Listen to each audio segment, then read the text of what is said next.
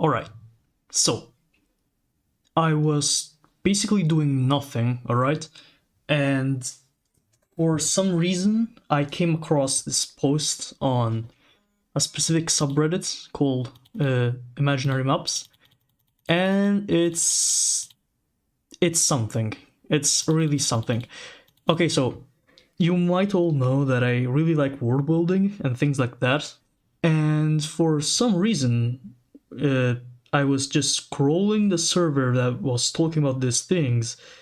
So yeah, uh, this shit's wild. All right, let's just start by that. This stuff is fucking wild. So okay, there's lore, there's stuff. I'm gonna be explaining what this all means because it's insane. Like what is this? What does this mean? Thoughts. Some images here to start with. I'm gonna go first for wait, no, never mind. The lore. Alright, the lore, baby.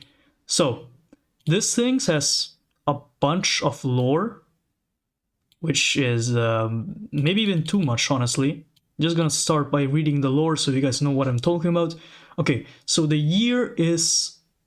Okay, so the year of the Black Moon. It has been 308 years since the renowned explorer Ferdinand Magellan had been sent by the Spanish crown to attempt the first circumnavigation of the globe. When the Trinidad was blown off course, the Trinidad is the ship he was sailing with, sending it on a journey that would fundamentally reshape how humanity perceived its world and what lies beyond. The fateful detour would make its crew arrive to the southernmost reaches of the world, drifting towards a desolate frozen landscape, covered by glaciers resembling a vast wall of ice encircling the world known.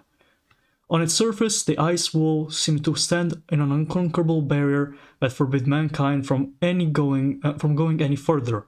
Yet, as they approached, Magellan and his crew felt an inexplicable compulsion to keep going. Even when an ominous color began to churn in the sky, when the frozen scene began to froth and boil, and the moon lost its light, their urge to pursue the adventure only intensified. This compulsion grew into madness, as the sailors were gripped by the great and terrible versions of their mind, and were not equipped to comprehend. And the mighty glaciers began to crumble before them. Somehow, a fraction of the crew survived for an unknown period of time, for which they were unconscious or unwilling to recall. The seas and their minds had calmed, and they found that a large portion of the glacial barrier had opened to reveal coastal landscapes, bookending a vast stretch of open ocean, continuing past on the southern horizon. What one was a wall now was a gate, and the sailors would return to Iberia with the sense that their unprecedented globe-spanning voyage was just the first step of a much greater journey. So for now, I'll just stop here. So, what is this? Once again, what am I talking about? What is going on? So this is the start of the lore. Where we at? I think we are like at Magellan exploration. We're like in the 16th and 15th centuries. So we're in Spain, we're going on an expedition, going here in the Straits of Magellan, and for some reason Magellan goes not here, but he goes, I believe, here, and the walls of ice, which would be Antarctica of course, literally disappear, alright? And they are encountered, they encounter what appears to be, and I'll read this, alright? With Magellan nowhere to be found, Juan Sebastian Elcano led to the remaining ships back to the old world, finding unrest and upheaval everywhere they went. They found coastal villages ravaged by tsunamis and storms, the destitute people stricken with apocalyptic terror, with many perceiving the Black Moon as an omen of the end of the days. As they moved north, they found less destruction, but just as much unrest. The moon had remained pitch black ever since the wall of ice had opened, a nightly reminder to the peoples of every land that something about their world had changed. The explorers kept what they witnessed as closely regarded secret, only telling the tale once they had direct audience with the King of Spain. Each man recalled what he saw while approaching the ice wall differently. Each of the visions were unique, mostly incoherent and contradictory, but there was a single common element every man could describe in pristine detail. A tall, ethereal woman whose skin was dark as cavernous abyss, but at the same time glowing with some otherworldly energy, standing atop of the glacial wall, staring them down with closed eyes. Without speaking, she called out to them, beckoning them to come closer, to join her atop of the wall, and peer over the other side to see what lays beyond. And I'm just gonna put up the actual picture of the woman, since the artist that made this story actually drew her, so this is her, apparently. I assume, actually, I am not really sure 100%, but I think that's her. So you already know this stuff is weird. Like, there's no going back, alright? It's already been pretty weird so far. Dream of the Atlas. For decades, the moon remained an empty black void. The long dark nights passed around to the known world with millions of restless minds consumed by speculation and a desire for answers. In every society, scholars, philosophers, and holy men will struggle to interpret the sign from the heavens and ease the worries of the masses. In Punjab, the followers of Guru Nanak Dev were particularly emboldened by this cosmic spectacle. Whether it be a sign of change or a sign of doom, it was the duty of the Sikhs to spread the truth of the faith to the confused and divided peoples of their land, and together proceed on a new spiritual path in peace and unity. With local Sunni and Hindu authorities struggling to reach a consensus in regards to Black Moon event, many of their followers turned to the Guru for answers, and their Sikh faith blossomed all across the Indus Basin. So apparently, for some reason, this thing, the thing that happens, the end of the ice wall, actually helps the Hindus, actually spread. So interesting. Following the initial confusion regarding the Black Moon, the story of Magellan's fateful expedition crept its way across the old world. Some told the story of a group of intrepid explorers called into action by a mighty emperor, who for the first time rounded the entire world, a great feat of navigation that would be regarded with the promise of endless new discoveries, and riches to be found beyond the great barriers of the south. Some told the story of a British sailors from a godless kingdom who searched the world over unknown lands and peoples to conquer, plunder, and spread their heathen faith. Their hubris carrying them to the furthest reaches of the world, where they met God's wrath and caused divine punishment to rain down over mankind. Some stories of an adventurer who embarked on an epic quest to see all the world's wonders, and upon reaching the end of the realm of men, opened the door to an entirely new domain, from which all sorts of powerful spirits and dangerous beasts were sure to emerge. Some told of the story of a petty king in the backwaters of what was once Rome, and who wasted his meager wealth on a pointless expedition across all manners of obscure and uncivilized lands, collecting no goods, treasures, or profit of any kind, leading their kingdom to fall into poverty and disarray, and as a final bit of poetic justice from heaven, all the lands they discovered were washed away in a great tsunami. So what this is basically the different people of the world. I'm gonna assume the last one were like the Semitic civilization, I believe, since what was once was Rome, talking about Iberia. Anyways, these were like the different civilizations of the world reacting to the stories of Magellan's men traveling on like the world and going from Spain all the way to the Sentinel's Gate, which, if the lore continues, we will actually learn what this actually is, because I haven't read yet what the Sentinel's Gate is. So a lot more of lore to be had here. Alright, I'm gonna just put the image of like the world for a while, so you guys get to see what I'm talking about, in case you don't know. And I'm gonna keep reading the lore. Okay, so beyond the gates. As the native civilizations of the Americas were being crushed under the relentless pressure of colonial invasions, the lands available for conquest and exploitation in the New World were quickly diminished, and thus several powers of the Western world would shift their focus to gain head in expeditions throughout the dominions, fearing the exploration of the vast and mysterious lands that lay on the other sides of the ice walls. These four pioneer empires would establish their first colonial presence in the Second Ring, and along the way make discoveries just as monumental as what Magellan had stumbled upon a century prior. So it appears that after Magellan's discovery of the end of the ice walls, so the first gate, many explorers from the rest of the Old World and the New World would try and find ways to reach what Magellan had discovered and also search up the first ring, which I am going to assume that the first ring is anything inside this red kind of reddish outline here. So everything here is the first ring. So first of all, how does the geography work? And why is the Isle of Man missing? Why is the Isle of Man missing? Have you seen this landmass? Missing. 12,500 pounds sterling reward for accurate information in verifying the whereabouts of His Majesty's beloved Isle and his Manx chap. So things are going pretty weird since Magellan actually got to the ice walls, alright? And it appears that people, instead of, cutting themselves off from this exploration, are just starting to actually explore what else is inside the first ring of the ice walls. So, as far as now goes, I think it's starting to get pretty interesting, alright? Let's continue. With their already massive territories in the New World firmly secured, granting them incomparable wealth, manpower to draw upon, Spain was more prepared than any other European nation to lead the charge in exploration to the second ring. Dozens of aspiring conquistadors would set sail and crusade in the spirits of the Teutonic forebears and launch a series of expeditions to the outer ring.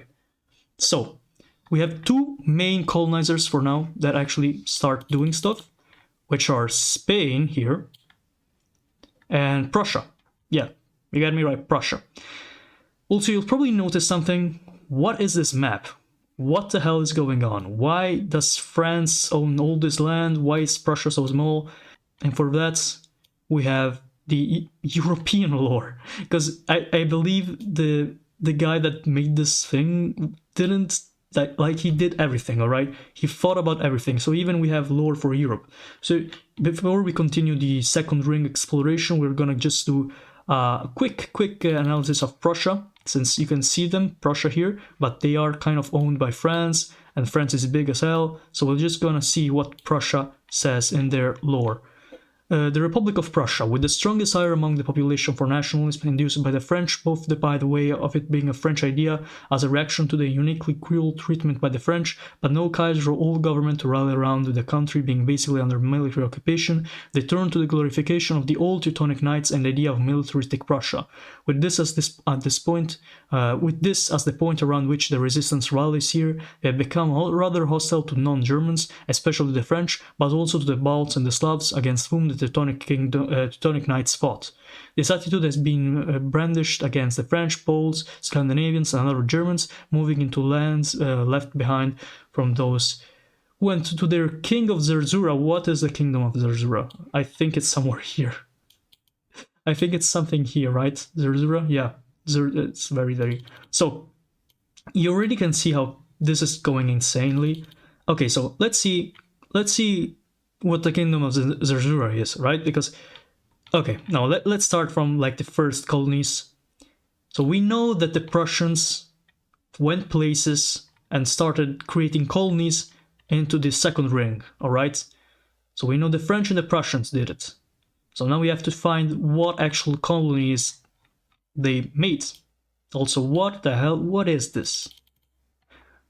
This is what I mean. Like, when I stumbled on this post, things like this were why I wanted to make a live about it. Because what is this?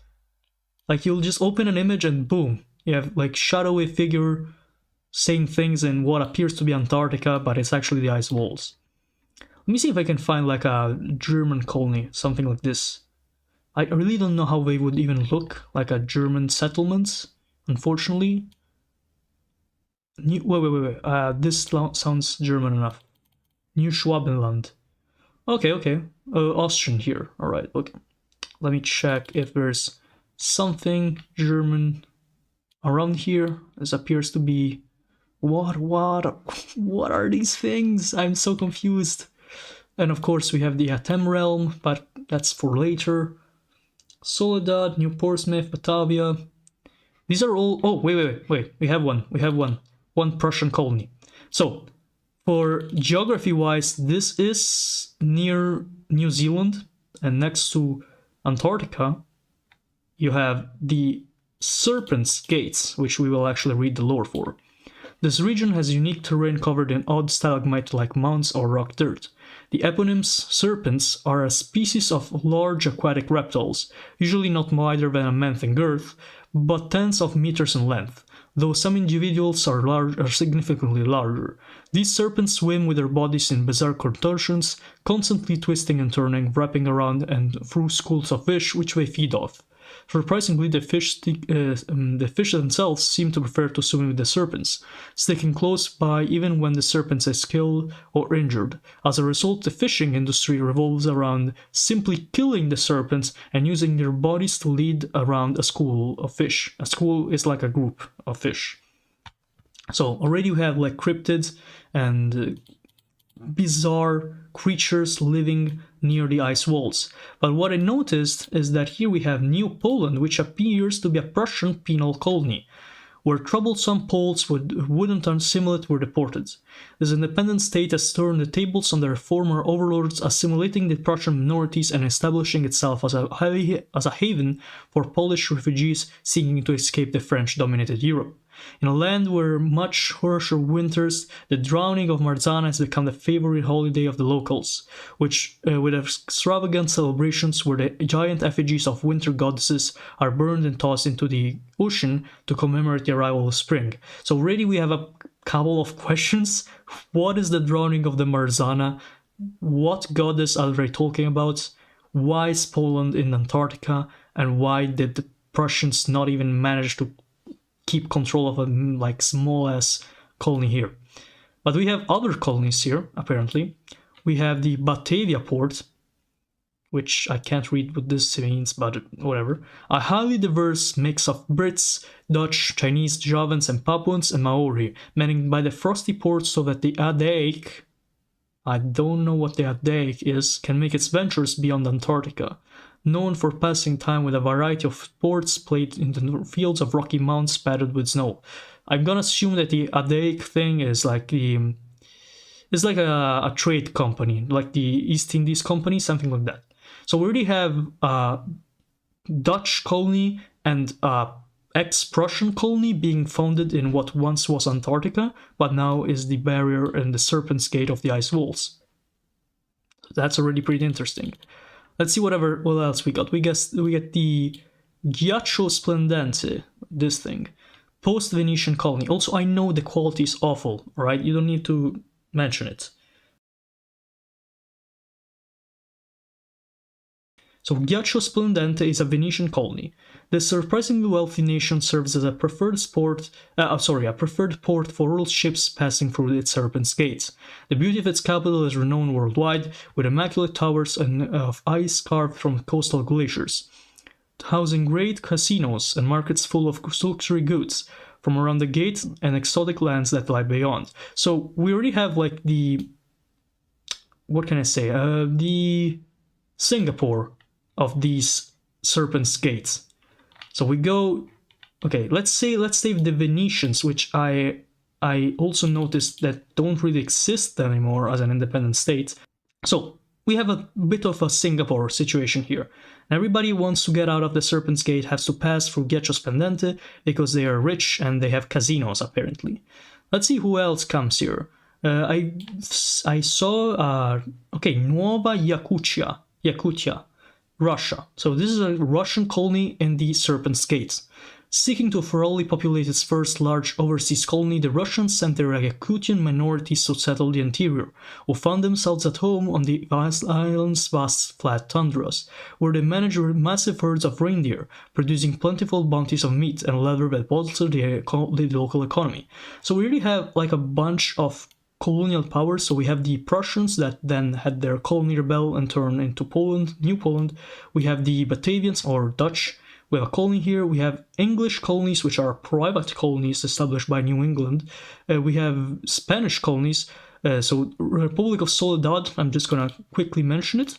The Republic of Soledad, which is apparently on the a vast amount of the shores here in these areas of Antarctica.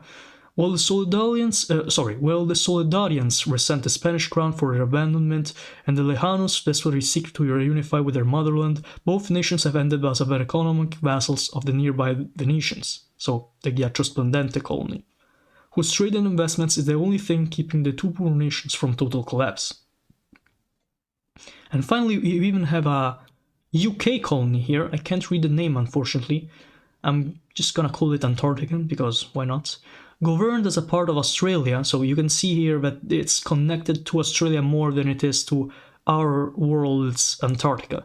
So governed as a part of Australia and settled originally by especially bad criminals, the actual mass murderers of the sort, and the less horrible ones when Australia began using it as the Brits originally used Australia. This territory matches the Yi colony in terms of alcohol consumption, Ghiaccio Splendente in terms of gambling, and outpaces all their neighbors when it comes to shady dealings performed out in the wilderness. So, once again, stuff gets weird. And we're not even yet done, because we have a Japanese colony here, which appears to be named Minzmigichi, I think. Outside of the few Yamato-dominated port cities, the Ainu people hailing from northern Japan make up the majority of the population.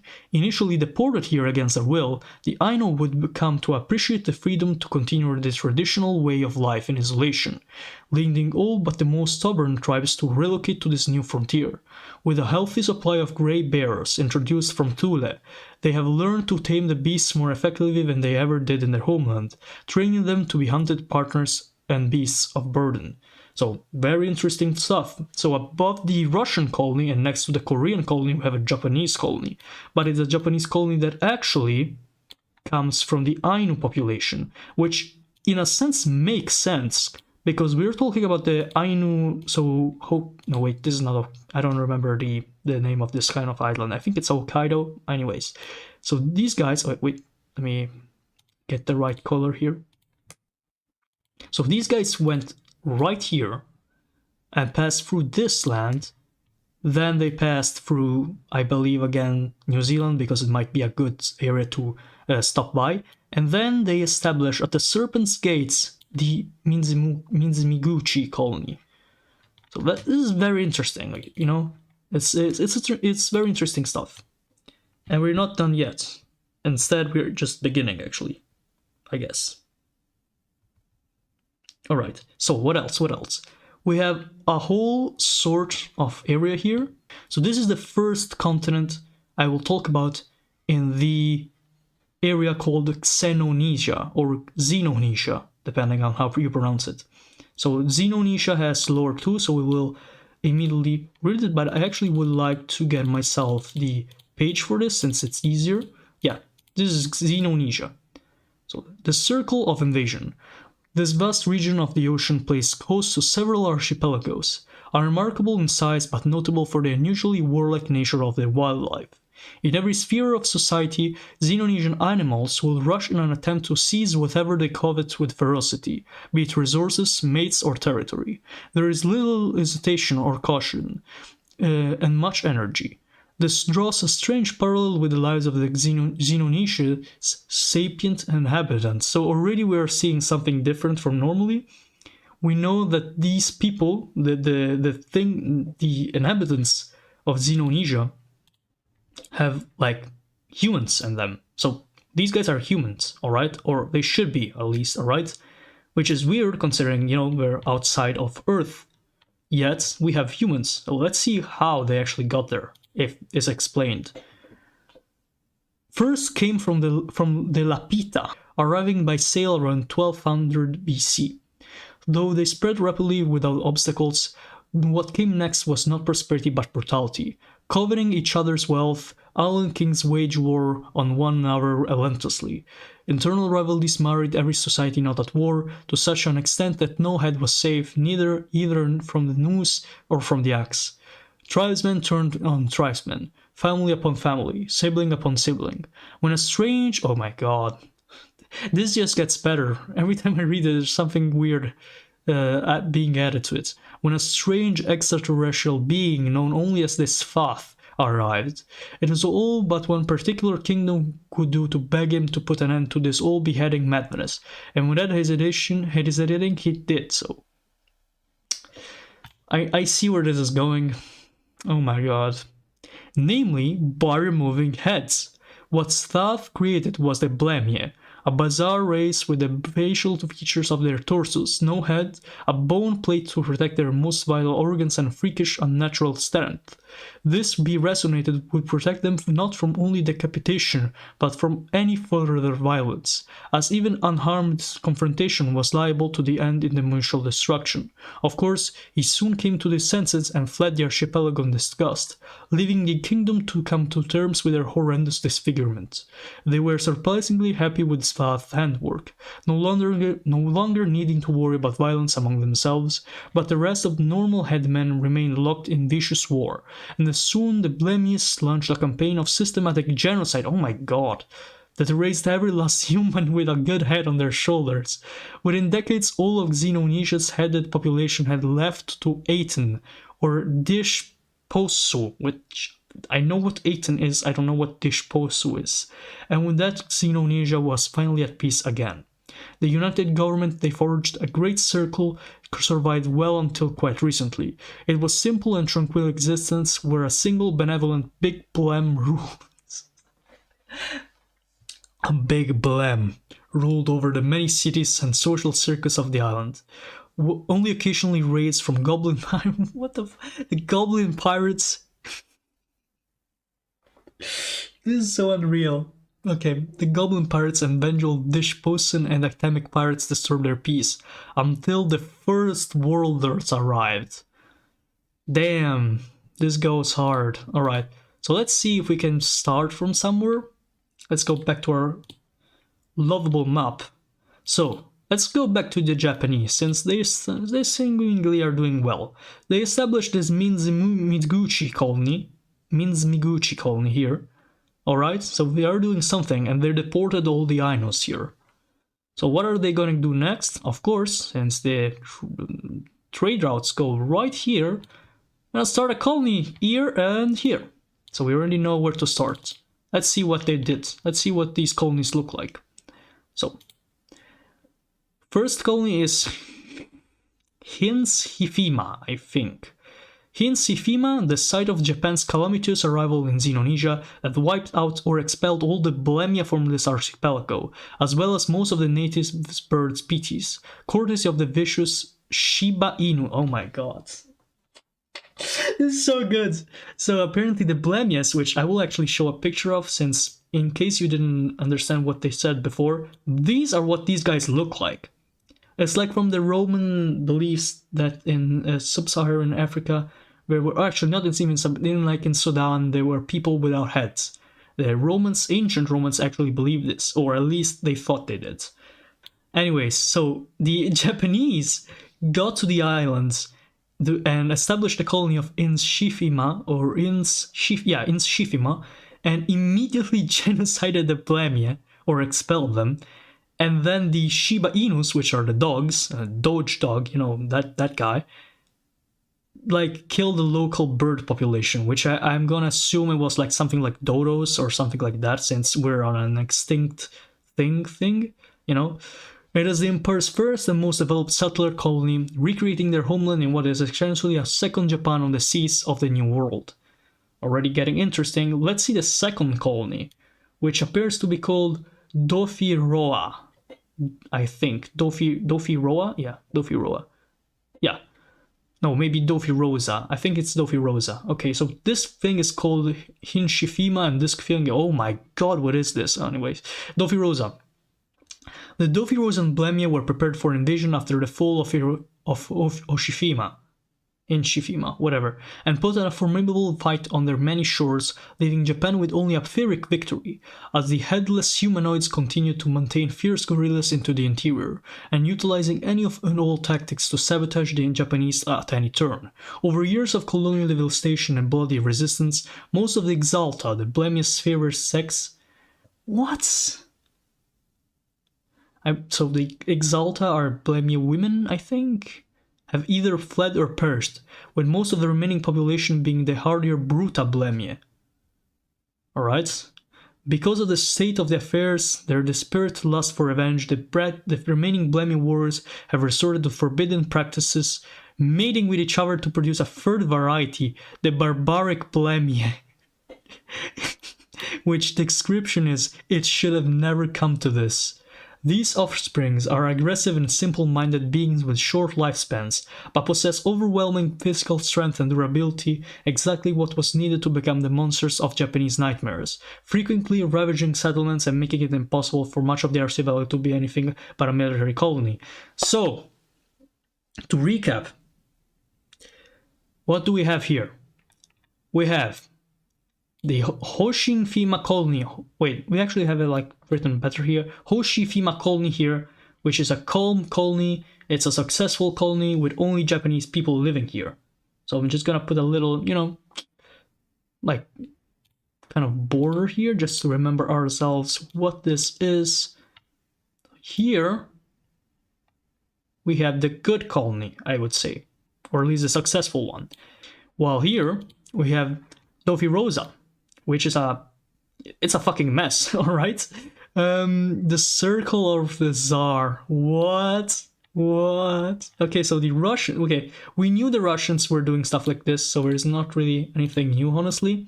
So the Russians came from the colony of Novo Yakutia, where they deported actually, they didn't just deport them. I think they just went there. Yeah, they sent the minority of the Yakutians from the Yakutia Peninsula there. So these guys went north too, because of course they did. And guess where they went? To the Circle of the Tsar. Yeah, that's how you call a colony, am I right? Anyways, let's read the Circle of the Tsar. The Circle of the Tsar, still trying to figure out how they had to be a major trade port, a good mix of green Ukrainians, Yakuts, and Hawaiians. Hawaiians? What? Wait, is Hawaii owned by Russia? Let me check, alright? Because you had me interested at this point. Is it here? Wait. No, Hawaii is owned by nobody. Maybe Britain? I don't know. Reds? I'm not sure. So, these guys went from there to there. Did they establish other colonies? Yeah, they actually did. So, oh my god, a lot of them. Look at this. So the Russians went here and then established this other colony in the second ring. It's Russian Neferbasta. Okay. So let's see what Russian Neferbast is all about. The same system of assimilation applied to Siberian steppe peoples who works here. Stay in one place, serve in the army, face untold horrors if you write to blem with anything other than the Cyrillic alphabet, and you're fine. Okay, so the Russians managed to not assimilate, of course, because, you know, you have no head. How can you be assimilated? But they managed to incorporate the Blemius, so the headless people, into the local population, which is, I mean, it's definitely something, you know. But you have to write in Cyrillic, which is very Russian. Alright, so let's get to the next Russian colony here. We have Rai Franza Yosef. This colony was established rather early on and by accident, as a lost Russian trade fleet were forced to settle here and adopt local Blemius customs to survive. The Blemia too would come to adopt many human customs, having been hooked on the luxuries gifted to them from the strangers and merchants, wishing to replicate these modern wonders for themselves, leading to the birth of the thriving and unique society that was as well established by the time that they came back from. So basically the stranded Russians came to these islands, so to Ray Franza Yosef, and they managed to, like, I guess, kind of integrate with the local Blemia population, and the Blemia also took some human elements, but eventually Russia came back and annexed the islands, because they had the claim of these guys being from Russia. Any other islands here? I don't think so. I think, oh, no, wait, oh, this is another continent, never mind. Okay, so we were done with Russian colonization, I think. Let's see what else we got. Any British? Yeah, we have a British colony here, we have a couple British colonies. Let's see where Britain is in all of this. So we know from earlier that the British established a colony here in whatever this is called, I guess just Antarctica, which is actually just literally organized and governed by Australia. So these guys are the same. It's literally just part of Australia. But apparently the UK actually went north, like the rest of these places, and decided to colonize in the first ring. The second ring. Wait, is the first ring? The second ring? I don't know. These guys colonized these two places, and they border with the... Oh wait, I have to stop doing this error. Okay, so these guys border with the actual Japanese colony, which I think is quite interesting. And with the Russian colony in the eastern one. So the first colony is called New Bristol? Is that what it says? Maybe New Bristol? Okay, so New Bristol. A warm end of temperate, lush meadoway plateau that the British managed to snatch from the Japanese only to use for its gardens and horse racing. Classic British people. Most of the native Blemians have been displaced, of course, through the misleading treaties, living in small reservation, of course, very British that too, or well graciously offered free-of-cost relocations to Shkidora. What is Shkidora? To escape the Japanese onslaught. What is Shkidora again? I don't know. Wait, was Shkidora this thing? Nope. Okay, so what's the other colony? Oh my god, I have no idea what this says. I think this actually might be Shkidora. So recapping. The British established this colony and did exactly what the Japanese did, basically, but maybe a bit better. So the Japanese genocided the local Blemia population, while the English went here and kind of colonized it, and did the same strategy they did in America, so they gave reservations to the local populations, or they deported them to a colony they call Shkidora, which is I think here is Shkidora. I'm just gonna rename this since nobody's doing this. Let's call it Shkidora. Oh god, okay, never mind. Let me get a bit bigger here.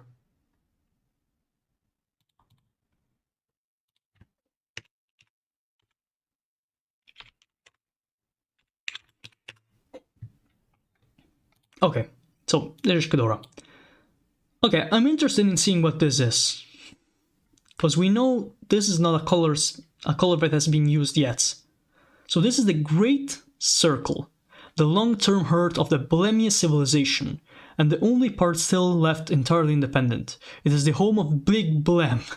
I can't but laugh when I see Big Blem, the most powerful and respected of the Blemier leaders, as well as the most developed and most populated land in Xenonesia, especially so after receiving hundreds of thousands of desperate refugees eager to follow the command of Big Blem and dedicate their efforts into the preservation of their homeland and the survival of their Blemia people. The remainder of the Great Circle would prove strong and prosperous enough to make diplomacy and trade more cost-effective than conquest for their headmen stalking their seats. So what this means is basically that these guys, the Blemium, so the headless men, managed to actually create themselves a little, I mean, it's relatively little states in Xenonesia, which is actually their strongest one, which didn't get colonized. So good on them, honestly. Good job, Great Circle, on actually managing to not get killed and stuff. So yeah. We also have a Portuguese colony. We're gonna skip the very minor colonies, alright? So the Circle of the Cathedral sounds interesting. Christian Blemia maybe interesting, but you know, it's a bit oh my god, the Circle. Oh wait, I wanted to skip this, but I read Prophet and I said no way. You're telling me that the Arabs colonized the headless people, and apparently, yep, they did. So let's see what the Circle of the Prophet is. Which is, in case you didn't realize, Circle of the Prophet is this little thing here. I'm gonna circle it, just so we know we're actually talking about this thing. Yeah. Okay, so let's see what the Circle of the Prophet is about. the site of the first colony in Xenonesia that was originally founded by Muslim merchants, mostly hailing from the Aceh Sultanate, to operate as a hub of trade and Islamic proselytization. As the Dutch conquered the native regimes of Indonesia, this colony would continue to operate as an independent entity, styling itself as the Mecca of Xenonesia, a center of Islamic learning. While the Prophet's success in converting Blemia communities beyond their shores has been negligible, the enthusiasm shared by the Blemia on the island itself is quite high, and the numbers only continue to rise as refugees from across Xenonesia flock here to start new lives as part of the blossoming Muslim community. Wow. Okay, so the Aceh Sultanate, or Aceh Sultanate, I'm not sure which one is the right pronunciation, which is here, here-ish, yeah, here. The Aceh Sultanate, which eventually got conquered apparently by the Dutch, founded a colony, not in Asia, not in Oceania, not even in Antarctica, no, they went as far as Xenonesia in the second ring to create a colony to proselytize, which in case you don't know what means convert the local headless man population. Alright, very interesting. Next. Oh my god, Zerzura. We got a Zerzura colony here. Okay, so all references to a thing called Zerzura will be ignored because that's for another video, another live. Because that stuff is insane and I don't even know how to... Yeah, I don't even know how to approach this without actually talking about Zerzura itself. So this will be... Oh my god, Prussians. Oh my god. Brotherhood between the Prussians and the Blemia. Oh my god. Alright, so... We got... Okay, so these are the colonies we already did, right? Yep. Oh, we got a Korean colony. Interesting. I'm gonna circle this, I guess. We got a Korean colony which styles itself after New Yue, I think was the name. New Yue. Yi colony. So Korea already has a colony here. They had a colony in Antarctica. And they managed to actually colonize, apparently, all the way up here. In Neferbasta. Very interesting. Let's see what this is about. Neferbasta, which is just part of Neferbasta because we also have Russian Neferbasta. The Korean script being so easy to learn, Korean food being appealing to Blemia, and the friendliness of Korean drinking culture meant the assimilation didn't need to be forced in most places, but was definitely the goal. Okay, so basically the Koreans just went here and colonized these islands. Alright, so the Blemia didn't get enslaved or bad stuff happens. Oh, we have another colony, interesting, isn't it? So we have even northern, and we have the colony of Jobo Ali. Jobo Ali, large tracts of farmland manned by Blemia and Korean ruled by a rotating selection of iron-fisted, unhurted but ultimately practical governor. Alright, so kind of more colonial, I guess.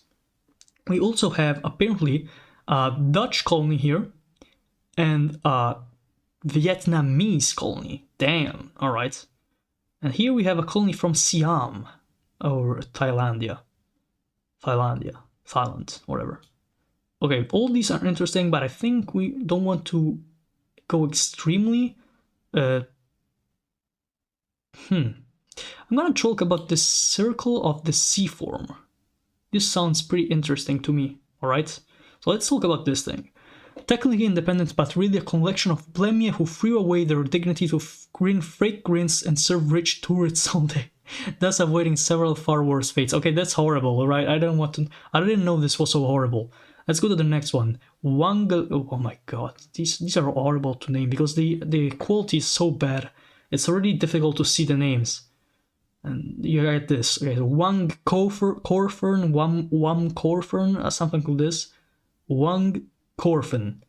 Blemis are large, strong, resilient people, capable of laboring intensely for long hours. For some, there's only one obvious conclusion. This horrid state, set up and operated mostly by Vietnamese, but with European, Korean, and especially Japanese interests behind it, exists for the capture and trade of Blemian slaves, either in marauding incursions of other islands or the local population. So, yeah, this is probably the worst one. You gotta X this one out. This is the worst state we have read yet. Actually, I mean, I guess the genocide one was bad, but this one is pretty bad, you know? It's a pretty horrible state of affairs. Wait, which is why? Which is which? This is it. This one, or is it this one? No, I'm gonna think it's this one. Circle of the Sea Worm. Yeah. Bad states. Anyways, we have a Burmese colony. Interesting. Large islands have a respectable trading post and a tropical crop industry, while smaller islands are home to local warlord pirates fighting each other over the turf. Both, however, are beholden above all to trade in blameless slaves. So this one is like this one. So they both suck. Okay, so we have blameless slave colonies in the north. Kind of sad. I expected the Blamia to be better or surviving, since, you know, you have heads, us chests. So should be better of surviving. This is what you guys look like. Come on, you're bigger than people. You can do it. So you're just gonna ignore Zerzura here. And we already talked about the Rai Francia colony, and we have a couple more colonies here, so we will talk about these. And we have another British colony here, alright? So the British really did not waste time with this, right? They really went all the way up to the north. Oh wait, what is this? Why did the... Let me just check, cancel this out.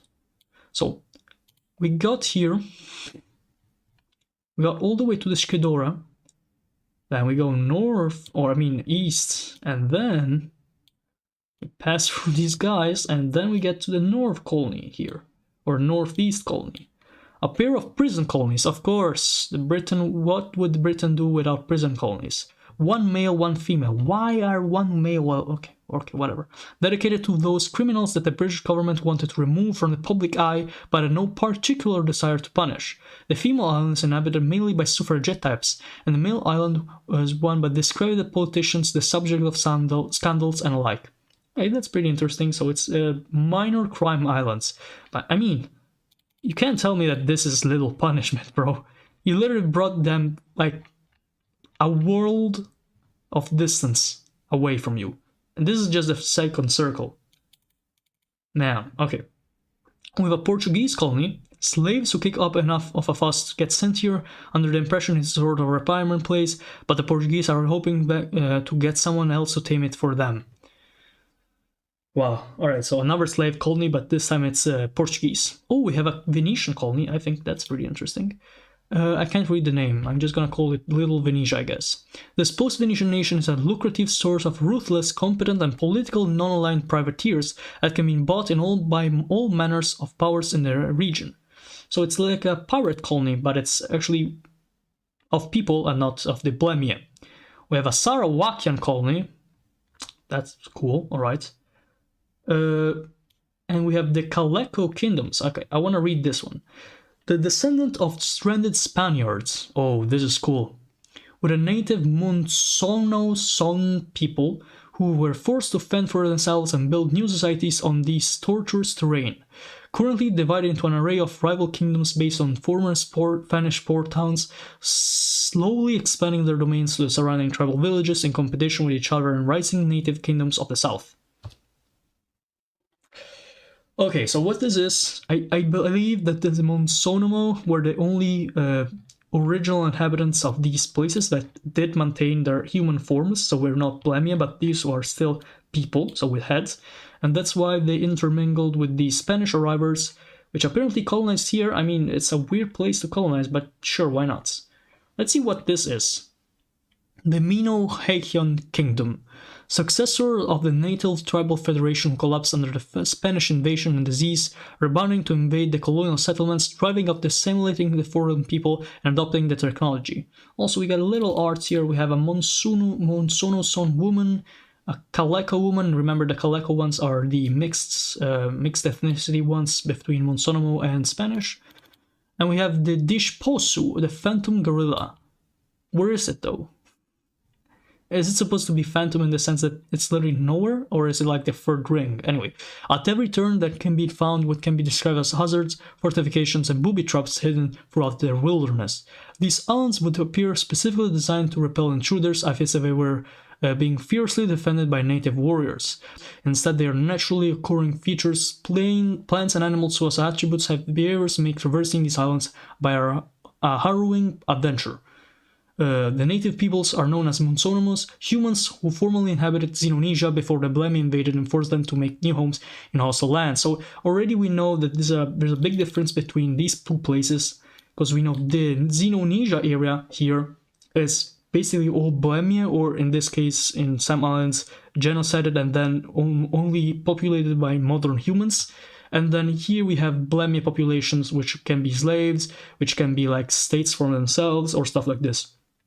While the Shposu, which is different from Xenonesia, is so difficult to traverse because of the plants, the animals, and the waters, that people, like the original inhabitants of Xenonesia, managed to survive here.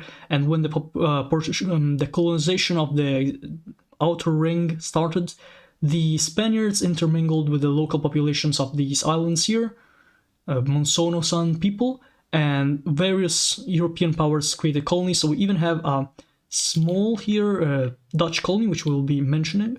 It's called New West Timor. No matter how hostile the environment, nothing could stop the Adaic, which we have came to the conclusion that it's like the West Indies Company. I'm not sure what ADEIC, but it's Indies and Company. These are the last words. When they heard that there would be 4 cash crops to be found here, 3 of them unique: sandalwood, candle nuts, wine nuts, and gum nuts. Anyways, yeah. So, interesting stuff. We explored a lot of the world. We already established the bases, and we established the first gates, the northern gate here, the Serpent's Gate. We have learned about Xenonesia, the Blemias, and the Shposu. We have a whole new continent to explore. Aten, the first completely new continent that the powers of the known world discovered when they went throughout the gates of the ice walls. So last time we saw the Serpent's Gate. Today we will be looking at the Tiger's Gate. Then we will be looking at the lore for Aten, which is the continent. And then we will be looking at the singular states that the colonial powers of the world have propped out in Aten itself. Let's just start with explanation. Let's go to the second gate, the Tiger's Gate. A hilly and mountainous region with many hot springs and active volcanoes. The Tiger's Gate is named for its dominant terrestrial predator, the tigre de glaciar. These large cat-like parasaurons possess stealth, speed, and strength that makes them a dangerous predator for even modern humans. Among their formidable abilities is being able to fully bury themselves in ice in a matter of seconds, leap off water with the momentum of a skip's stone, and a strong resistance to firearms, so seems like they're pretty defensive. The native peoples who inhabit this region are experts in physical combat and fortification against their monstrous mammalian mortal enemies. Very interesting. So we have our... oh, there it is. We have our little creature here, once again, since we was missing the other one. So the Serpent's Gate has these magic serpents that rule the fish and eat them, and apparently the Tiger's Gate has these kind of weird saber-toothed tigers. Okay, so let's see who are the first colonizers. Okay, Rapa Nuian expeditionary bases. More so than its isolation, ferocious fauna, tenacious natives, pirate-infested waters, what really makes colonial powers wary of entering the Tiger's Gate is the presence of the mysterious Rapa Nuian Empire, whose cunning tactics, supernatural abilities, and universal hostility makes them much of the Western Pacific a nightmare to traverse. So it is here, in the darkest shadows of the known world, that the Rapa Nui have chosen to occupy in preparation their forays beyond the Pacific, to terrorize the seas beyond the ice walls. So that is very interesting. We're already starting with something very interesting. Rapa Nui, in case people don't know, is Easter Island, you know, the one with the funny heads. And in this world, they actually built a Polynesian empire. As you can see here, all these lands are governed by the Rapa Nuians, and they were the first to actually come to the ice walls. So that's why they have colonies here. Now let's see the next thing. We have the... oh my god. You know what, you're just gonna see the natives first before we actually get to the colonies. Tigerian tribes, or Tigerian. Centuries of persistence against a harsh climate, deadly predators, and Polynesian pirates have forged a people renowned for their thoughtfulness, resilience, and prowess. It would be the fate that has rewarded the Tigerians for their tenacity, with their homelands largely overlooked by colonial empires for the time being, giving time to them for the opportunity to adjust to foreign plagues, learn the ways of modernized invaders, and prepare for threats that loom on the horizon. So this is already very interesting. So apparently in this gate of the ice walls we do have native people, which is different from the Serpent's Gate, which was uninhabited. So these guys have natives, but the natives managed to actually withstand the colonialists, so they actually managed to resist, organize, and just do stuff, which is pretty interesting. So let's get ourselves some of this. Let's see, wait, I'm just gonna check the color like that. Yep. And let's actually trace a line for the colonialism of the Rapa Nuians into these colonies right here. So these are all the colonies of the Rapa Nuians, and the red ones are the natives. So I think that is pretty important to recognize.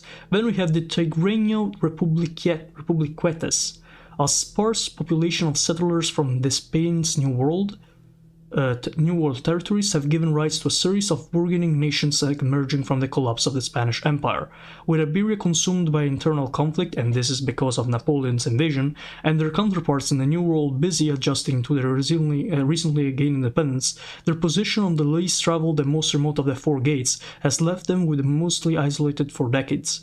With their only contact with the outside world coming in the form of marauding pirates, Rapa Nuian invaders, and the occasional trade with Latin Americans, the Tigreños could only rely on the native Tigerians for survival, resulting in an assortment of unique and thoroughly hybridized Creole-speaking cultures. So these brown parts are those that were mixed between the Spanish colonizers and the Tigerian original inhabitants of these regions, which once again very interesting. We're gonna delimitate it with this. So these are independent states.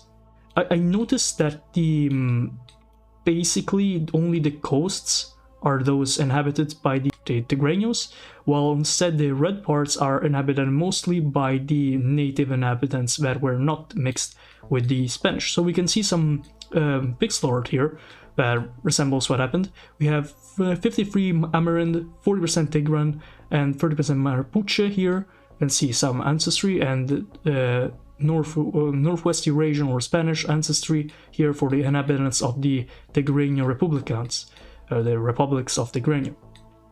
Alcohol is one of the main imports of the Tigreño states.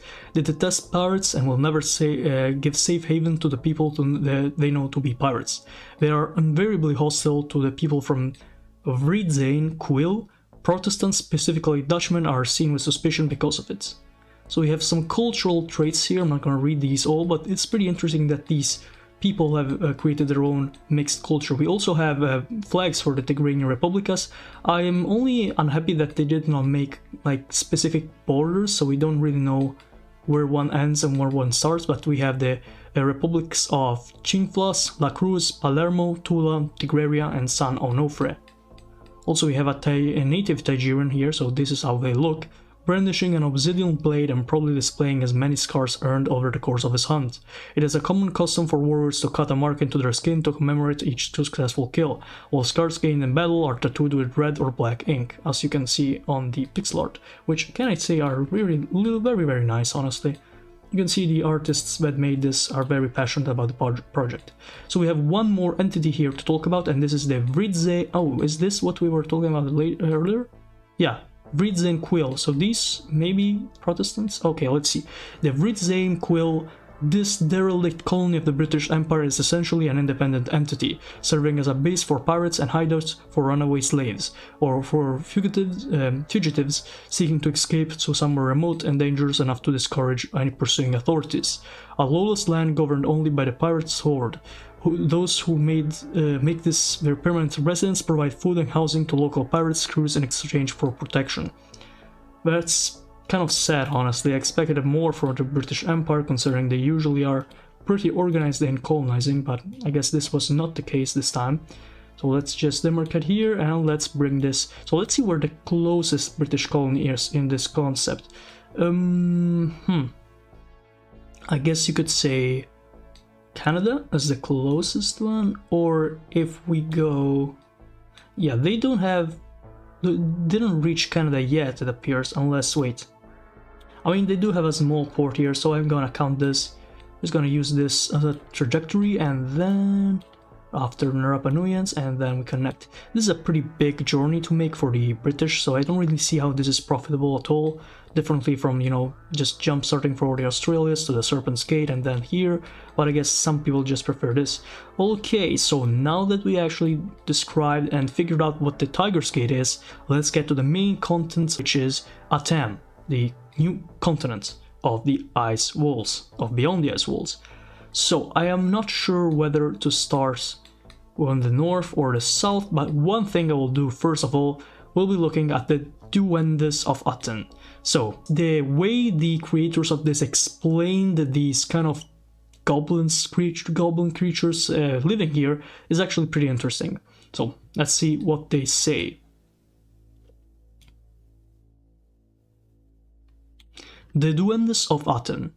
Among the wide array of native civilization discovered in the New World, spanning everything from castaway human societies to independently evolved alien intelligence, the duendes find themselves somewhere in the middle. They are human, but as far from Homo sapiens as one can get, with small bodies, odd proportions, and speech that sounds more like screeches, grunts, and hoots of chimpanzees more than anything spoken by the people of the known world. They do ultimately find their origins in the known world, however, descending from a diminutive species native to a small island that was once located in Indonesia, which now exists as a plateau on the island of Parasitic. From there, the first duendes would spread to the whole of the supercontinent Aten. Across immense time and distance, they would diverge into 4 distinct species, each almost as different from each other as they are from mankind, each containing a myriad of cultures and societies that easily match the entire known world in diversity and scope. They would make their own advancements, adapting to Aten's alien ecosystem, each race learning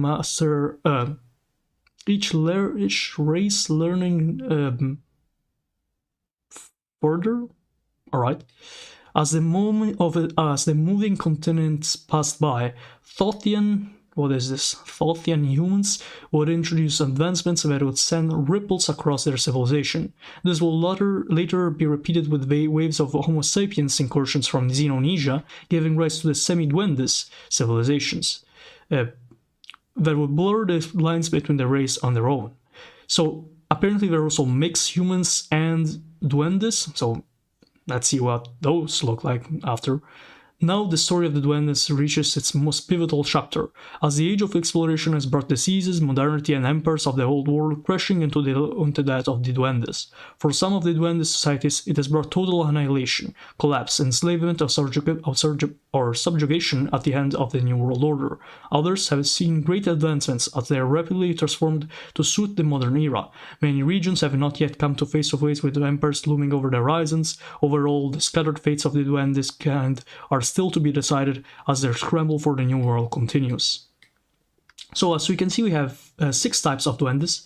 Also, once again, this part here about the island in Indonesia is actually very, very interesting, because in case you don't know, there was this hominid called, and this is a real thing, this is not a alternate history or in fantasy, this is a real thing that happened in the very, very, very ancient times, so we're talking before history, prehistory. There was this type of hominid, it was called Homo denisovan, and lived, I believe, in an island called Flores, or something like this, or Homo florensis. It was like a particular kind of Homo denisovan, which was almost like a hobbit. You are like very, very small, extremely, somewhere here, by the way, that's the island in Indonesia, and it was so small they actually thought it was like it's deformed. But then they discovered more skeletons akin to it, so they just came to the conclusion that it was his own thing, his own kind of race of hominid. So basically, the divergent points here are that these, and I know this is of course an exaggeration, but that these Denisovan Florensis men basically magically transported themselves to the continent beyond the ice walls and diverged through the hundreds of thousands of years into 6 different types of races. So we have the orc brownies, I'm not even it's brown and it's an orc, all right, and it's also 150 centimeters high. We have the leprechauns, which look like I'm just gonna ignore this. What's important about this? Nothing too much, I guess. You guys can read this, by the way. You're just gonna pause and read this if you want. Same thing goes for the goblins. I think the goblins were the evil ones. Maybe, let me check. So average height 110 centimeters. So they're slightly like taller than the leprechauns, but they are smaller than the orc brownies. Water homelands consist of the tropical forests of southeastern Aten and the Kaipuke archipelago. Great numbers of goblins have been found in coastal settlements all around the continent, thanks to their unique affinity for sailing, a practice which has long been forgotten by the other three races. Three? Alright, thought there were more, but whatever. Being the only sailors among the duendes has allowed many goblins to venture out from their homelands and terrorize the seas all around the supercontinent, even occasionally raiding as far south as Xenonesia. Where they're known far and wide as pirate marauders, a large portion of goblin kind are inland rainforest dwellers, with entirely separate cultures and ways of life from their seafaring counterparts. These people of the forests make their homes with canopy, spending as much time as climbing between branches as they do walking to solid earth. So they're just like Amazon goblins, something like that, kind of. It's a stretch, but you know. We have the gnomes here, which are pretty cute. Let's see, so average height of 100, so still a middle between leprechauns and goblins, still a bit higher than the leprechauns, a bit taller than the leprechauns, and a bit smaller than the goblins. Gnomes are native to their temperate lands of northern Aten, with a preference for rugged mountainous terrain. They are the most industrious of the duendes, spending much of their time mining for metals and precious materials, which they covet more than they actually utilize. So they do have cities, even if they don't have impressive ones, which is more than I expected, honestly. I don't know how they can build cities, considering they don't even speak, but alright. Despite a history of frequent conflicts with incursions among goblin pirates, orcs, trap tribes, and Xenonesian invaders, the rising dwarf civilization, and now modern colonizers, the gnomes are remarkably welcoming to the outsiders, which is very interesting, and open-minded to the new technologies of ways of life. This flexibility, combined with their innate ingenuity, has allowed their societies and nations to rapidly adapt in response to great changes of the old world imperialism that has been brought to the continent. Alright, so the gnomes are interesting. I don't know where they are on the map. I don't think... Oh, wait, Gentleman Hall. Alright, we have a little gnome place here.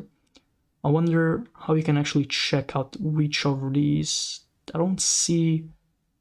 Oh, there you go. Oh, Li Awewa. Confederacy and vassals. A wealthy gnomish vassal naval state now getting ruined by the French, and Omani tolls. Wait, Omani? Okay, that will be very interesting to guess what colonial powers are messing with the gnomes. Then we have the dwarves, which are the emergence of the dwarvish people was an indirect result of the birth of completely different races far across for the ocean, the Blemie. What? The headless humans would rapidly take over Xenonesia, causing mass migrations of human refugees seen in all directions. The largest portions of the runaway Homo sapiens would flee to the northwestern coast of Aten, becoming the Mirarola peoples. The sudden chaotic flood of migrants inevitably... wait. So, as far as I understand, the dwarves are a mix between like the gnomes and the Xenonesians. So it appears that Aten's dwarves are a mix between the gnomes and the original inhabitants of Xenonesia, or at least Western Xenonesia, which is quite interesting, that's sure to say. I think it's a bit of a stretch, maybe, like... I can see them fleeing towards the other islands, but this seems a bit too far-fetched, as a... Like, this is the distance between, like, Americas and Europe. I don't know how they would do this without the modern technology, but whatever. Let's get to the last ones, which are the hobgoblins. These peoples trace their origins back to long before the Great Migration of the Mirarola. So once again, the Mirarola are the Xenonesians from Xenonesia, which were humans and not Bohemia. The earliest hobgoblins were the children of Xenonesian pirate adventurers and the goblins who were raiding and plundered. Or that were getting raided and plundered. Being born as a result of piracy between the two seafaring peoples, the hobgoblins grew to surpass both of their parent races and become the most fearsome warriors of the seas of western Aten, terrorizing both humans and dwellers alike. Originally, they only lived as bands of pirates, surviving wholly off of that which they sold and extracted from their victims. The most successful warlords would find themselves with much loot, but they could not carry it with them on their journeys, and so would have been dropping their stockpile on remote locations, to be drawn upon in times of scarcity. Thus, the hobgoblins went from a phenomena created and sustained by piracy to permanently ingraining themselves into the tapestry of civilization that covers the orchestral continent, which is the demonym for the continent of Aten. So these are the 6 kind of races, the 6 peoples that live in this continent of Aten. So first of all, we have one land that I avoided last time because I wanted to put it in this video, which is Thule. In case you don't know, Thule is a well-known concept. It's pretty much very well known. The Isles of the Screaming Mists, muggly, marshy, frigid, rocky, and sometimes forested islands that are constantly shrouded in an immense mist and appealing to absolutely nobody. And variety of hulking beasts lurk within the ominous fog. Megafauna from elephantines, sloths, rhinoceroses, and hippopotamuses are all in their most cold-resistant forms, as well as particularly vicious species of bear, some elusive ape men with incredibly long limbs, and the remnants of a mysteriously absent native people, all of which are usually seen as faint shadows in the fog, the creatures making their presence known with the thunderous roars, grotesque groans, and alarming screams, which make traversing the wilderness a harrowing task for even the most ragged of pioneers. And guess who gets it? It's Russia. Because conquering a frigid wasteland full of deadly beasts is a very Russian thing to do, and I gotta agree with that, definitely. You know, Siberia, kind of the same thing. Let's see. Okay, since we are doing Russia, there's no issue in just going back with Russia, right? Okay, so Russians go from here, or at least, you know, from the colony of Novoyakutia to Thule. And then I suppose that they take the same route and arrive to the Port Romanov. Alright, that's pretty interesting. So Port Romanov, Russia, island formerly inhabited by gnome and goblin fishermen, now taken over by the Russians and settled by Ukrainian merchants and a hybrid dwarf and hobgoblin underclass. It's pretty easy, pretty normal. Also, once again, we have the gentlemanly gnome here. And then the Russians went north and established, I think this is right, let me check, yeah. They established Novosargrad, Russia. Once a series of Prussian trading ports, captured and converted into a local manufacturing powerhouse, fueled by dwarf-mined mineral metals and Wenwa Tate slave labor. Nice. Competes with New Formosa for influence over the dwarves. What is New Formosa? Oh, it's the red one. Is it British? Yep, it's British, right. Okay, let me check the British colonies. Once again, we get to take the little line here and see where these go.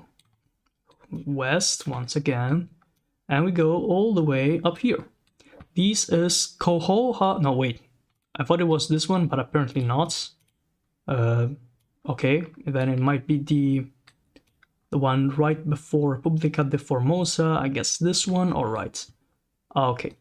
New Formosa, formerly Spanish-held territory that was sold to the British. The subsequent cultural intermingling led to culinary innovations such as bad paella and bad churro.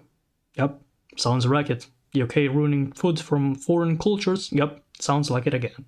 Competes with Novosargrad over the influence over the dwarves. When we have the Republic de Formosa. I like that the person that made it just put very poor in it. Oh my god, poor Formosans. Anyways, part of the former Spanish territory that didn't want to be annexed by the British. The British could have annexed them, but they decided not to, as a joke, so that they could instead watch them suffer in poverty. At least they have better. Anyway, another colony here appears like the British really did a a lot of work here. Okay, so Regnald's land is a fertile land that used to be the heartlands of the Blue Water League, now ruled by the English aristocrats and worked by the healthy mix of Gnomish, Irish, and African indentured labor. It's interesting how for the British, the gnome population and the Irish are basically the same thing, so they do the same mansions. It's a bit fucked. Also, is it this entire thing, all this? Oh, maybe wait. We also have Ernestia, with the gnomish population reduced and deported to the reservations. Of course they did. The English and Indian settlers compose the majority of the population. This is a pretty big colony, you know. So anyways, you have the Blue Water League and allies. Remnants of an old alliance of Gnomish and Dwarvish city-states that saw much of their mainland territory be taken over by the British. Currently, they're building alliances with other states in an attempt to push the invaders out. You'll be having a lot of difficulties with that, I suppose. We have the Kohat dynasty, Northern Wenhua Tete Empire. So, if I remember correctly, these are the states that you even have the people here. Proud Dwarfish Miner, Diamond Miner, and we have the Wenhua Tete Warrior. So if I recall correctly, the Wenhua Tete people come from the Xenonesia lands. Part of the empire that was less developed, but more fortified, organized, and fierce, eventually united under one ruler, just in time for the colonials to arrive. Exerted pressure to force gnomes and provide free minerals in the form of tribute. Now they are forced to play diplomatically as they were surrounded by forces that they cannot hope to overcome. After having lost its grip of the gnomes, who refused to trade with them until the rulers became desperate enough to pay fortunes for low-grade products. Alright, so also we have a lot of dwarf states here that are not really described. We have the Ainapahu Kingdom here, a splinter state of the oh my god, these names are awful. Taku-Tariki built over the old goblin burial sites and are very adept at using the old juju to their free. I can't do this. What is the old juju? Am I supposed to know that? Is that important in the lore? Whatever. We have a bunch of Japanese colonies here. Interesting. New Ezo, Japan. Samurai conquistadors. The massive push to populate. Oh, so it's samurai conquistadors. That's like the people. All right.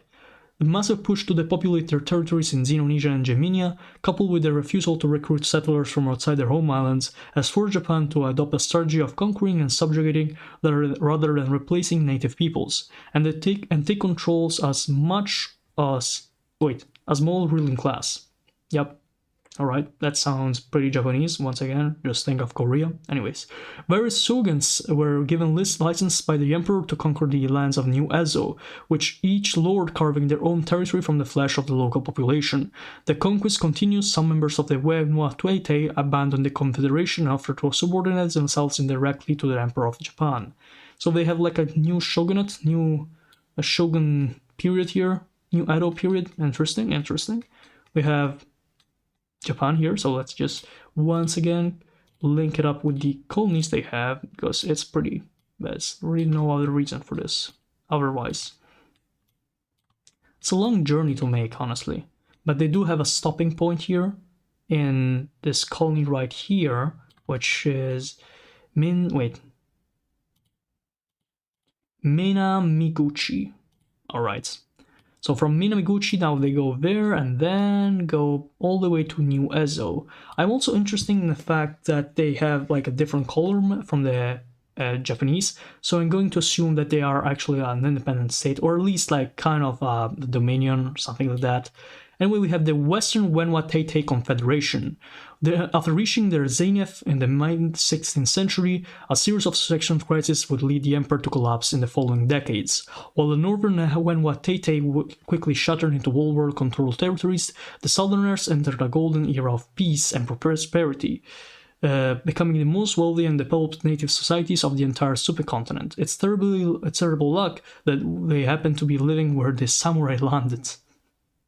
Also, we have a live stream participant here that is saying, it's funny to imagine that Malaysian found this land and claimed it to Ezo.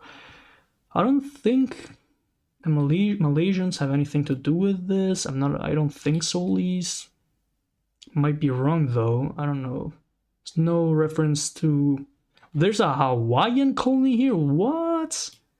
Constantly used by Russians on their way, it is common for most people in Hawaii to make the journey to Atlas with them, leaving a well-established link to these lands. This colony has a unsure start, but serves now as a base for Hawaiians in the New World, entirely their own, and links them to the minds of the dwarves, who are starting to explore this as an option for trade with Earth, absent of the threat of dominating present by the British and the Russians. And in case you didn't see what the colony was, it's this very small piece of land here between the Wenwatuete and the Aina Pahu Kingdom, or whatever that's called. Anyway, so, alright, we have more colonies here. We have a Korean colony, interesting. Choseongdal, Korea. Though they played a hand in defeating the Empire of the White Stars, whatever that is, the Koreans would not help but admire the bravery of the Hobgoblins and their Cantonese pirate allies, to the point where the statues were erected of the pirate queens to honor their valiant efforts. Here we have a goblin and hobgoblin band sprawled the interior. Otherwise we have a Chinese, no, it's a Vietnamese colony here, which occupies part of what once was the Empire of the White Stars. We have the new estates, founded by goblins escaping first the destruction of the free states by human invasion and the transformation of the remnants into authoritarian hobgoblin states. The escapees mingled with the local tribal goblins and established a confederal state, similar to its decentralized democratic predecessor, but with a stronger military and British-funded fleets. Alright then.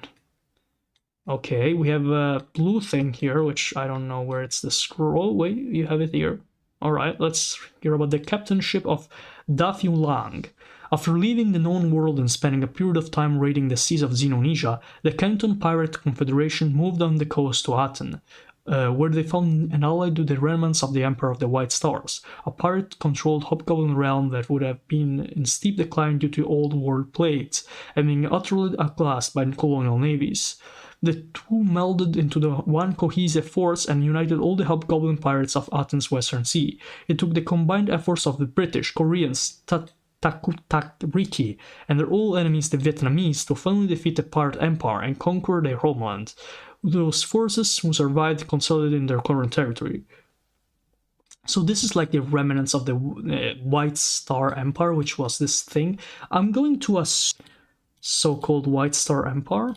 Probably, maybe, yep, could be. Formerly a Prussian breakaway Germans, breakaway what? You gotta put at least a subject there. Formerly a Prussian breakaway state, whatever. Germans now outnumbered by Welshmen.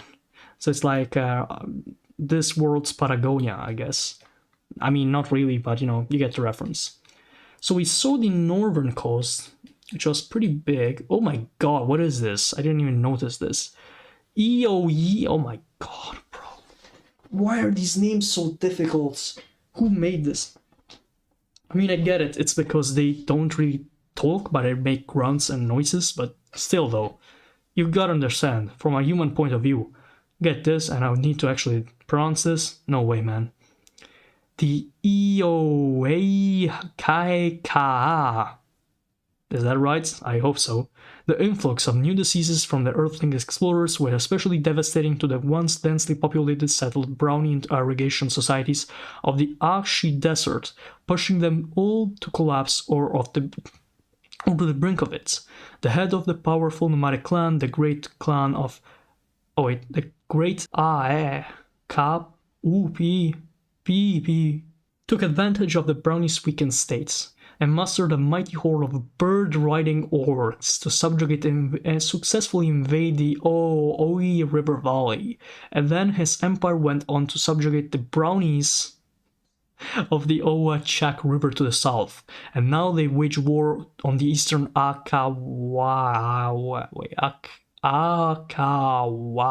River Valley peoples and the nomadic clans which oppose them, to unite to the desert under their rule. Okay, you know what? This is it. This is how it ends. Insert Mike Ehrmantraut gif. I'm not going to read anything that is so hard to pronounce. I refuse to kill my tongue and my throat to pronounce... Oh wait, what is Alpsat? Dislikes. I like this. I like the name. I think I made something called like this once. Albstadt. This land has been depopulated by plagues when the Prussians settled it. Dream-invading ghosts are a big issue, but the lands are fertile, so it's okay. Yeah, sure, let me just get like a little Saigon ghosts here. Whatever.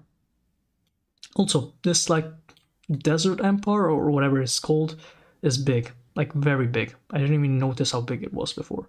Also, these are the famously brownie women riding a large flightless bird. This looks like a dodo that went through cancer. The reinforced bamboo whip she carries is a surprisingly effective weapon. All of this is pain.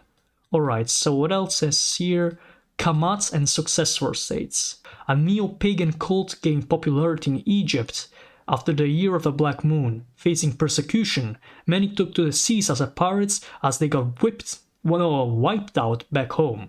In the 17th century, one specific pirate fleet, containing the last practitioners of the cult, as it turned out, found themselves south of Antarctica after a series of very bad decisions. Settling in Aten, they established a vast empire of goblins and hobgoblins that worshipped the old Egyptian gods in a manner similar to Akhenaten.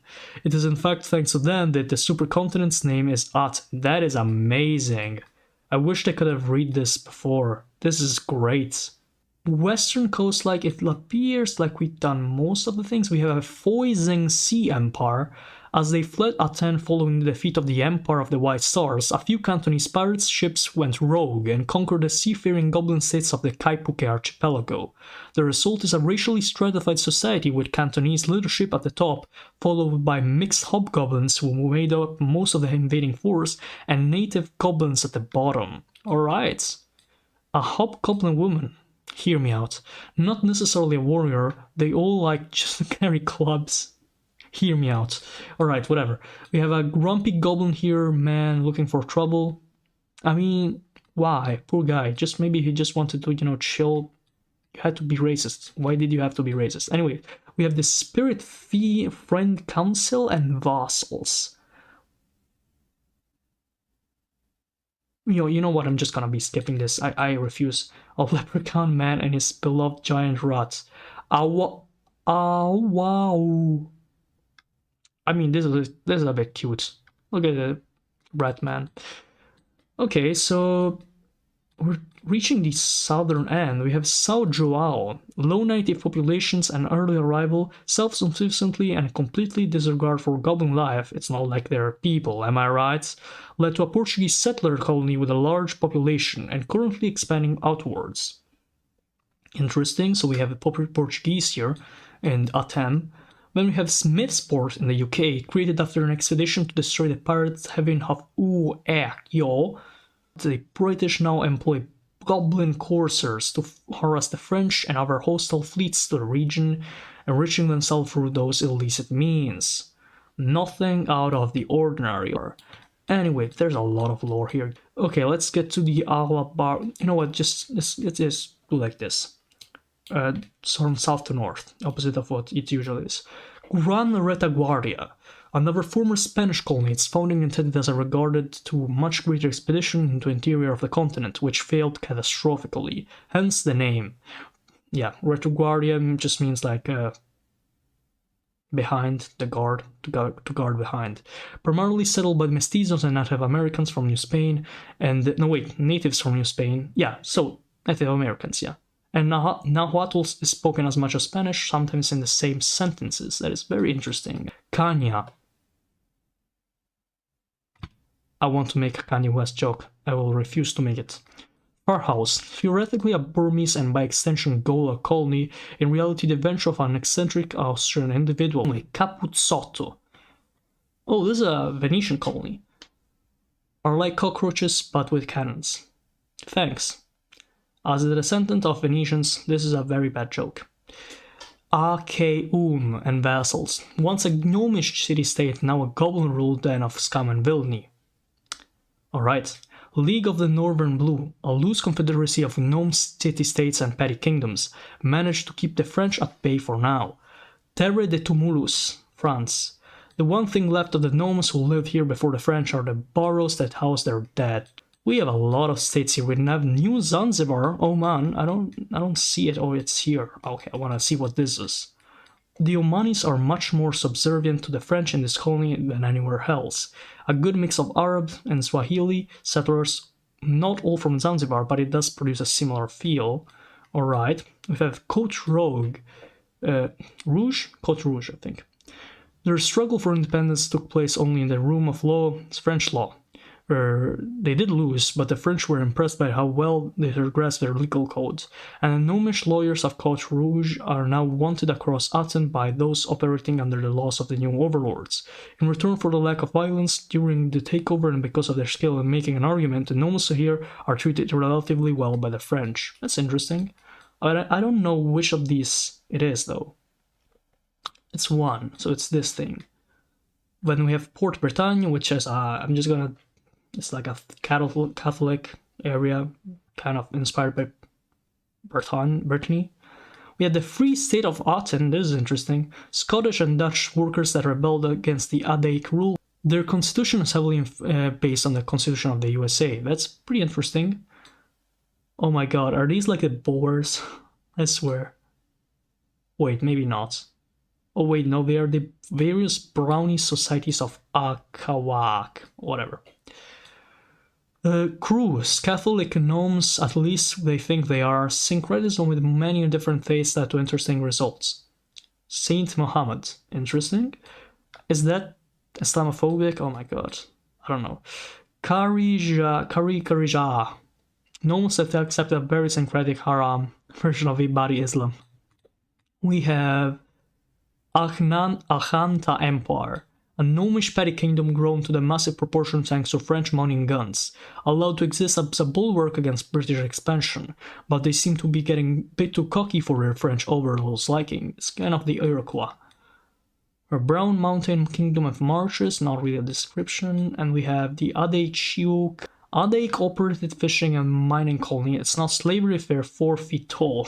Ardal Barida, former French colony, composed mainly of Senegalese laborers, rebelled with British support. Oh, that's nice. So we have a native African state here. Also, we finally finished all of this. We're just missing the lands in the south, I think. Yeah. Alright. Let's check. Ekyo? Is that how you pronounce it? I don't know. Remnants of the old Goblin Bar realm in what now is the British colony of Smithsport. They now very distinctly don't attack British ships. For Goblin ruled, most of the population is composed of Goblin Leprechauns hybrids, with the pure leprechauns used as slave labor. Porto dos Vermelhos, or maybe that's how we pronounce it, I don't know. Portuguese whaling outposts that evolved into a trading town, being the only outsider that earned the leprechauns' trust, mainly by giving them lots of shiny objects and not shooting on sight. So nice. Turned out to have some nice rewards. Also, this landmass is different from Aten, I guess, and it's called Motuputua, the Alarming.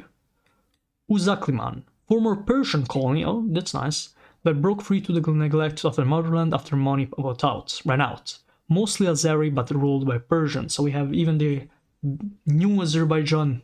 Interesting. We have Colorado, part of the former Spanish colony that rebelled from the capital of Imalagas, del Sur, an agrarian state ruled by plantation-owning aristocrats. Nearly half of the population consists of enslaved leprechauns, Jesus, making them a common sight in even small towns, farms, and businesses. We have a Colorado woman, and it's a good example of how the line between human and leprechauns has grown increasingly blurred here. I agree, once again, hear me out. Then we have Malagas del Sur, holding out hope that Spain will one day send reinforcements to help them retake the Rojos, also being ravaged by leprechaun scourge. Nice. Finally, Lesser Uwe, Adaik vassal, former leprechaun kingdom subjugated by the Adaik. Its king is replaced with an Indonesian-born Dutch bureaucrat. Its native population is now used as a pool of cheap labor for many colonies. And once and for all, New Dublin and New Belfast, Adaik UK. So these are both of the Dutch and the British. All the ones that say Adaik and the UK. Not many pots of gold were found, but there were just enough to justify the genocide. What? Human demographics are exactly what you'd expect. It just gets worse the southern you go. Okay. I think we did everything, right? Yeah. And now we will be finally looking at the original voyage that Magellan, the great explorer of the 15th and 16th century, the 16th century, explorer Magellan, did to discover the Sentinel's Gate. The ice walls, or Antarctica in other words, open up and creates a gate to the next part of existence, in this case the land beyond the ice walls. So they traversed and got to the point where they were the Sentinel's Gate, and where a woman of godly or divine appearance, which is portrayed in this beautiful piece of art made by Oha Steam, is basically this divine entity that inspired the humans, and of course in this case the colonizers, to explore beyond the ice walls and beyond the gates. With that said, we will now start the Sentinel's Gates. So, the terrain here is largely flat, with thousands of small ponds connected by a network of shallow underground waterways maintained by burrowing aquatic arthropods.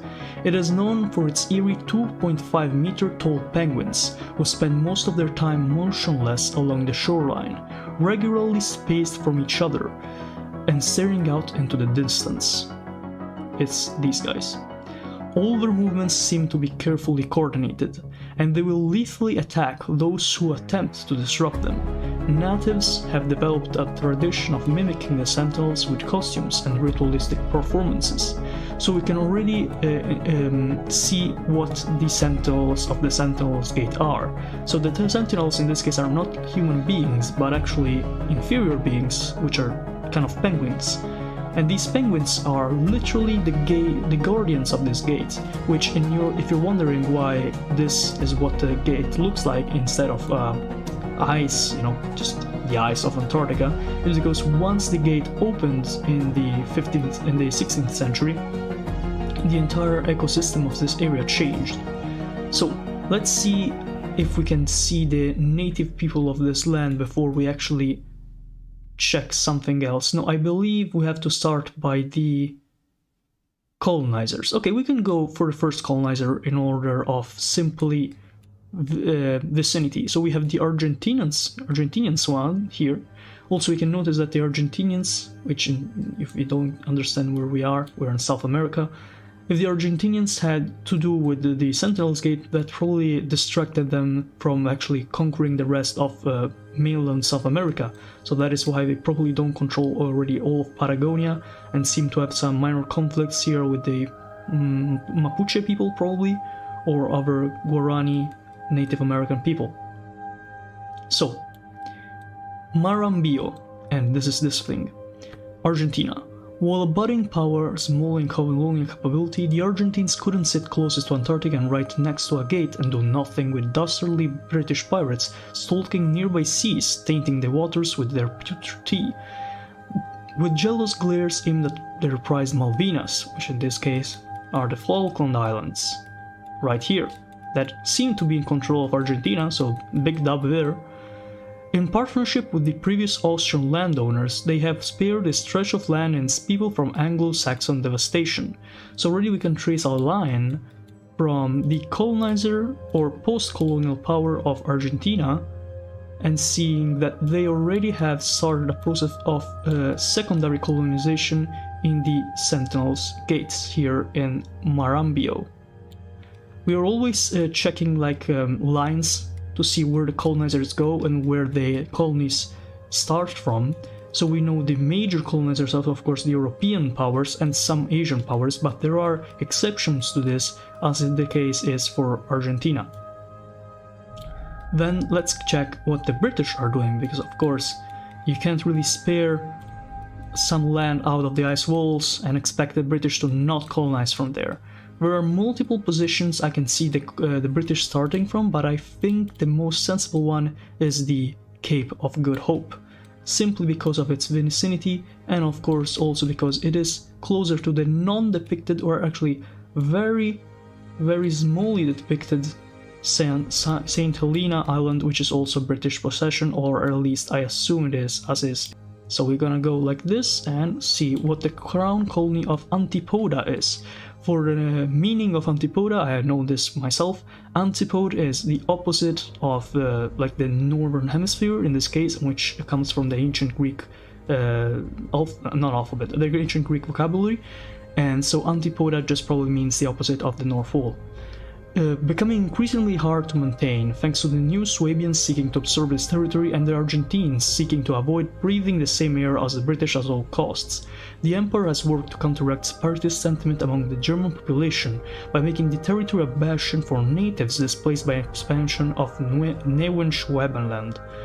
This has proven to be effective, but more unrest has emerged as settler communities are increasingly unsettled by the Senti rituals and witchcraft. I'm going to assume that the Senti are the native people of the Ice Gate, because yes, indeed, the Ice Gates and of course the land beyond the Ice Gates most of the times actually have native populations of beings or humans, and or of course both. Tribes are ruled by a single chieftain, usually a shaman who can communicate with higher powers, or at least that's what he believes. Due to the harsh environments of the gates and the paradoxically plentiful fish populations, most coastal tribes are settled, with chiefs laying claim to the waters around the village. Very interesting. So we already see some dynamics forming here with the colonizers and the colonized.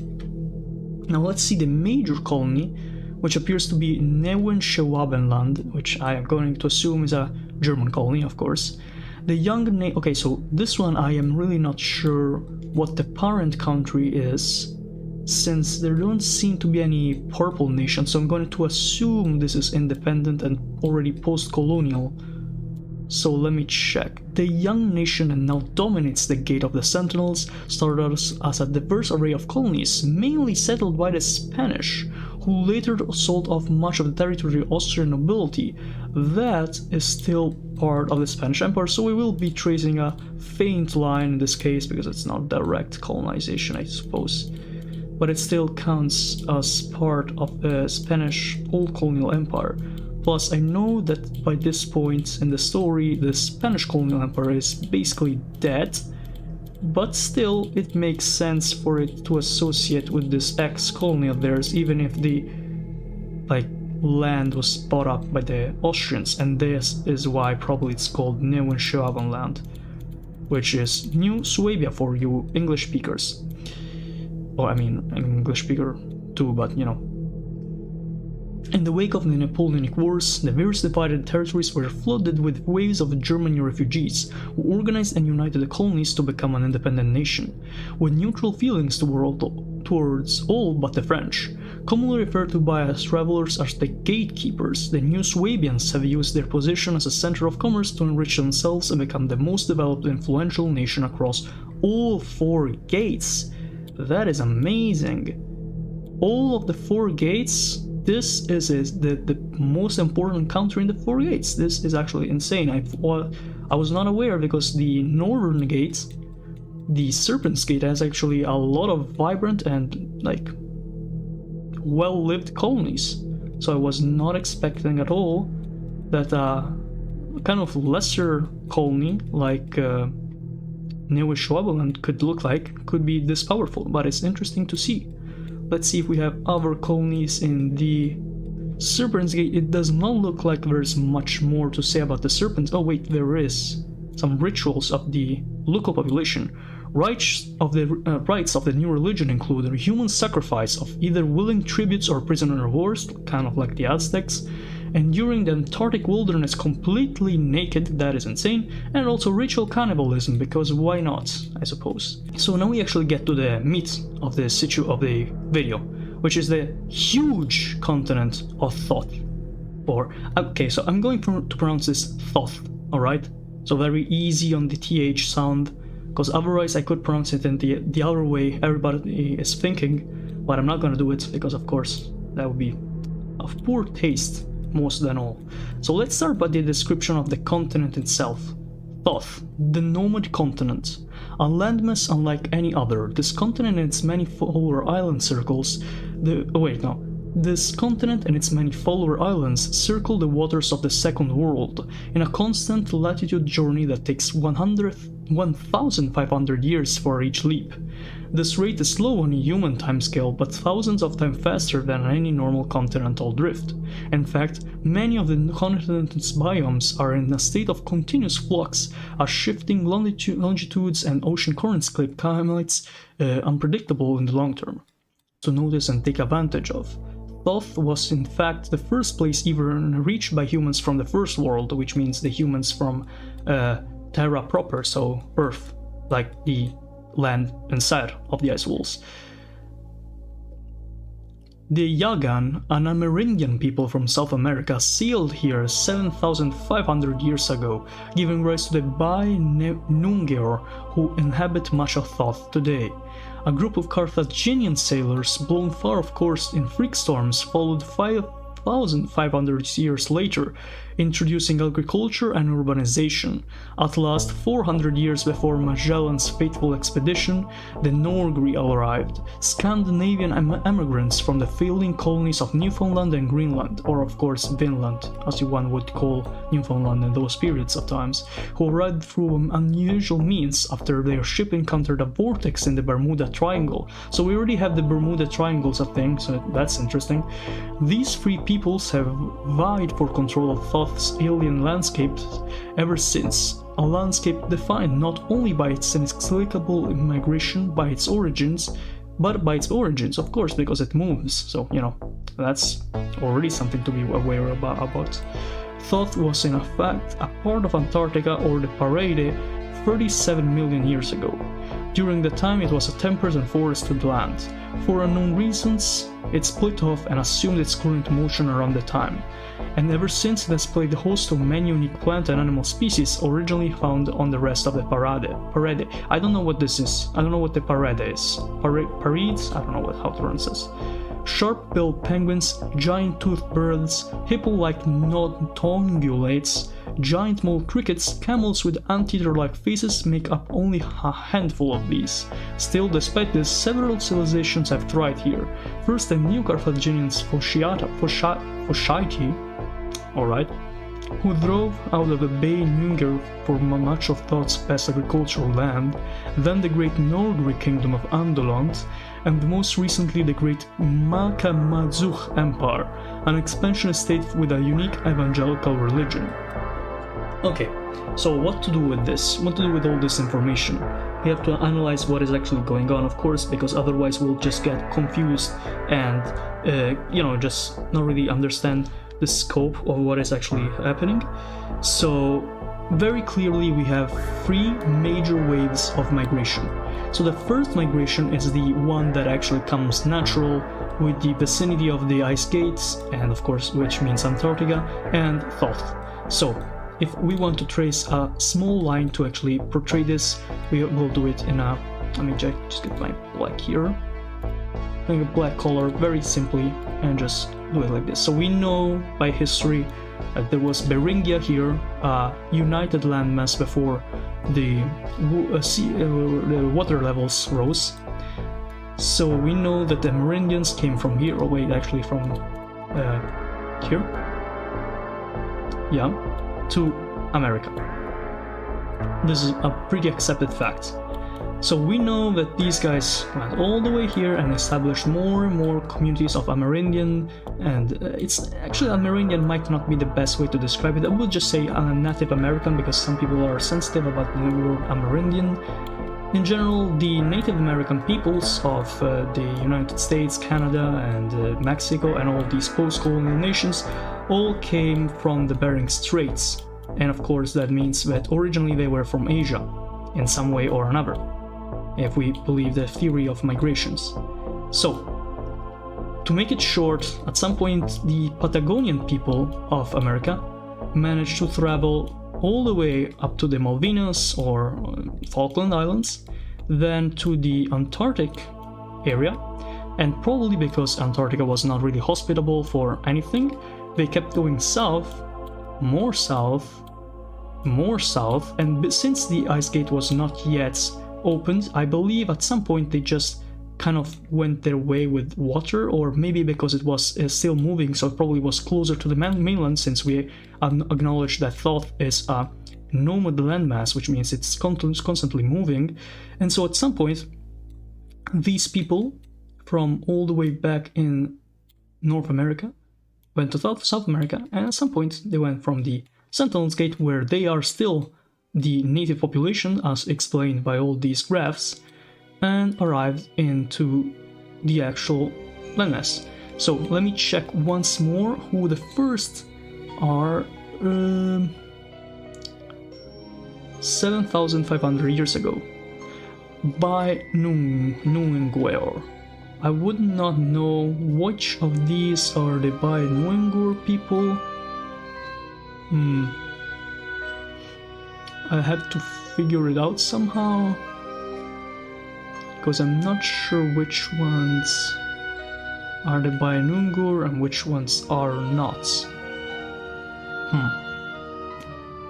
I am not sure at the moment, but the gist of it is that at some point, boom, they arrived to the landmass. That's what I was actually trying to get to.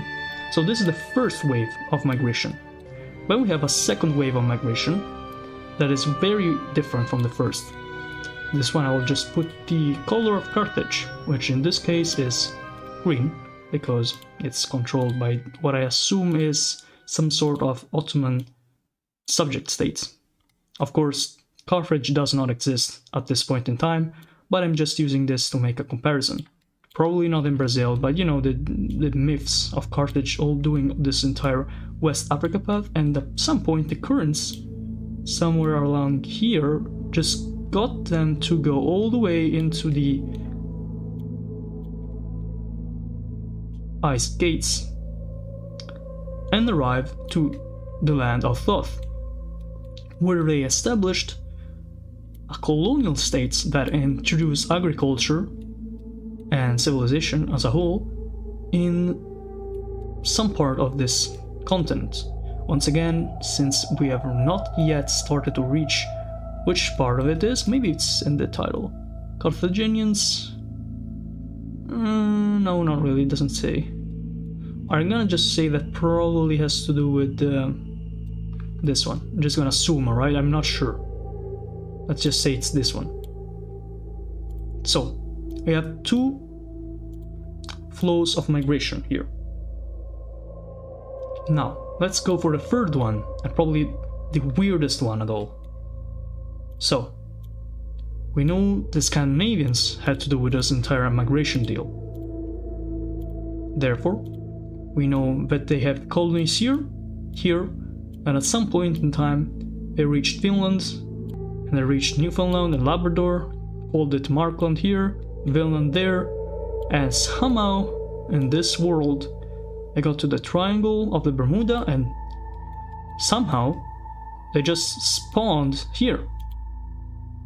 As weird as that is. But that is what we have to understand from the story of these migrations. That's basically it. Now, this is probably good as it is. We don't need to really expand on it more, these migration routes. I think they're interesting enough as they are itself. I think we can actually go to the next step, which in this case would be the actual nations of this huge continent. I hope so, at least.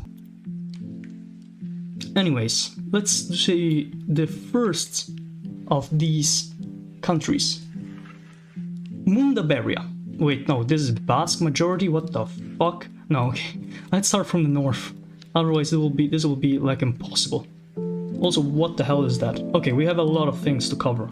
I just get back to our feet. Let's just start by the Republic of Antipoda. It looks like pretty acceptable, plus it's a big landmass. This probably has to do something with the Spanish, like basing myself off the name. Though the climate is temperate at best, not exactly similar to South America, the conquistadors of this former Spanish colony are not very different from those anywhere else. Fond of gold and native women, and ready to take the evil without any regard of who might protest, slowly expanding from the tip of the island eastwards, rolling over a collection of e-battle tribes and minor colonies without pause. So already we have a new Spanish colony here in the, like, you know, this area. So we know New Schwabenland used to be Spanish at some point, before they sold it to the Austrian nobles, and now we have another post-Spanish colony, which is Antipoda. Also, we have a sea-bound man doing a poor job of watching his back here, because he's gonna be eaten by the Baugtrout, the largest land animal of the Faroe Islands. One must always be on the lookout for these mighty and aggressive beasts, as they are known to move with surprisingly quick footsteps. These look like some kind of dinosaur, honestly. Even these things, the claws. Okay, next country, next nation, we have Uusivapama, a breakaway nation of Finns seeking to escape the Scandinavian dominion. The Uusivapamans have done well to survive in these foreign lands through trade and with pirates, strong ties with local people, and sheer grits. The Finnish settlers have forged a strong confederation with the native seabound tribes, respecting their territories and defending each other against colonial incursions. So this is very, very interesting, honestly. So you can see on one side we have the Spanish, which conquered everything, destroyed basically everything, and doesn't really care about the natives. On the other part, we have the post-Scandinavian Empire, which reminder that these guys were already part of a big realistic Scandinavian Empire, and apparently at some point the Finns of this area escaped from the empire and settled in Toth, but at the same time decided to ally with the local population, which is honestly really interesting when you think about it. Now, on to the next territory, we have the Kingdom of Thermometala. Thermometala is a part of the United Kingdom, or at least I think that's what it means, and I'm going, yeah, it's this one. It's this really little part of land. The Kingdom of Thermometala represents the first native title from beyond the known world, inherited by a member of the British royal family. The population of art and architecture of its major cities grew to resemble those of the Isles more and more with each passing year. Now we have the Inuit Kingdom. Formerly British-controlled land of warring tribes stole the guns, kicked out the colonizers, and established a fiercely isolationist kingdom that killed Spaniards on bongs, what the fuck, on sight. Trades with the Uusivapami and the Boonzeriachers. Okay. So this is like a collection of islands which are now controlled by the native warring tribe people, which is fine, I guess. We also have the Kingdom of Talubraki here, which is a British vassal for now, which I assume means eventually it will get integrated in the colony of Thermometala, or the Kingdom of Thermometala. Then we have Boonzeriach. After the collapse of the First Prussian Empire, the colonial government lost control of mainland Akradam. The Prussian loyalist population fled to the islands and consolidated their power, establishing an independent kingdom. So we already have a post-Prussian state here, which is very interesting when you think about it, consider Prussia is here, but we won't really trace a line because Prussia is over. After the Napoleonic Wars, what remained of the Prussian Empire was split and divided upon multiple areas beyond the ice gates, so it doesn't really make sense to trace a line because at this point it's so distant from its original Prussian mainland that it doesn't really make sense to connect them. Finally, this 2-1 is Kamakradam. Okay, so these are the ones that actually were part of the Prussians, who actually didn't flee and actually rebelled against the Prussians and gained independence. While the Boonzeriach are the ones that actually managed to maintain Prussian control, or at least cultural Prussian control, not really the actual Prussian government, because of course it's Napoleonic controlled nowadays. Ny Norgemark, former Swedish colony in the successor state of the Hogomir-Georgi Confederation. Swedes and Norway cooperate to oppress the Akradami people. Okay, that's kind of awful, but you know, it makes sense since both the Nordri are basically descendants of the Nords that were basically transported here from the Bermuda Triangle, and the Swedish were it's kind of like the descendants of the actual Norse, so it makes sense that they will be cooperating in whatever awful action they're actually doing, so you know, it makes sense to a certain extent. And then we have the what appears to be a very, very big part of the Toth Islands, or Toth continent, which appears to be, and I'm going to say probably, what the major part of the Nordri Empire is. These names are terrible. I'm just gonna say the second word, Andolont. The old Norgri Empire was thought lost only for their long-lost cousins, the Scandinavians, to arrive among the other Europeans and draw on fond ideas held by many Norgri and their own strength to put the pieces back together and establish this. It's not exactly a colony or even necessarily a puppet, but gratitude and very strong feeling of brotherhood makes them inseparable from Scandinavia. So basically what happened here is, remember how the ancient, or at least like medieval Nordic people, transported magically from Bermuda Triangle to, boom, the Toth continent? Well, at some point the actual Scandinavians of the 17th or 18th century arrived to Toth and found themselves in, not at odds, but like they found their ancestors or the descendants of their ancestors on the island. So it makes sense for them to cooperate and to help them out. So this is why the Freiberg Andolant exists, which, reminder, there used to be an even bigger Andolant Empire which used to own all of this, I suppose, probably. Also, you have a huge colony here, Helig-Dorabring, which is actually part of Scandinavia itself. So it's part of the Scandinavian Empire, so it means we have a line to trace here, aren't we? Okay, gonna be tracing a line right over here. Also, Nessie, the Loch Ness Monster, that's pretty funny. That goes all the way here, all the way up to the Sentinel's gates, probably like this, because we want to avoid the penguins.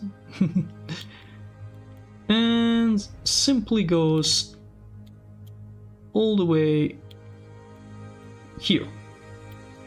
So, long overlooked by their Norgric kingdoms to the south, the modern Scandinavians were the first to unite these poor and frigid lands under a single crown, sending a healthy amount of Norwegians and Icelanders to tame their familiar lands. Despite having colonized their lands, the Scandinavians could not hope to keep up with the native Nupuru people when it comes to surviving these frigid islands, as their bodies can withstand the winter cold with little more than a coating of whaling fat. Which is very interesting. So the original natives, which once again are basically the descendants of the Patagonians here, the original Native American Patagonians, have been so much used to actually living in these cold, very, very frigid islands, and of course the ice gates, that they developed extreme resilience and resistance to the cold. Which would make sense, that colonial powers trying to exploit these lands would use this to their advantage. Or in this case to their disadvantage, because they don't really have a chance against people that really understand how the terrain and how the world in this area works. Okay, now let's go to Olanohuku, the result of the first large-scale colonial effort by the Polish-Lithuanian Commonwealth, which later fell under the Austrian control, a disorganized mass of Austro-Hungarian duchies and Polish free cities quibbling over economic matters, while scattered villages of Baltic and Slavic peasants war with natives in the back country. So this is basically a Polish-Lithuanian colonial effort. Also, as you can see, the Polish-Lithuanian Commonwealth is not a thing anymore. It's been partitioned by what appears to be a semi-independent Poland, or probably independent Poland, and of course the Russian Empire, which owns Lithuania and probably all the old lands of the Grand Duchy of Lithuania. So yeah, the Olanohuku is not really something to be fond of in this case. Then we have a bunch of minor colonies here, a lot of them, damn. We have a city of mesothermia, okay, kind of like sounds like hypothermia, which is part of the United Kingdom, so another part to connect with our greater colonial effort for the British, which I have not traced. No, wait, I did trace. Yes, let's trace it better here, because we just traced the colony of Antipoda, so we now know that they actually went all the way into like the main area here, and they established multiple colonies. In part we have mesothermia, then of course, as we already saw earlier, we have I guess the Nupur, I don't want to count the Nupuri Republic since it's Scottish and not really British, I mean not really English. Of course we have the Kingdom of Thermometalla, and we have the British vassal state here. And also this thing, which I assume, it's not really said, but I assume it's also, oh wait, maybe not. Oh wait, yeah. British settlers. I read that, so I'm gonna assume this is part of the British Empire. So we have British influence. Oh, this one too. So we have even more British influence. We're gonna get to that later though. Let's get these first. So the city of Mesothermia is a British trade hub and naval base which played a significant role in the Yehustan rebellion against the Spanish, now seeking to return to their newfound allies against the French. Then we have, let me check, the Nuevas Baleares, a former Spanish colony home to Spanish colonials who fled the Yehusta. Sardinian and Catalan are prominent languages here. That is very interesting. I have never heard of something that actually mentions Sardinian as a possible colonizer language. It's so rare. Probably because the Sardinians were very isolated in their history until the actual Kingdom of Piedmont Sardinia was a thing, which makes sense since apart from the ports, they kind of like to remain in the hinterlands. Which, you know, it's an island, so why would it be that case? But at the same time, I realized that all the times they did actually come near the ports, they would be conquered by other peoples, like the Carthaginians, the Romans, the Aragonese, the, I don't know, Byzantines, Muslims, and so on and so forth. Then we have the Calo-Korean Confederacy. Ruled by enterprising pirate adventurers, this lawless state is known as a gathering place for all manners of social rejects. Well, it's pretty small and doesn't look like it's very relevant, so I don't think it's gonna be a big problem.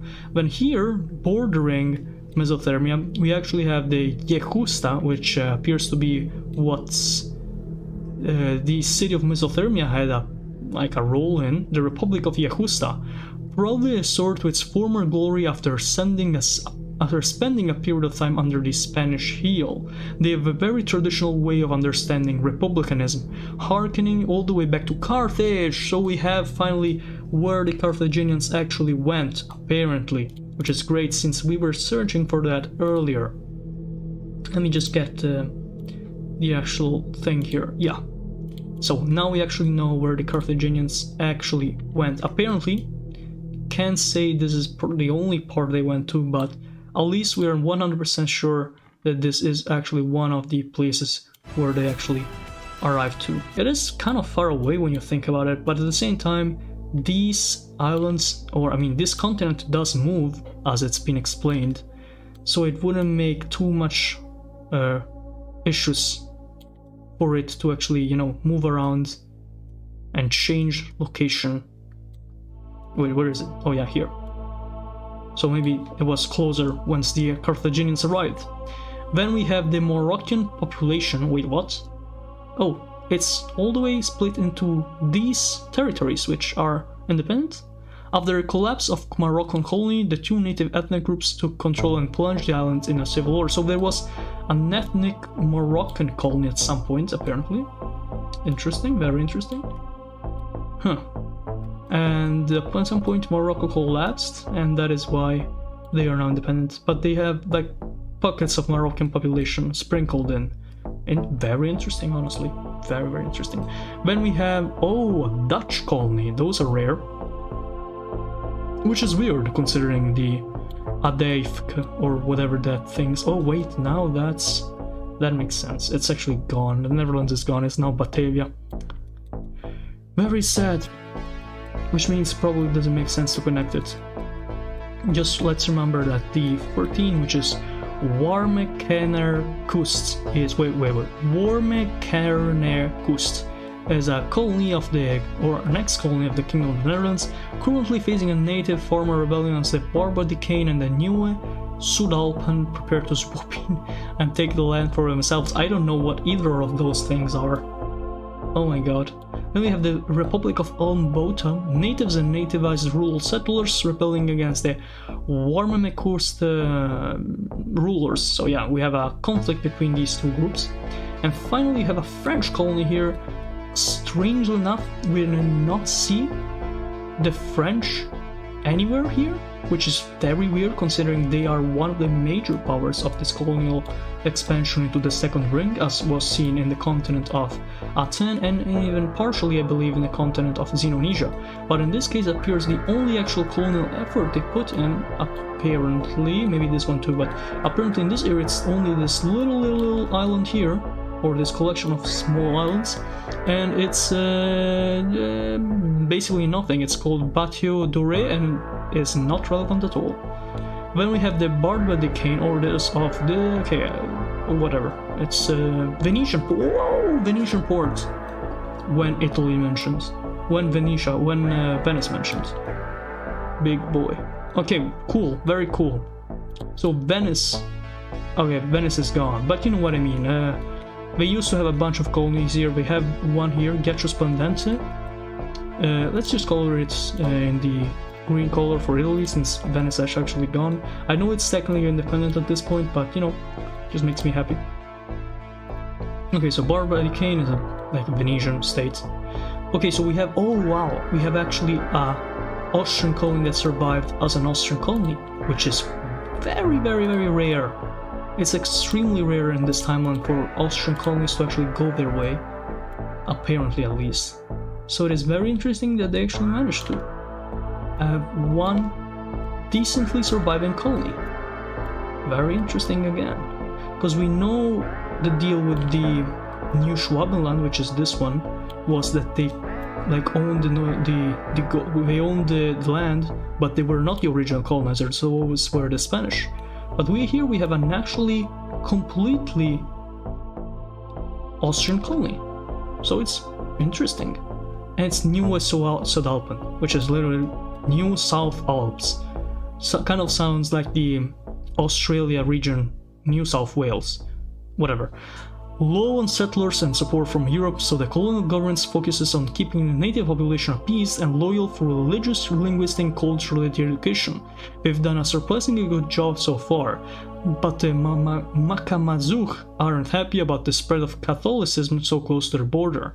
And the Makamazuk are this huge, like multi-region spanning empire, which is, I assume, the biggest of all powers in the entire Toth continent, which is honestly surprising. I was not expecting to be this big.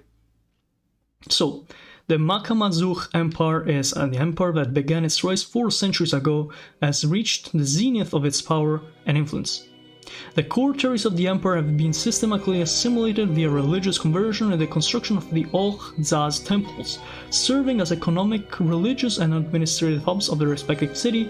I'm going to assume this is a post-Carthaginian state, if I had not read it already, simply because the Ogygia's temple sounds something like Carthaginians would do, and also the people here don't really look Native American. They just look like Middle Eastern maybe, and or whites.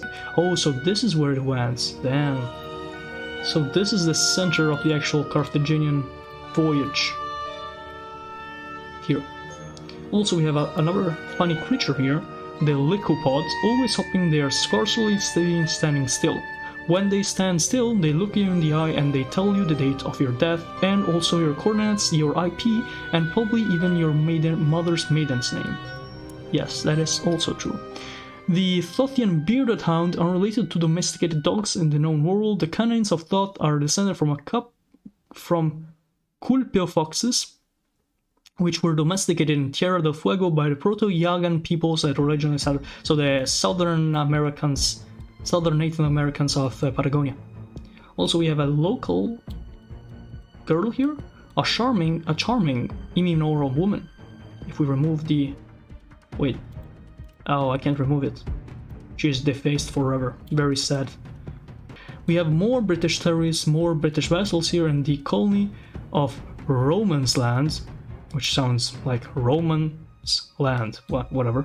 Who needs to win the favor of an exotic great power when you can bribe their upper class and economically undermine them instead? That's a definitively British thing to do, that's for sure. Then we have this fucking mess of a name that I'm not even going to try pronounce. The aristocrats of this French-controlled territory have won the favor of the Makamazuk through an enthusiastic, albeit detached interest in their native religion and tradition. We have a colony of Portugal. Whoa, Portuguese colony? Color me surprised. I'm joking. I'm not surprised at all. The colonies have the Portuguese have quite a relatively big amount of colonies. So I'm going to put it like from Brazil, just like I did for the colonies in the continent of Aten. As you can see here, I already had Motuputua, some colonies here, all from Brazil. So I'm just gonna say it's from Brazil that they started their journey on. It's probably not right, but you know, it is still a Portuguese colony, or at least an ex-Portuguese colony. This like passage is starting to get very, very crowded. You can see like 4 different, oh my god. We even have like, yeah, we have space, like barely. Man. Terra do Fiorde, Portugal. When it back when it was the first place anyone passed after coming through the gates of Aten, they had gained tremendous wealth from letting ships stop in their whatever. So basically what this means is that this used to be the first thing the people that trespassed the Sentinel's Gate would see, so that's why originally it was used kind of like a launching point for other colonization efforts, which was why it was originally like, you know, relevant. But apparently now it's not the case anymore, because there's more options and better options as a whole.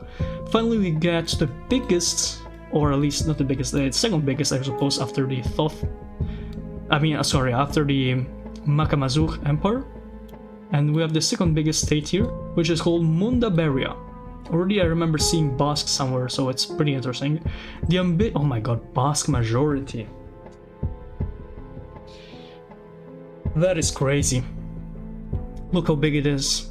Look how big this slice of land is.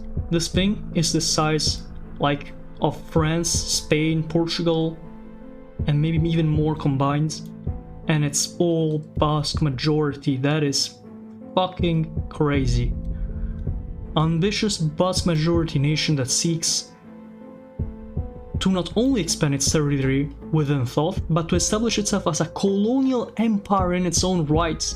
The ambitious country is well aware that it lacks the wealth, development, and manpower that the imperial powers of the known world possess, so it has adopted a unique strategy in order to grab as much land as possible in a short time. They purposely target hard to manage isolated, dangerous, and otherwise undesirable regions that are free for the taking. To avoid wasting too much money, they start by rounding up a small group of peasants, dumping them in some hellish far-off corner of the world, check in a few months later to see if they survive, send reinforcements if they did, try again if they didn't.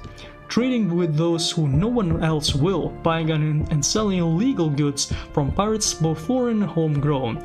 Young men are encouraged to raise the black flags and set sail, fending from the sands and high seas, are returning to the motherland every so often to trade and transport a ship of unfortunate peasants to their next colonial targets. This has indeed worked. With colonial possessions in the parasite-ridden lands of Antilia, the corpse-covered islands of Maldantis, and around the flesh-eating volcano of Ogygia, as well as more loosely controlled territories conquered through their esteemed pirates, Mundaberia is gradually accruing enough wealth to perhaps one day compete with the major powers in the regions that aren't nightmarishly awful places to live. That was absolutely insane. That was actually absolutely insane. There is one more thing to do, which is the Ecce Kingdom. Being isolated on these poor rocky islands for over 1,000 years, the Ecce people were more than eager to trade with British settlers, hence the openness and close cooperation that evolved into near complete subservience. So they are a British vassal indeed. And finally we have some little, images of the local populations here. We have 90% Americans, so like descendants of the Patagonian South Americans, then 10% Norse. We have a couple of taboos here, like we saw with the British, so giving them a flower is like telling them to die. They really hate foreigners, so they hate the Catholicizer missionaries. Then we have men take charge of hunting and defending the settlements, women forage and raise children, so like in the ancient times. When on these raids, the youth aren't considered part of the clan, so other clans won't attack their family's revenge, and their families won't avenge them if killed, which is probably a good idea as a whole.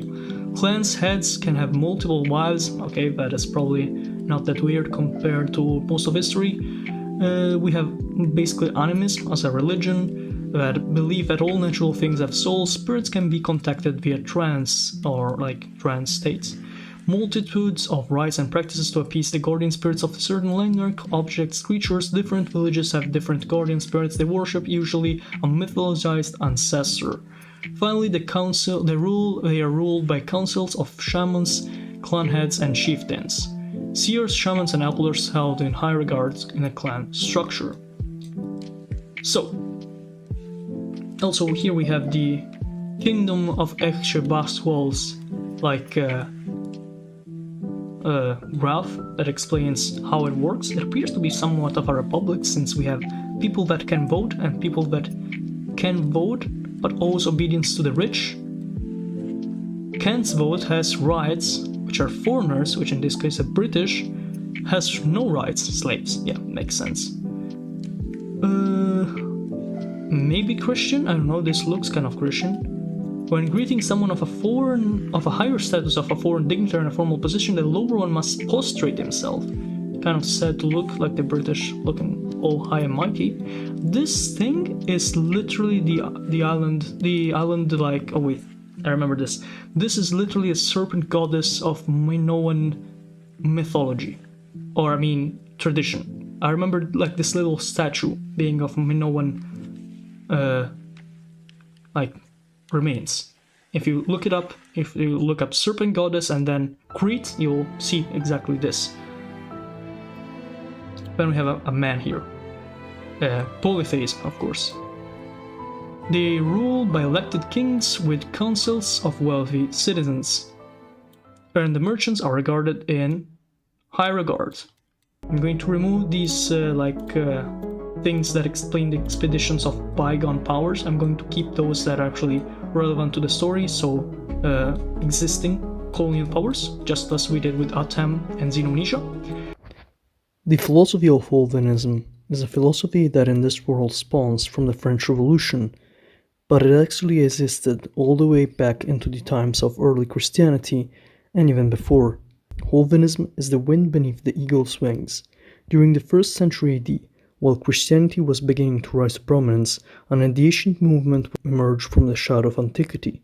It would come to be known as Hovenism, a mystery cult centered around their enigmatic prophet, Hoven of Alexandria, an Egyptian scholar and historian who interpreted the driving force of human history as having 3 parts: the world spirit, God; the state spirit, great man; the age spirit, the everyman.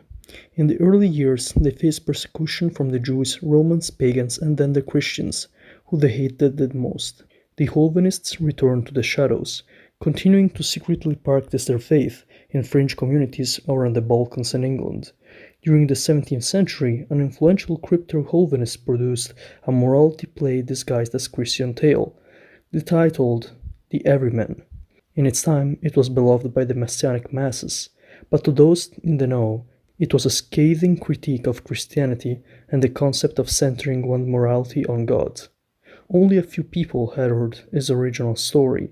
It was misinterpreted and poorly translated from Middle English. During the Protestant Reformation, the Hovenists emerged from the woodwork in various German provinces as groups dedicated to dissuading peasant revolts against both Protestant and Catholic through propagandized misinformation. At first, they were seen as just another Reformation movement that sought to restore peace, but this would all change after they were outed for being behind the attempted assassination of the Pope himself. That event would bring about a massive purge of Hovenists across most of Catholic-held Europe, where most of them resided. Those who survived allied themselves with the Calvinist House of Bourbon in France, which would turn on them after capturing Paris and reverting to Catholicism, once again slaughtering the majority of remaining Hovenists and forcing the rest into hiding. They would remain mainly in around Paris, where they rested until the French Revolution inspired them to return to action once more. They identified with the Robespierre's cult of the Supreme Being and ingrained themselves in the elite circles behind the Napoleonic dynasty. The cult would persist for the coup of Napoleon and venerate him as a great man who led them to achieve their ideal of Terre d'Or, or the Golden Land. Similarly to this 19th century German philosopher Georg Wilhelm Friedrich Hegel, the Hovenists believe that the state shall facilitate a great golden age, as it is the natural manifestation of collective humanity. Their main goal is to establish a one-world government where they can achieve their golden land ideal, beginning with the population of France. So this is basically the entire story of the Hovenists in the history of Europe and the world, so you can see how much influence the Hovenists actually have, since they control France and France is victorious in the Napoleonic Wars, and of course, apart from that, they have colonies all around the world itself, and of course the lands beyond the ice walls. So they have colonies in Toth, they have colonies in Aten, they have colonies all around the world, and of course their influence is everywhere, as the literal Emperor of France, Napoleon II, is himself probably a secret or maybe even open Hovenist, which, already makes it something that you should be afraid of. Now let's actually see to the philosophies themselves of the Hovenist faith, of the Hovenist philosophy more likely. Let's start by the world spirit. The Hovenists believe that God, the principal being, created the universe only to sit on his laurels, not wanting to reinterpret himself. Then a spirit named Reason, commonly interpreted by Christians as Lucifer, came down from the heavens and created life and humanity to defy God's complacency. The actions of a Reason angered God, who sought to dissipate him, but the trickster spirit was quick and hid himself to the soul of the first man, who began to interpret God. Defenseless against this act of will, God could only sit and watch, casting his resentful glare at mankind forever, never forgiving him for his act of free will. The Hovenists hated Christianity due to their proclamation of Christ being the Son of God. The Hovenists believed that Jesus of Nazareth to be a direct rival, and their primary goal was to had been to subdue and undermine the Christian belief system. They failed horribly until the 18th century, with Robespierre leading their newly reinvigorated movement. If you don't know who Robespierre was, he was a major revolutionary in the French Revolutionary Wars, and of course when the French Revolution first kicked off. He was one of the people that most wanted France to change from being a Catholic and Christian monarchy to becoming a French and atheist republic, or at least not definitely atheist, but a secular republic. The fact that Robespierre himself, he is a convinced Hovenist, and he supports this anti-God and anti-religious meaning and ideology. Let's get to the state spirit. A core aspect of Hovenist beliefs is that when the first man had children, Reason divided his spirit among the souls of the descendants to allow mankind to continue spiting God. However, the spirit became less potent with each division, so the children of the first man would only become more ignorant as their numbers increased. The Hovenists believed that a unity of will was the cure for this decline, that when a state of tribe grew, so did its capacity for a reason. They would interpret history as cyclical or dialectic system, where a series of great men would rise to prominence, embodying the state spirit of their nation, only to fall from grace and time again. Wielding the might of collective reason, the state spirit is the leading force and vision, pushing humanity toward a utopian society that awaits in the distant future, where the golden Superman will write poetry with eternal heroic virtue. So already you can see some kind of supremacists kind of views that the man should be in complete control of the world at all time and defy God at any point. Already you can see how they use the state for it.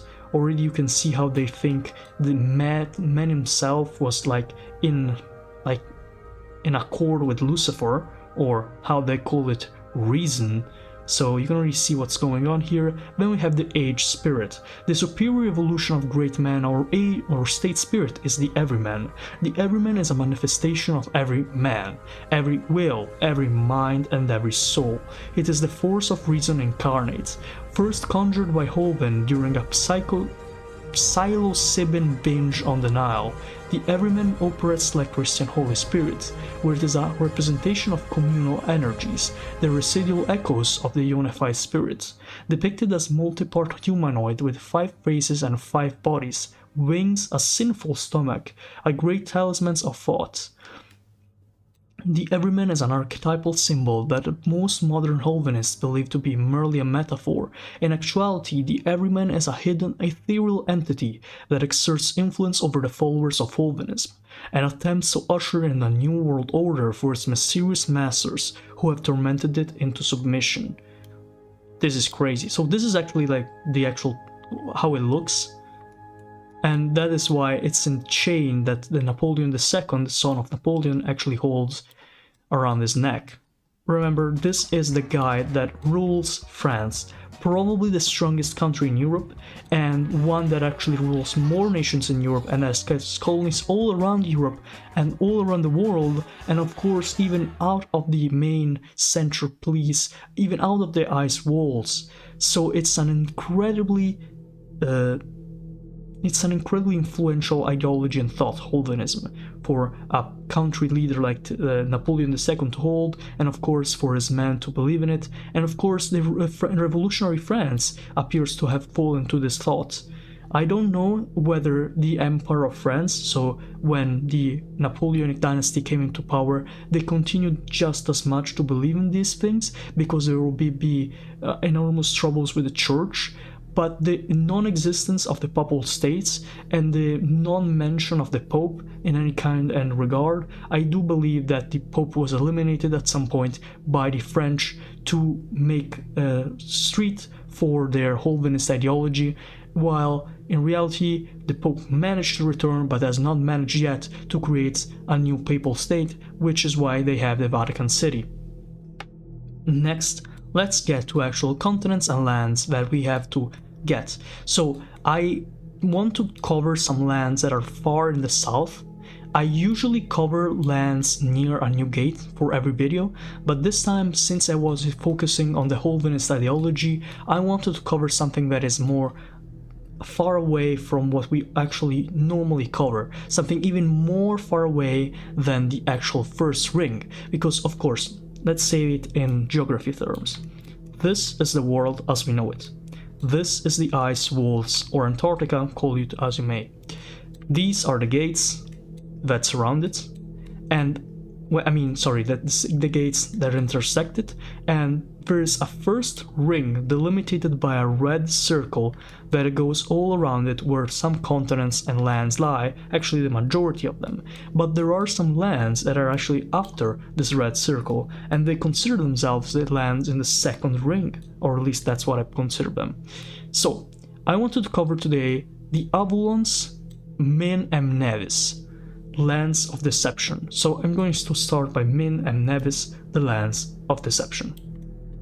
This region, comprising a vast peninsula sticking out of the mountain ring and the continent neighboring it, does all it can to earn its moniker as the land of deception. Camouflage and mimicry have become the evolutionary focus of the wildlife living here. The chameleons of the first world are nothing to the trickery afoot here. The animals try to look like plants, the plants try to look like animals. Living beings of every kingdom have adopted the ability to change color and shape all to defeat the erstwhile biological rivals. The native life has had millions of years to perfect its defenses, to the point that even humans have a very hard time seeing through them. Exasperated and maddened explorers have old tales of landscapes itself shifting distance and size before their eyes, as if the entire country had been shaped by a divine trickster. Basically, they're in the walls. But in other words, even the shape of the land is mysterious. As you can see, it's not even only in these islands, but it's even part of this mysterious continent, what appears to be another continent. But how can there be another continent? Is a continent that literally encompasses the entire world? Is just a hollow earth inside another earth? Well, I have to continue reading to learn. So, let's get to...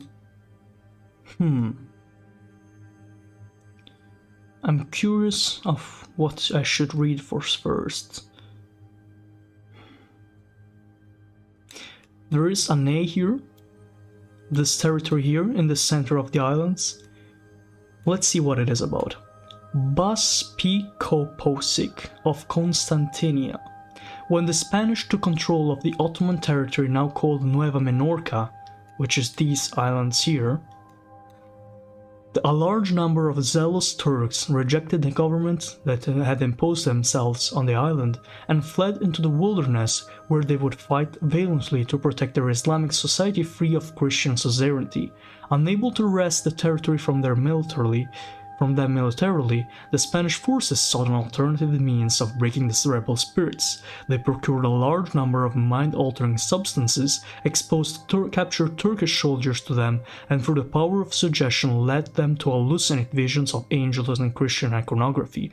The soldiers would be allowed to return home, with no memory of ever being captured, believing that they were prevented from attacking the Spanish by messengers from heaven, who proclaimed the truth of Christianity and ordered them to turn back.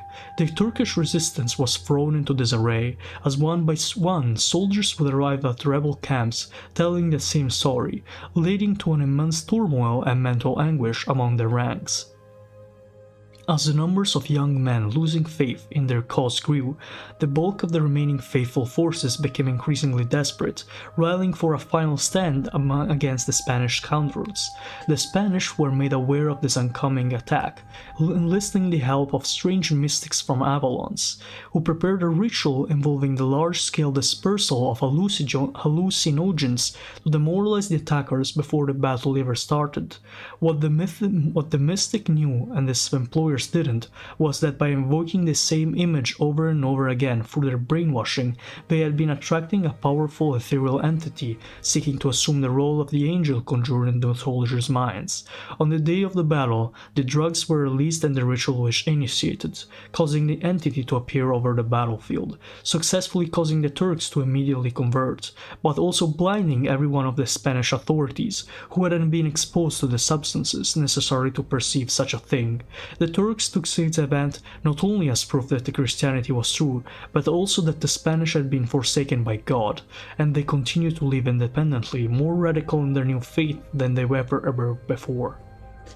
So the Baspicoposic of Constantinia is some ethereal realm where the Turkish population that originally settled in Nueva Menorca came to be after they were expelled by the Spanish. They retreated in the inner lands thinking they would be safe. When the Spanish came to them, they tried to brainwash them with basically drugs, or at least kind of like mushrooms, stuff like that, or potions, and instead of working to their behalf, they would convert them to Christianity through some kind of brainwashing, but they didn't manage to convert them into the Spanish cause, which would end up with a battle and finally with the end of their lives. And for the start of the new Turkish state, a Christian Turkish state in the lands of deception of Min and Nevis. Then we have the Isola Mascherata, post-Venetian, 1/50th the size of Nueva Menorca but with 10 times the GDP, mostly through exploiting their neighbor and buying out all their businesses. So all the way next to Nueva Menorca, which is an ex-Spanish colony and economic punching bag, we have the Isola Mascherata. For those that do not know, the Venetians, which in this timeline were around for a lot of while, or at least they remained relevant for more time, did actually try colonizing multiple regions and did kind of create their own realms everywhere. Venetians are the people in this area of Italy, of course, in case you didn't know. They create areas like Ghiaccio Splendente, an Italian colony. They had the colonies in Xenonesia, they had colonies even here in Toth, and so on and so forth. So they even went to the lands of deception to create some colonies, but they were dwarfed by the size of Nueva Menorca, the Spanish colony, yet still they managed to become the one which was richer because of all the tragic embarkments of the Spanish colonial empire, and of course the fact that Venice ended up not remaining alive and Italy took over them, or at least the French did through them, and then eventually all the Venetian colonies would become somewhat independent, somewhat not, maybe, I don't know. Then we have the Beauce Republic. the descendants of stranded Afrikaners and Cape Collards, quite inbred and big on swamp magics. So this is another internal territory which actually borders the one we saw of the Babispos Cape of Constantinia, and in this case it's made out of the people coming from South Africa. The long oppressed and mistrust Protestant minority finally got their wished-for autonomous territory to call their own, after years of persistent requests with the assurance that their people would remain unwillingly loyal to the French crown. The government eventually greenlit the settlement, mostly to end the constant annoyance and cleanse the motherland of their Protestant taints. The Huguenots now spent most of their free time plotting their eventual rebellion, so you can already see how they aren't really happy behind the French power. Then we have Nouvelle Acadia. So Acadia was a part of Canada.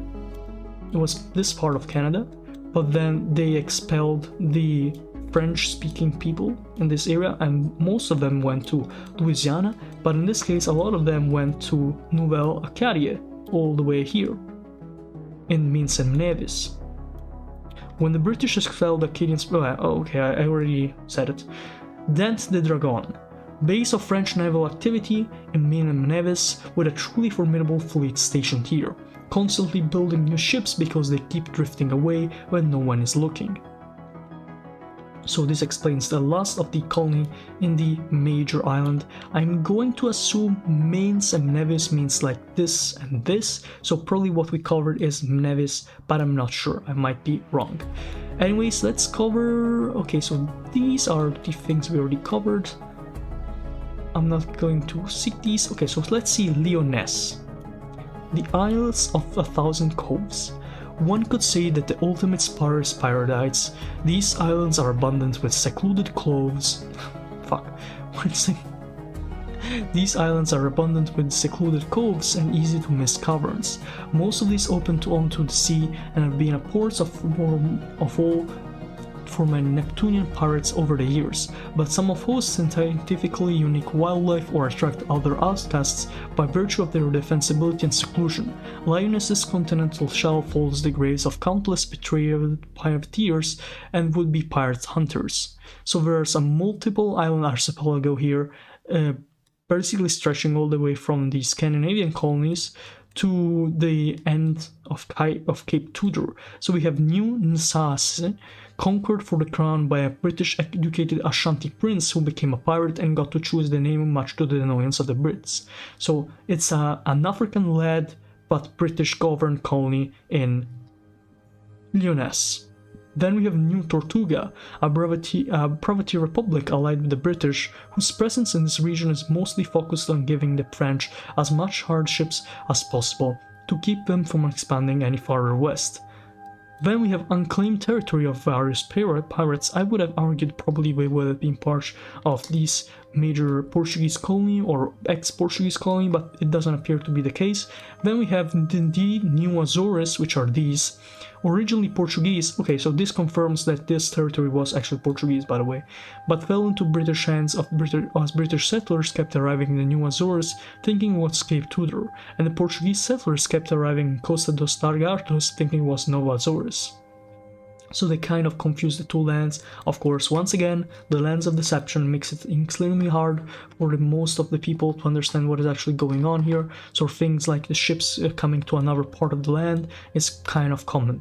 Then we have Cape Tudor. According to the inhabitants, Edward VI of England did not die at 15, but was instead forced into hiding by his wicked sisters, his line continuing in the shadows until they moved here to continue their dynasty openly and make their claim to the crown official. This is pretty interesting, so it diverts the crown lands of the British Empire into different parts. So then we have Tromperia, this huge colony here in this what appears to be like the northern part of this huge landmass. Land here given as a reward to retired spies. While officially retired, many of the landowners are well aware that it's no coincidence that they were settled in a region plagued by British sabotage and subterfuge. Interesting. Then we have Vogel-Valk, Scandinavia. All this land here is claimed by Scandinavia. Yet, as you can see, only some parts of it are actually settled. Seems like the Nords bit off a bit more than they could chew here, will likely end up some selling to another country. And of course, if you don't know, Scandinavia is actually a United States. It's not 3 different or 4 different countries, it's a union of Norway, Sweden, Denmark, Iceland, and Greenland, but I wouldn't count that one because it's probably just a territory. It doesn't have any people there, or not enough. We have Jordan, which is actually one of the southernmost territories in the entire ice walls. It's like the 3rd most southern ones, with Ogygia and this red territory here being the only ones that are more southern than it. Jordan is the fjords and temperatures forests were perfect for the Scandinavians, bringing in a great number of settlers to the point that it looks a bit like it's been inhabited for centuries. It helps with the settlers would often get lost when trying to reach the already settled fjords, to the point where they would always give up and settle in whatever fjord they would find themselves in. That is actually pretty interesting. Then we have the explanation.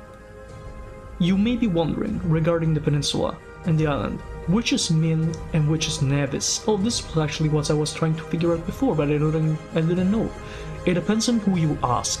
Half of the world sees it one way, half of the world says the opposite. It all began with an error a messenger made when the hand copying the reports of the explorers who discovered the lands and named the landmasses. The explorers all died at sea soon after, so they could never clarify which names were correct. Of course, the English and the French ended up receiving the popularizing conflicting names for the regions, and have been too prideful to budge at their official stances on the matter. The state of affairs has confused travelers for generations. Now many simply default to saying the peninsula of Minem Nevis and the island of Minem Nevis, kind of like St. Kitts and Nevis. Also, we have one last territory here that is actually inhabited by humans, which is the ex-Ottoman exile colony practicing strange Hovenist-influenced form of Islam. So we can already see one of the first mentions of Hovenism in the lands beyond the ice walls, in this case in this very, very far away, almost this most southern territory in the entire... Actually, I think this might be... let me do something very quick. Let me take... actually, like this.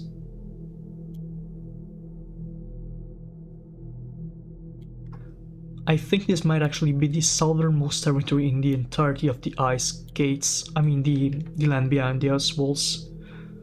This is crazy. Anyways, it has a different and strange form of Islam which is actually influenced by Hovenism. Known for the production of the hot air balloons and many failed attempts at using them to cross a mountain ring. So this might be a mountain ring, which would explain some things. The bigger ice walls? I am not sure. It is interesting to theorize though.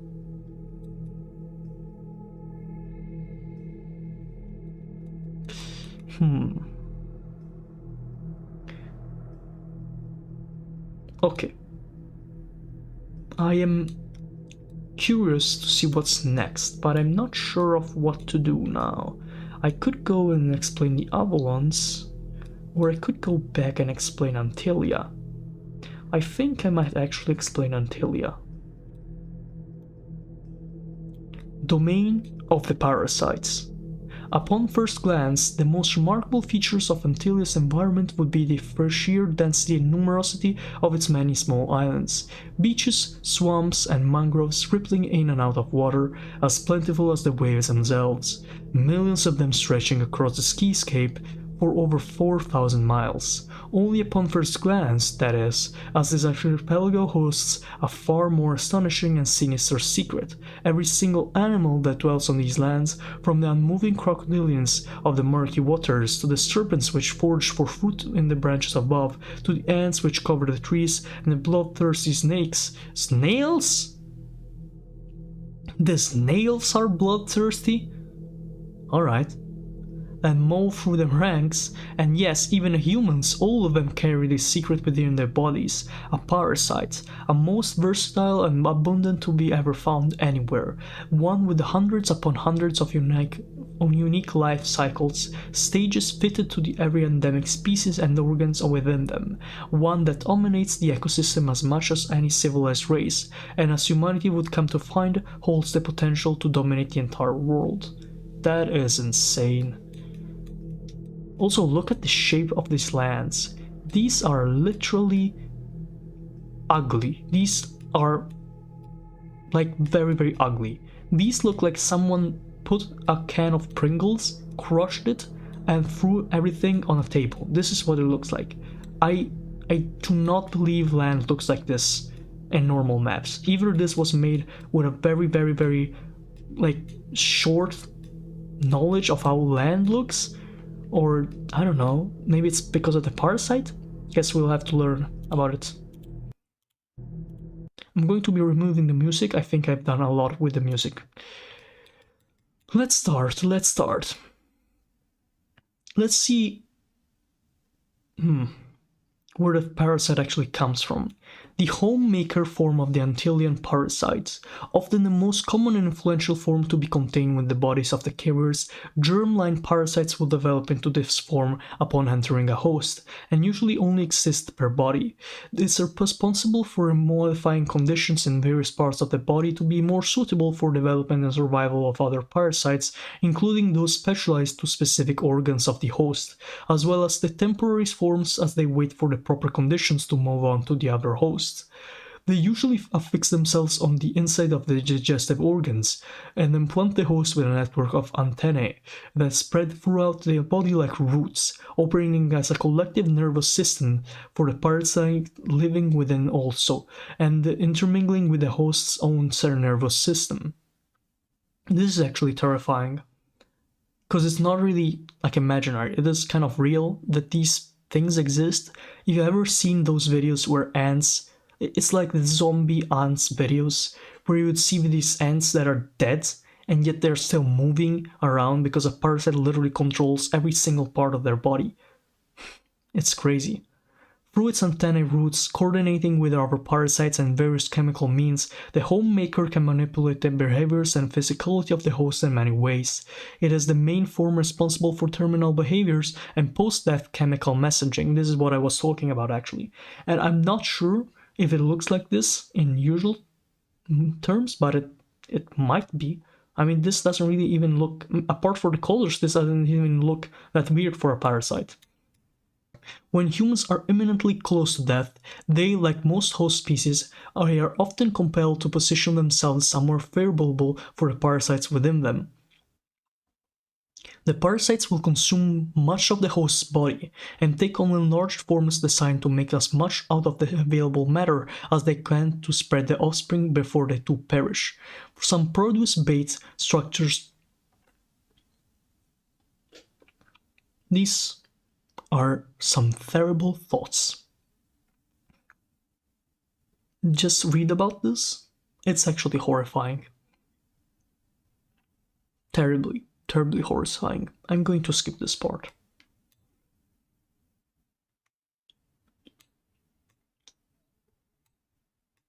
Let's start by looking at some colonies.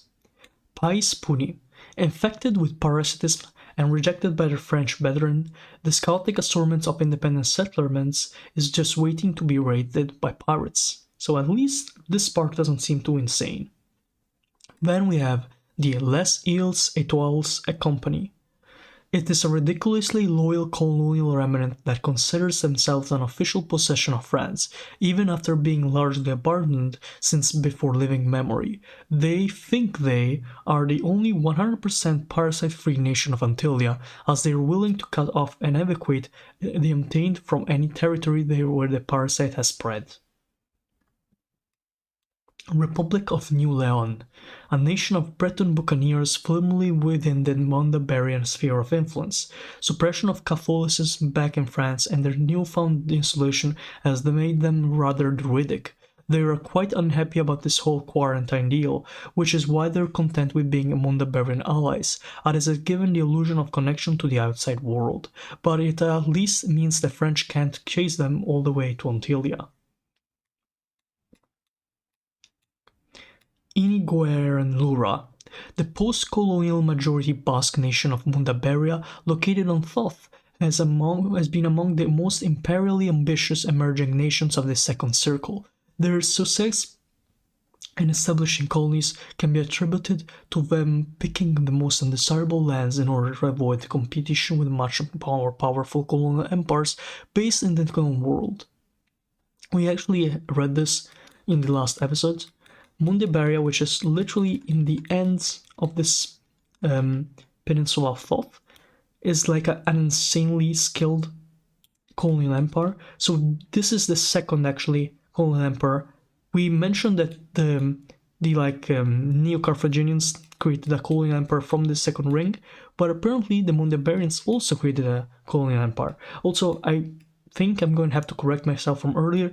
The second ring is this, alright? The entire thing is the second ring, but it is divided in a one part and a second part, which is why I call this like the second ring, or like, I guess you could call it the third ring, but it's more like we're missing the actual third ring. Anyways, this is a territory of the Mundabarians. Then we have Zanjistan, an ex-Ottoman colony born out of Black Slaves rebellion in the 1600s. The former slaves have thoroughly culturally and genetically intermingled with the local Kawe-Gaula tribes, and their descendants have been renowned as skilled in surviving, trekking, and fighting in jungles and swamps of Antilia. They've been playing both sides of the Farbanti-Saint Maras conflict for over a century at this point. Then we have the Republic of Farbanti. So apparently there is like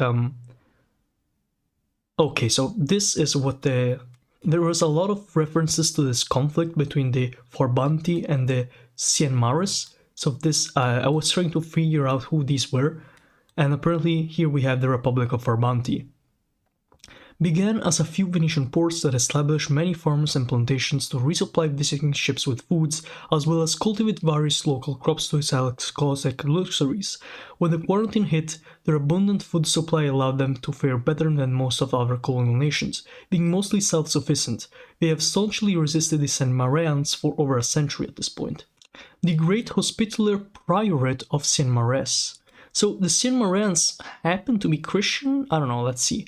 The most powerful nation of Antilia by far, and a surprisingly prosperous post-colonial Spanish nation, especially so considering the circumstances. Under the leadership of the Peruvian chapter of the Knights of Malta, so already there's a Peruvian chapter of the Knights of Malta?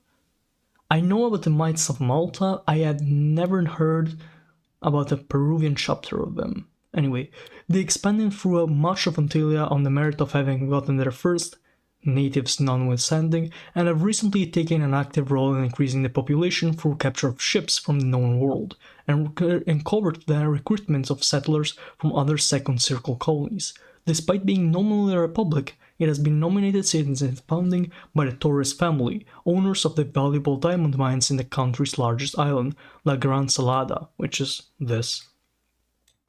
The Peruvian Knights have evolved into the Holy Order of Saint Mares, who maintained order in the nation through military force and self-attributed religious authority after being cut off from the Holy See in the known world. As I mentioned earlier, the Holy See is not really available for anyone here. Here we have an example, by the way, of golden eyes and white spots on the skin are telltale signs of parasitic infection. Here we have a collection of Kawe-Gala people, which apparently live in this area here, which is called Kerar. So let's see what Kerar is. An ancient megalithic city temple complex that has long been seen as a sacred ground to the Kawe-Gala people. All those who are infected with the parasite find themselves irresistibly compelled to go to the city in their final years of life, where they spend the rest of their days maintaining the complex and ending to its structure. Interesting.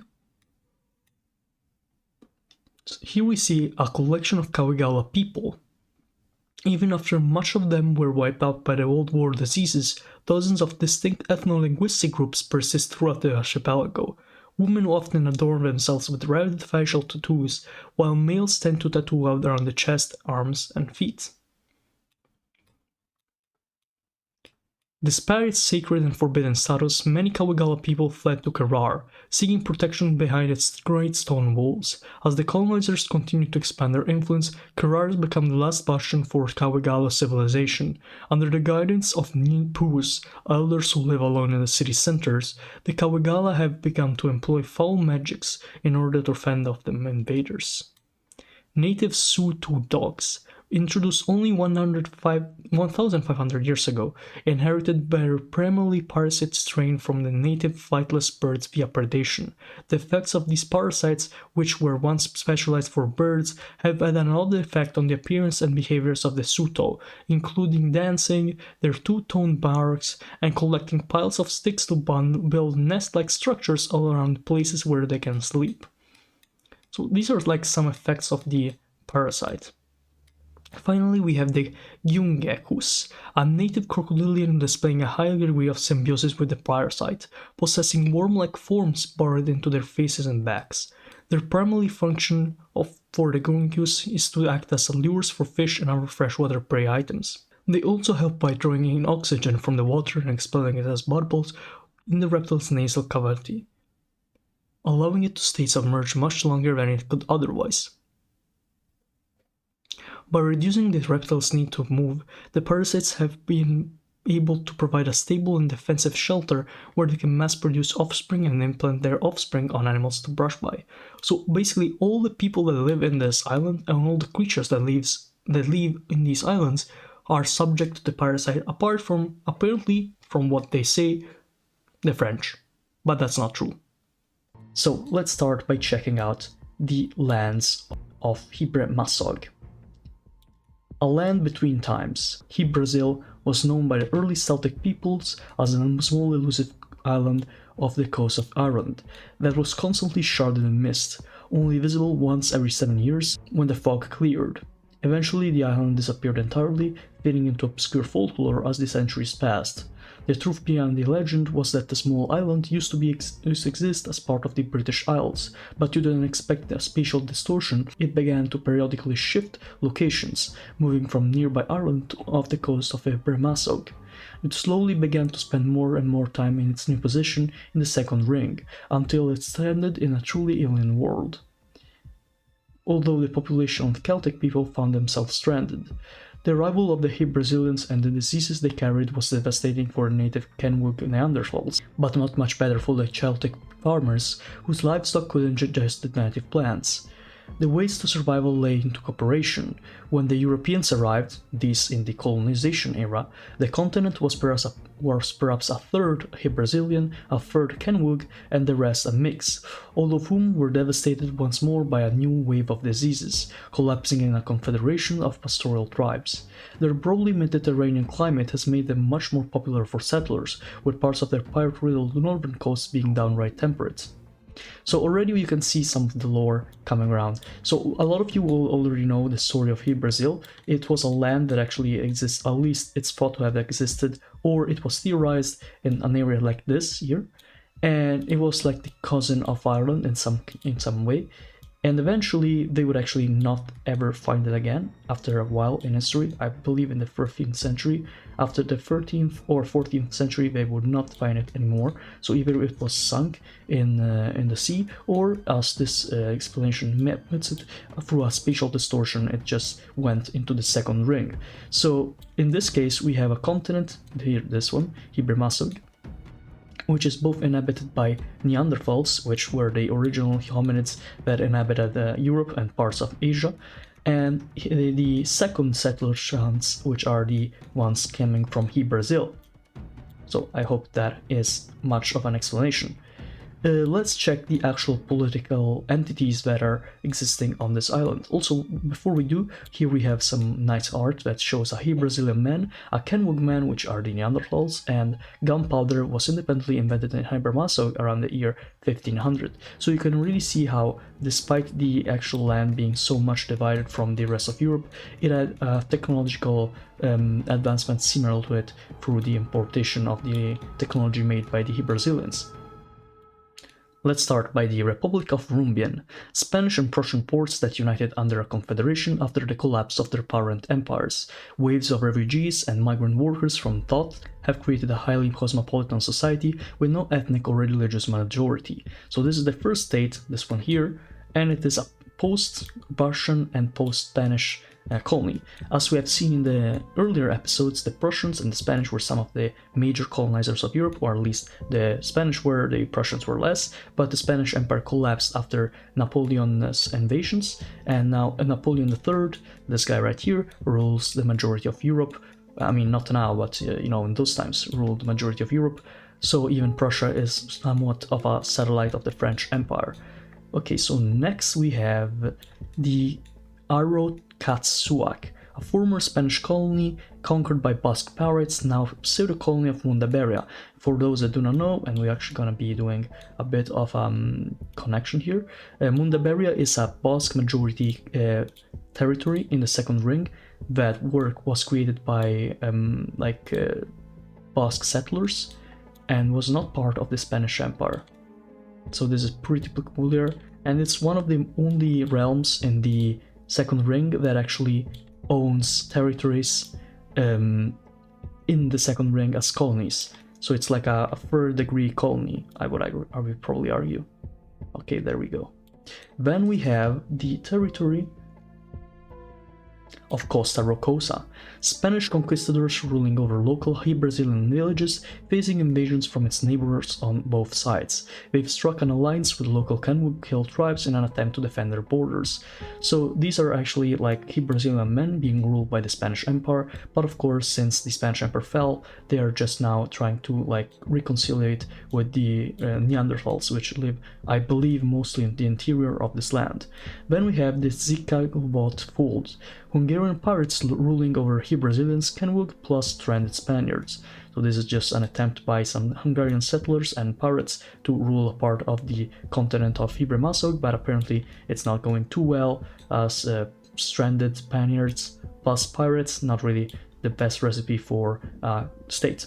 Then we have a colony of the Scandinavian Empire, which, in case you don't know, is one of the biggest colonial empires still existing, with lands beyond the ice walls. They own this entirety of the lands here in Helig, Dorenbnig, and they even hold a lot of lands here in the lands of Minsk and Nevis and Lyonesse. So we'll be tracing a line all the way from the colonization of this area right here to the colonization of the territories right there. We already traced some lines here. As you can see, these territories seem to be all between the similar routes of navigation. It would make sense, I guess. And this colony called Gleimtierland is a Viking-like skill in naval battles to fend off pirates and Venetians, like completely law-abiding. So interesting that they mentioned the Venetians, in case you don't know or don't remember. The Venetians were one of the major colonial powers of this world, but their empire fell after they were incorporated into the Kingdom of Italy, which used to be a puppet of the French Empire, but eventually they declared independence, or at least just divided themselves from the rest of the empire. So Venice was one of the major trade hubs and major colonizers that set up a lot of colonies. They had one very interesting one here called Ghiaccio Splendente, a post-Venetian colony that basically operated as a massive casino. But here it appears that there were some Venetian territories, which appear to be these islands here, Miracolo nel Mondo, another charming post-Venetian city-state. So already you can see how the Venetians only very often just hold a lot of sway over these territories. Also, I can't find the actual Holy He-Brazil. Oh, it's this one.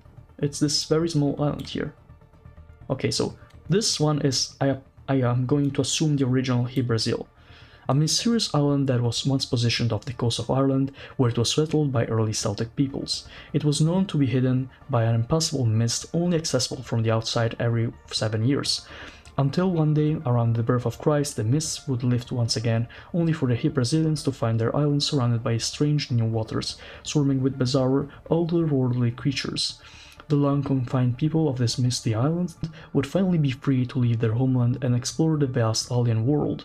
I mean, it's not alien in the sense that they're literally aliens, but alien in the sense that is new.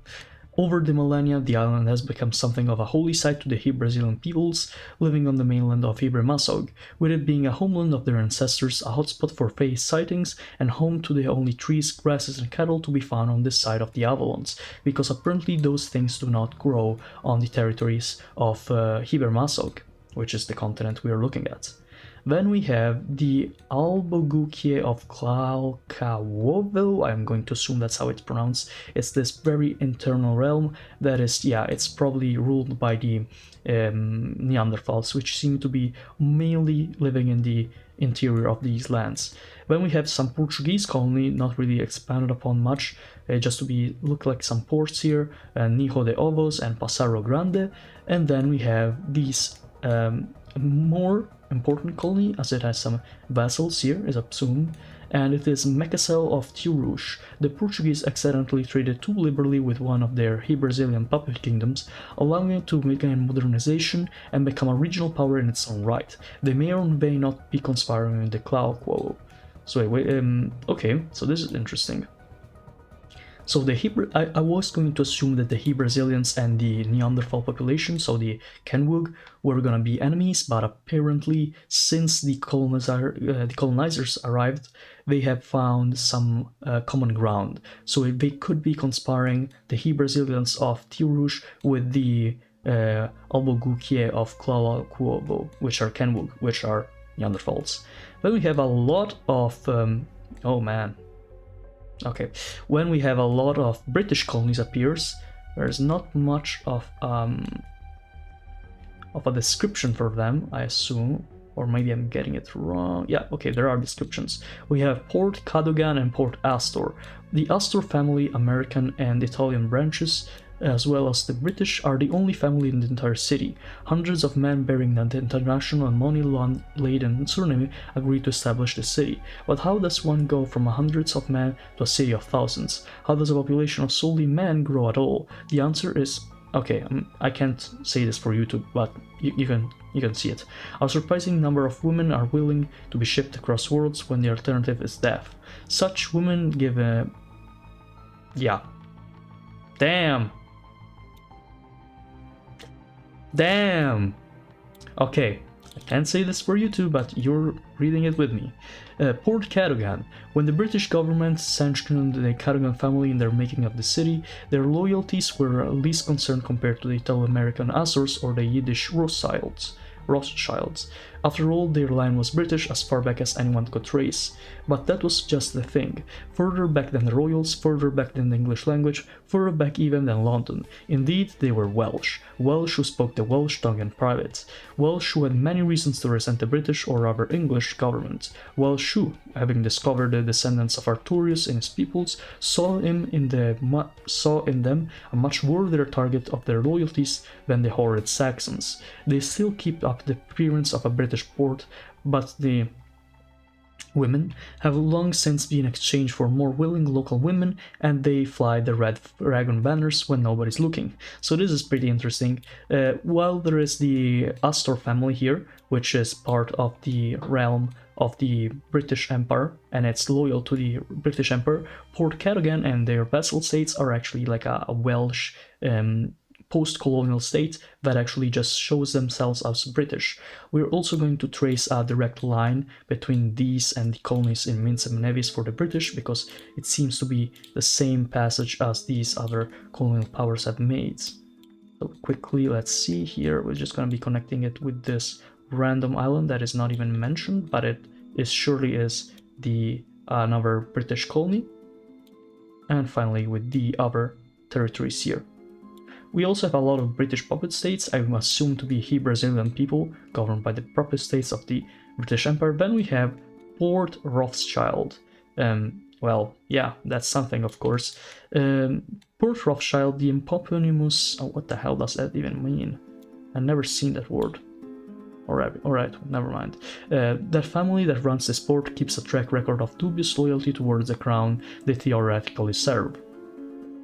Having enriched themselves from the Napoleonic Wars by funding the French war machine has made the family somewhat of a pariah in the British Empire, but their investments all over the globe made them too useful to simply remove. It was the French branch of the Rothschild family that brought a majority of the shares in the Dutch East India Company, as its value collapsed due to the fall of the Netherlands to Napoleon, while Britain's defeat in Europe lowered the price of shares in the EIC, causing a sale panic that the British branch of the Rothschilds took advantage of, purchasing the company, and after the French Rothschilds relocated to Britain before the ploy was discovered, they pushed for a merger of the both companies, becoming in practice the founders and majority of owners of the newborn Aten. Okay, so this is so fucking cool, because I never actually managed to figure out what the Aten was. So for those that have seen the other episodes, the Aten is mentioned everywhere. The Aten, or Adeic now that we actually know, is mentioned in the colonization of Aten, in the colonization of Xenonesia, in the colonization of the Serpent's Gate, in the colonization of Australia, in the colonization of Toth, and literally everywhere that the British have place, there probably is something related to the Aten. And now we actually learn that there's actually the union of both the British East India Company and the Dutch East India Company, and it's governed by the Rothschilds. So, you know, makes sense, I guess. The Dutch in the colonies and the Anglo-Indians greatly welcomed this merger, suddenly becoming one of the most formidable naval powers in the world. And while some in Britain celebrated the new lands that were in paper added to the British Empire, and of course loved the fit that the French threw over it, many worried that the unscrupulous banking clan now found itself at the helm of virtually independent corporate empire.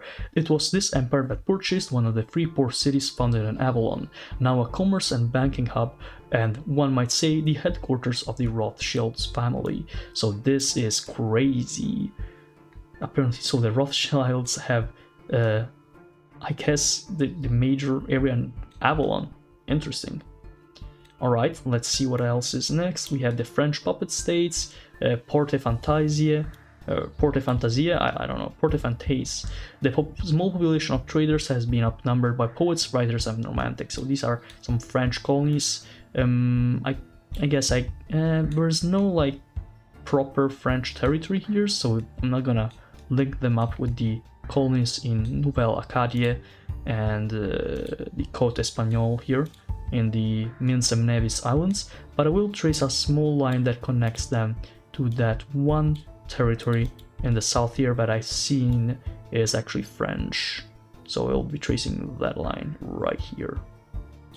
Oh, that's a horrible line to trace. I'm just gonna do it better.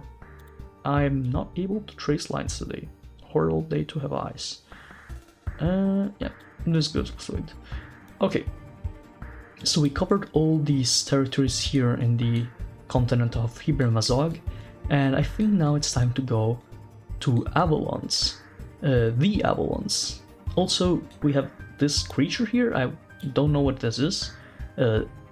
The Dobcharchu, aka the King Otter. The semi-aquatic beast is the most feared and the revered predator of Avalon. Looks like some kind of what are those called? Not badgers. Those things that you find in the water. It just looks like an overgrown animal like of those. I don't remember the name. On several occasions throughout ancient history, individuals had someone who emerged from the mists of the coast of Ireland and terrorized their way into Gaelic folklore. Oh, so it's an animal of Gaelic folklore, which links it up with Brazil. Yes, that makes sense. The Avalons. Like any part of the world, the British Isles have their fair share of legends dating back to ancient times, and as it is with most legends, these tales carry with them grains of truth, however distorted through the process of being passed down across generations. the British would come to know exactly how much truth their legends held upon, discovering the twin continent of the Avalons, housing the descendants of both the Kingdom of Camelot and those who inhabited the mysterious misty lands of Brazil. One's first impression might be that these regions act as a sort of time capsule, having a haven for relics of the past to be preserved into the modern age. But such is not the case, as this new home would prove not to simply be preserving of legends, but continue their legacy. Just as the stories told of them evolved, the real people and cultures behind those two were distorted over the centuries.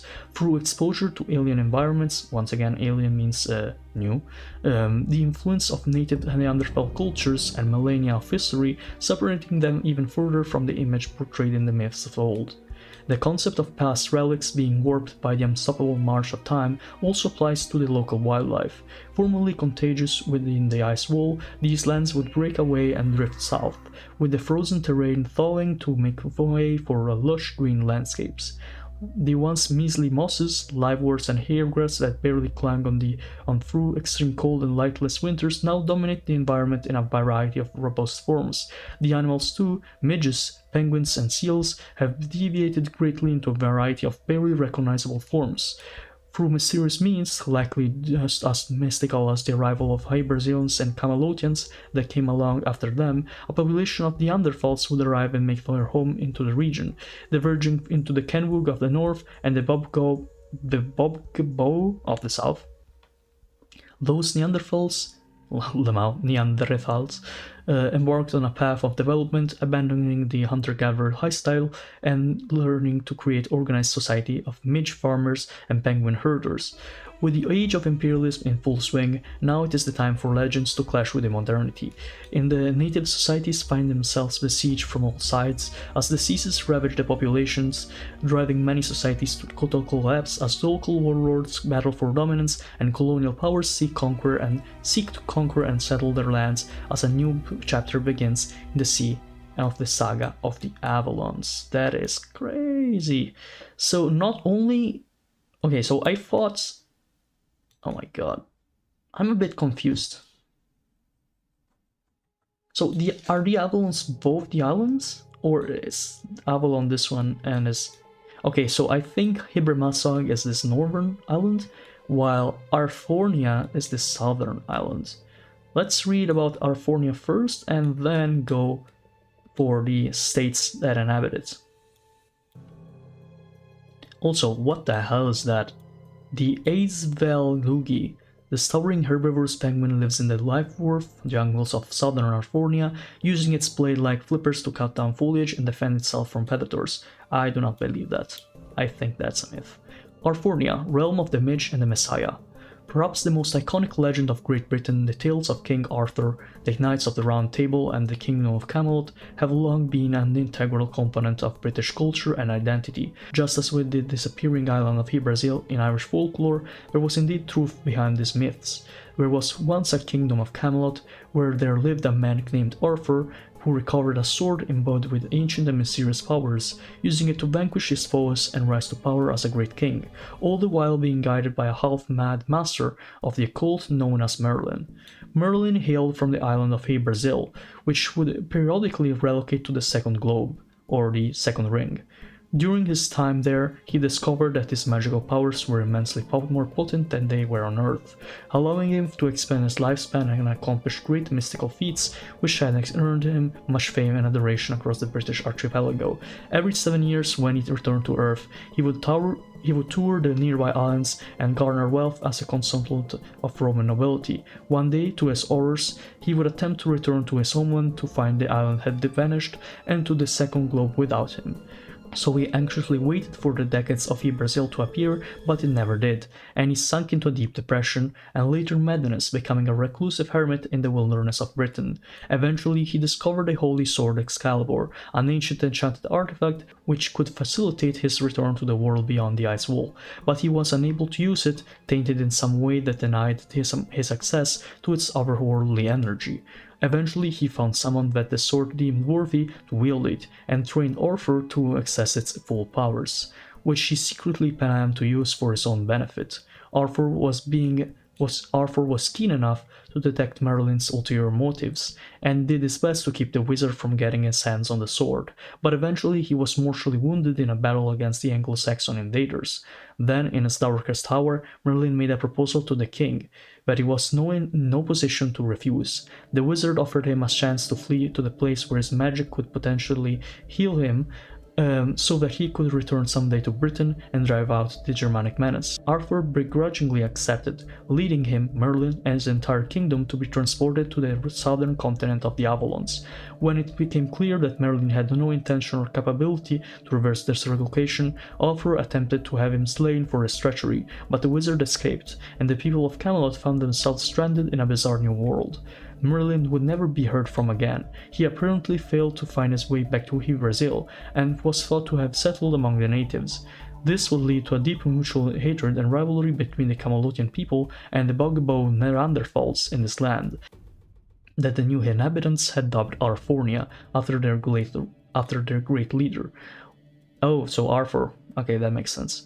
With a native population already primed for diseases by the Brazilians and larger, more righteous populations of new arrivals, there was very little mixing, and the continent is defined by conflict between the Midge-worshipping Bogbo Neanderthals and the very Christian, they consider modern European heretics, Camelotians. The harsh jungles and much more militarized states, even having primitive gunpowder weapons, has made them much more capable of fending off colonial invaders. For the first time in history, the two races have ceased their quarreling to focus on dealing with the impact of modern diseases and cooperate in defending their sovereignty against the encroaching empires of the known world.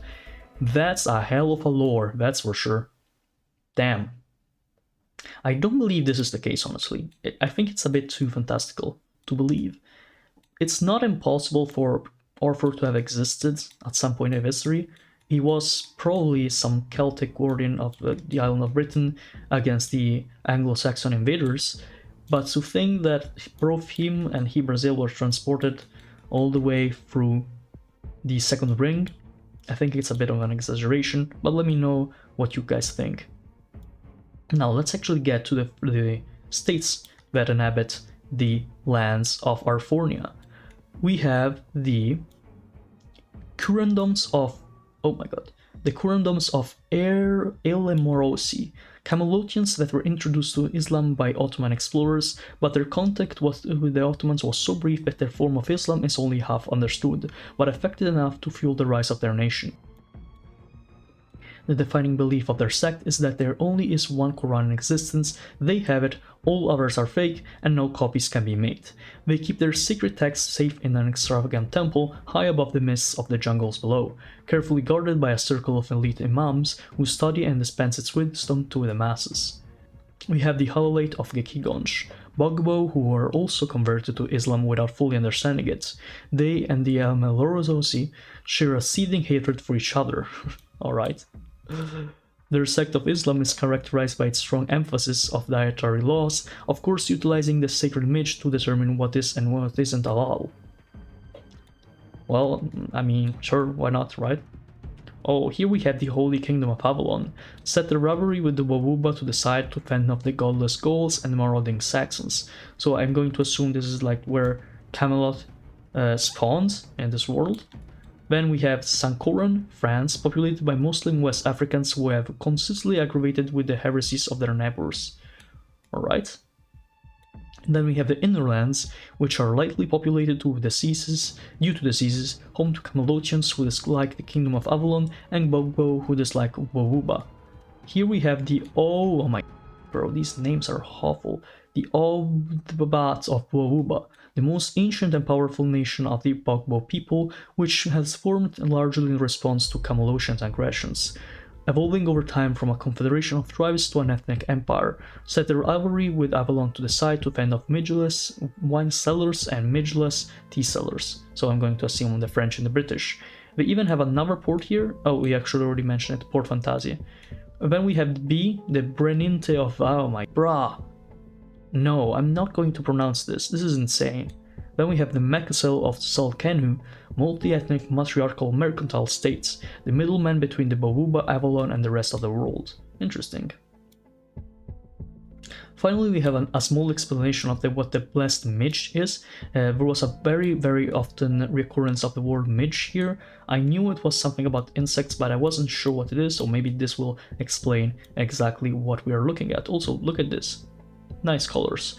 Anyway, the blessed midge, the holiest of symbols to the Bagua people, these extremely colored insects are venerated as omens of health, good fortune, and righteous guidance. Legend says that when the Neanderthals first found themselves astray in this foreign land, it was the spirit of the midge who guided them through the alien wilderness, showing the Bagua ancestors how to find nutritious food, where to build their new homes, and warn them of approaching dangers. In actuality, the males of this genus of midge simply perched themselves on top desirable locations and guard them from others as mating display. Millennia of years of worship have granted them something of a supernatural aura. Here we have a Bagua warrior. They go in battle naked. Damn, that's crazy. Okay, so these were the Avalons, Hybermasog, and Arfornia. That was a lot of lore. For the amount of land, there was more lore than Minas Nevis, and Minas Nevis are like way bigger than them. So I guess the interesting part here in the down south. Okay, I don't know if I'm going to do the Islands of the Blessed in this episode, but I definitely want to do the island of Ogygia. So before I actually get into the island of Ogygia, one thing I noticed is that Ogygia might be the southernmost territory, or almost southernmost, because we have here more Diari here. But Ogygia might be the southernmost independent territory in the world. In the world beyond the ice walls, so it's like double the southern, right? It's insane. Okay, so Ogygia. For those that do not know, Ogygia was the land or the island where Ulysses, which was a Greek hero and in the champion times of ancient Greece, after the War of Troy, the Trojan War, Ulysses wanted to go back to Ogygia, back to his island, which was an island next to Greece, but he never made it to the island in time, and he was instead transported in a bunch of adventures all the way to the Mediterranean and to nearby areas. And that's why I'm interested in Ogygia, because Ogygia was the land where he found Calypso, if I recall correctly, which was like this non-dying witch, which would make him try to stay and fall in love with her, but Ulysses was too strong and too much of a moral compass to actually remain with her forever, and he left the island. So Ogygia was an interesting place in Greek mythology, so I hope the Ogygia in the actual land beyond the ice walls is as much as an interesting place. Ogygia, the destination of the doomed. This arid island hidden in the far reaches of the southern Neptunian Ocean takes the form of a massive extinct volcano. On the surface, this isolated landmass seems downright quiet and unassuming compared to other regions of the New World. But as time went on, its early explorers would take notice of bizarre behaviors affecting all life forms of its immediate vicinity. Every so often, a few seals would break off from the beachside colonies and crawl miles inland towards the island's peak. Great numbers of scavenging birds form a massive unbroken ring hovering above the central crater, circling it for 24/7, only stopping when they die of exhaustion, or to consume carcasses of creatures who didn't reach their destination.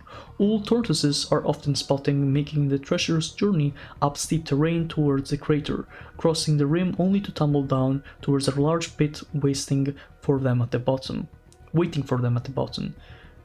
The gaping mouth of the dead volcano that silently whispers to every mind of creatures that is close to death, beckoning them to make it their final resting place. That includes sick and old humans. As it turns out, the extinct volcano is very much alive, and feasting on plentiful sacrifices provided by its grateful inhabitants. Every so often, the maw of Ogygia returns, the favor, erupting a thick black nutrient-rich sludge full of unknown chemicals and exotic microbes, a substance known as Ogyggian nectar. Not much to do with Ulysses, but whatever. Here we have the actual island, which, oh my god, it's part of Mundaberia. That's that. Come on, man. You really made them part of the Basque Empire? Alright, whatever. That's a bit too much, isn't it? That just me? I feel like it's a bit too much. In accordance with the strategy of seeking out the most undesirable and out-of-the-way territories to bolster the size of their fledgling empire, the Basque explorers have established a self-sufficient colony here, which has been mostly entirely isolated from the outside world since its establishment.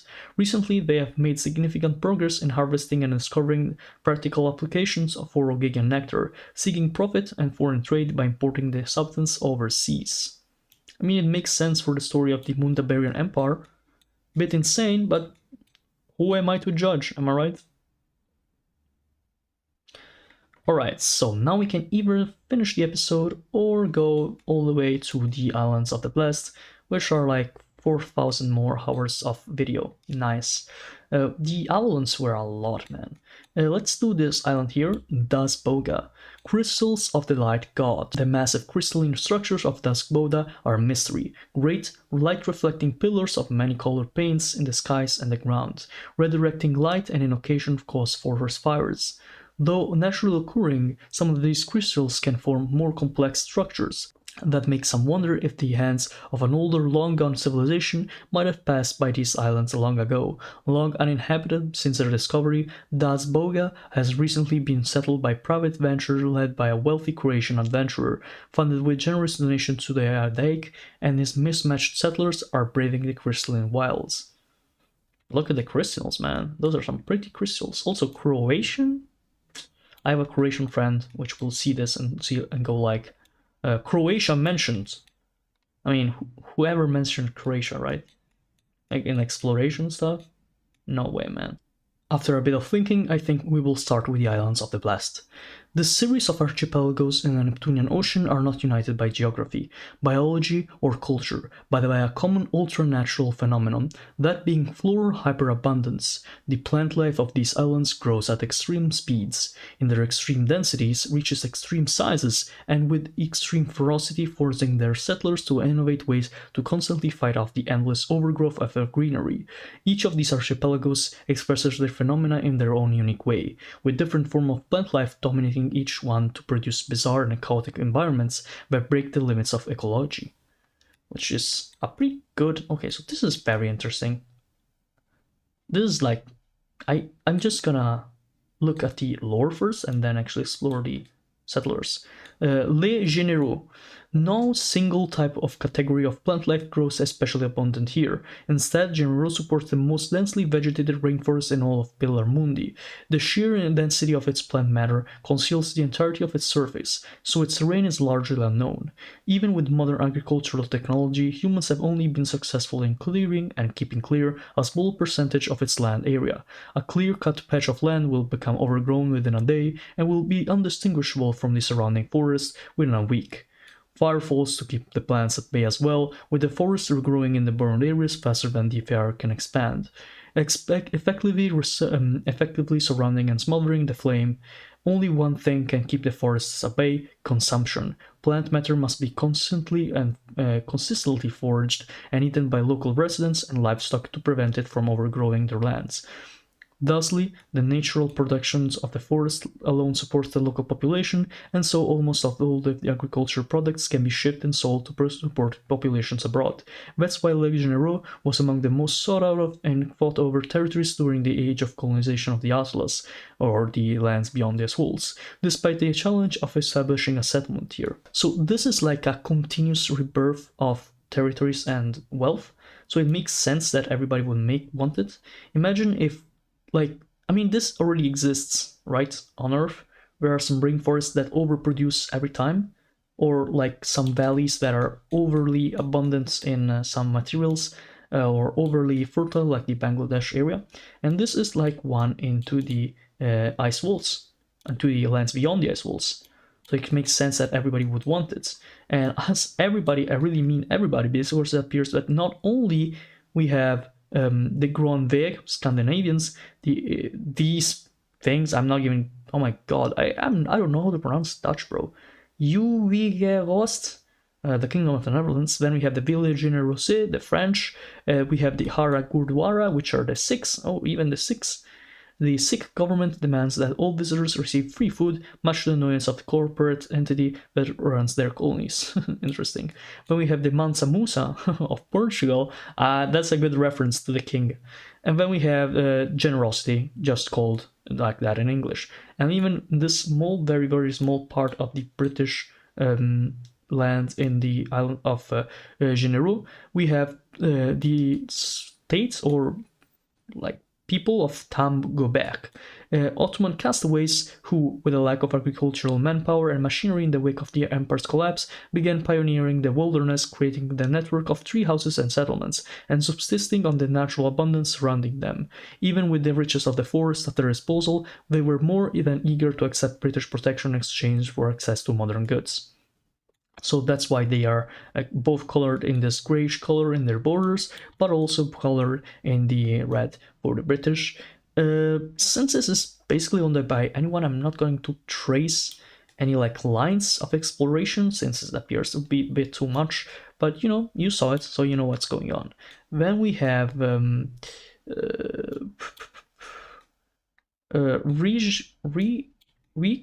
Cordia, Scandinavia. Insert joke about Danes and having potatoes stuck in their throats. Alright, whatever. Oh wait, that's not, like, that's the state. This is the actual continent. Potatopia. Bro, why are there so many jokes, like joke continents in this stuff? We're gonna be like serious stuff like General and then Potatopia. Who did this, bro?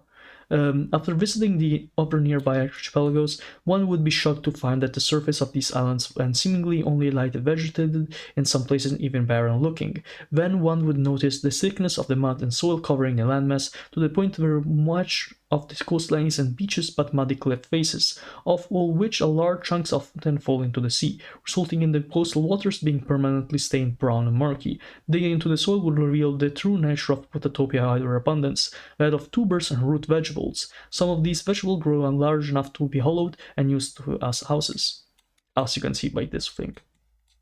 So, like, the Scandinavians own a part, and then Viltesfood was founded by rogue Irish settlers with stolen British ships. They maintain friendly relations with the French and Scandinavians, since their coastal waters are so muddy that normal ships have difficulty sailing through them. They rely on rich Cordia for much of their foreign trade. Alright, so the Potato Islands. I don't really like this.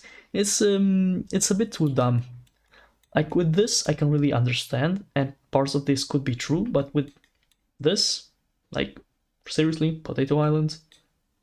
Whatever, man. Then we have the Omaldantes. The plants that dominate the Omaldantes aren't found on the landmass of the island themselves, but in the waters surrounding it. A rich forest of seagrass and algae fills the island's many lagoons, which attract all sorts of marine grazers and predators from the surrounding oceans.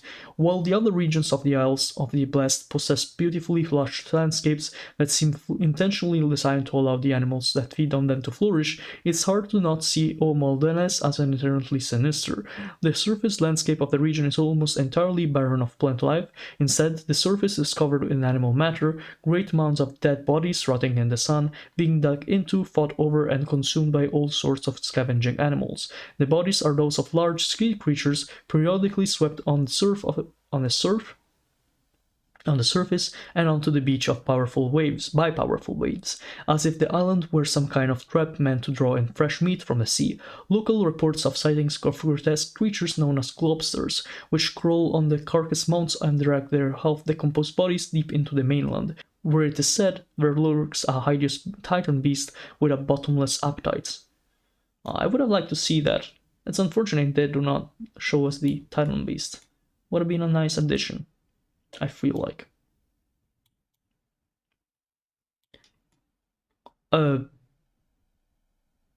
So they're Basque. The Omaldantes, like, this is the actual island, and then you go here and you say, oh, it's Basque. And Mundaberry, another colony of Mundaberry, you know what that means. It's time to trace the border with the Mundabarians, also with the Scandinavians here. So let's go like this. And then with the Mundabarians. The Mundabarians must be one of the most interesting colonial empires in the world beyond these walls. I would have never expected the Basques to do all this stuff.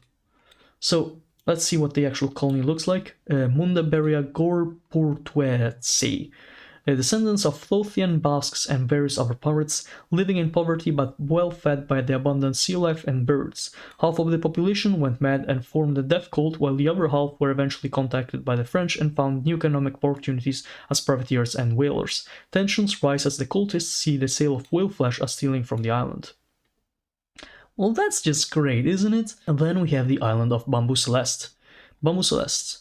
From a distance, the surface of the Bamboo Celeste island appears like the head of a hairbrush, with countless towering skulls of bamboo stretching high into the sky. The landscape is dominated by these impossibly thick forests of bamboo, which grows in a wide variety of unique forms, the most voracious which grow up to 4 meters per day, so quickly that it can be observed with the naked eye. Along the coastline, the immense stalks will constantly lurch and collapse under their own weight, producing a deafening crack as they collide with the water. Damn. We have the tapis de vigne. Vines are the dominant form of plant matter in tapis de vigne, which quickly grow to cover the terrain and any fixed surface, and then on top of each other produce layer upon layer that conceal the landscape and even the surrounding waters in a dense carpet of tangled roots and shoots. So this was the independent Zulu Pisal, and then we have the non-independent Tapis de Vigne, or North Sea Republic. The French had no idea what to do with this land, so they let their pet Germans manage it for them. Pet Germans referring to the fact that the French own or at least govern much of the parts of Germany indirectly. Finally, we have only a couple more islands to cover. We have the archipelago of Aelfairy, undoubtedly the most pleasant and easily managed of the islands of the blast. Here, flowers of all shapes and sizes grow in great abundance. While those allergic to pollen may find themselves deathly ill if they so much as sail downwind from the island, they are overall unintrusive to the settlers. Instead of devising mechanisms to constantly fend off the overgrowth, locals welcome the flowers into their cities, where they decorate the streets with brilliant colors and fill the air with sweet aromas. The flowers prove to be quite lucrative as well, with the islands exporting massive amounts of quantities of exotic dyes, nectars, scents, and honey produced by its bees. It appears to be divided in two parts. We have Aelfairy New Bollen Streak, which is parts of the Kingdom of the Netherlands, and then we have Bloemenveldemeer. Who owns this territory depends on who you ask. The product of Austrian, Italian, and Ruchetolian investment basically operates as an independent company. Okay, so with that, I think we finished the Island of the Blasts. This was, I think, the worst of the territories beyond the ice walls. I think this is the least possible to exist one, and it's the least realistic one in any way, both because of the overproduction just seems a bit too much, and these stories are a bit too ridiculous, like the Potato Islands, just come on, man. And yeah, I don't really like this, but I love the Hypermasog, Arfornia, and the Avalons. This was very interesting. The Leviathan's Gate. This is the last gate of the 4 big gates that we will be covering, and together with it we will cover the continent of Pitacia. Let's get right into the explanation of the lore of the Leviathan's Gate. So I always call these Leviathans, but a lot of people call these Leviathans. I prefer the more Latin sounding name, but anyway, let's get right into the Leviathan's Gate. This region has exceptionally deep waters that are subject to sudden shifts in temperature, known for the Leviathan, a sea creature so massive that until recent history it had been thought there could only be one of them. In fact, there's a thriving population of these mightily armored, oddly shaped whales that slowly drift around their region, supporting miniature ecosystems in and around their bodies.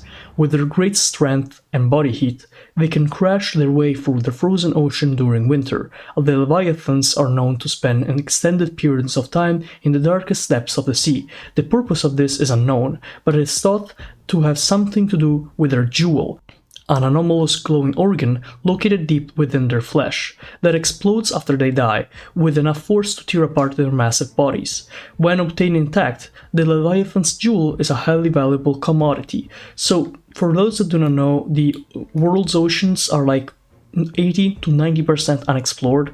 We have like factual proof that there are gigantic creatures that inhabit the deepest reaches of our seas, and things like the giant squid, which was believed to be a legend for literally thousands of years, was revealed to be true just recently through like actual proof by both finding the carcasses and also like capturing it live through the means of recording. Same thing with the Leviathans, I would argue, probably. There are probably some creatures that are bigger than giant squids, or at least their size, that are probably fish originated from, or something to do with like whales or orcas. We can see the size comparison between like a young orca here or a baby orca here and the huge leviathans beneath it. Some people believe there is a megalodon, if I recall the name correctly, which is an ancient species of shark that existed. Some people think it's not extinct anymore, and some people think there are also other anomalies, like there was that one time off the coast of, I believe, like the Arabian Peninsula, there was this one sound heard by like the sound wave receptors that could only be explained either by something completely unnatural happening or by a completely huge, like enormous creature wailing and doing something under the seas. So the possibilities of the Leviathans existing are a lot, especially if you consider the like written evidence when it comes to history. There was a lot of accounts on Leviathans, there are a lot of accounts on these huge whales, huge creatures that live underneath the sea, just like with the Kraken, and the Kraken was real. It was a giant squid. So why not the Leviathans, right? So also the part about the Leviathan exploding is also like a real thing that happens to whales. You can actually search it up on YouTube. There are videos that show whales exploding once they die. I don't really remember the scientific process like for this, but I know it happens. So just same thing with the Leviathans. And like the jewel is like a pearl, so that's another thing that's probably pretty realistic. So when it comes to the actual gates, it appears to be way larger in size to the other gates. Usually gates beyond the ice walls are very short, sometimes even like filled with islands beneath them, like the Tiger's Gate and the Serpent's Gate, but in this case it appears that the Leviathan's Gate is much larger and allows for more connection to the outside world, to the second ring, and that's why probably there's so many colonies here, and it looks like it's very populated. So let's see what the first of these colonies are. These are the histories of the colonies that are set up on the fourth gate, aka the Leviathan's Gate. So we have first of all Sydindian, Scandinavia. This place was settled by the Netherlands and later Scandinavians, mostly using cheap foreign labor rather than loyal citizens. The Dutch and Nordic minorities are joined by Indonesians, Indians, Algerians, and surprisingly Romani, who make up the largest portions, happy to be around people who don't hold deep-seated animosity towards them. Romani is another name for the traveler population that lives in Europe and other parts of the world. There's a more common name associated with them, but it's a slur, so I cannot use it. But you can just check out what the Romani are, and no, they're not the Roman population of Italy. Then we have Irsh al-Wash, it's a nomad colony. They are quite fond of the local Leviathans, naming them and marking their plates with carved symbols and art. When one of their favorite appears, townsfolk will send a ship full of offerings to the beast for good luck. So I guess like that's local tradition. Then we have Eozgo, Burma, so Burmese colony. The mostly Tibetan inhabitants, which alarming past between harmless Buddhist monk and blood-crazed maniacs. Known for settling disputes with knife duels on thin, free-floating sheets of ice, the goals of being to slay the opponents before falling into the frigid waters. Then we have a French colony. We'll be tracing a line for the French colony here and for the Sydindian as well. The French and the Scandinavians. So the French won the Revolutionary Wars, and Napoleon II, this guy, is in charge of France. At least he was. Now, of course, now he's dead, but he used to be in charge of France. So that is why the French have such a big impact on colonization. while the Scandinavian Empire is the union, like the post-Kalmar union, so it's like the union of the crowns of Denmark, Sweden, Norway, and some more realms. But funnily enough, I believe that is mainly Sweden, the one who holds power in the union, but that doesn't change the fact that they also have a big reach when it comes to the colonial game. So as you can see here, we have both.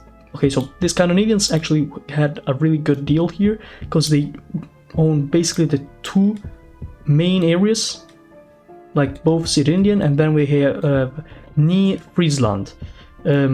Originally a Dutch colony, so it appears that, but the French essentially decreed that it belonged to Scandinavians, and so the competition began to settle the Dutch and the Frisians, already living there with Scandinavians and Faroese. You'd think they'd been bred enough as it was, but the four-way ethnic rivalry adds to the issue, as each group refuses to intermingle with the others.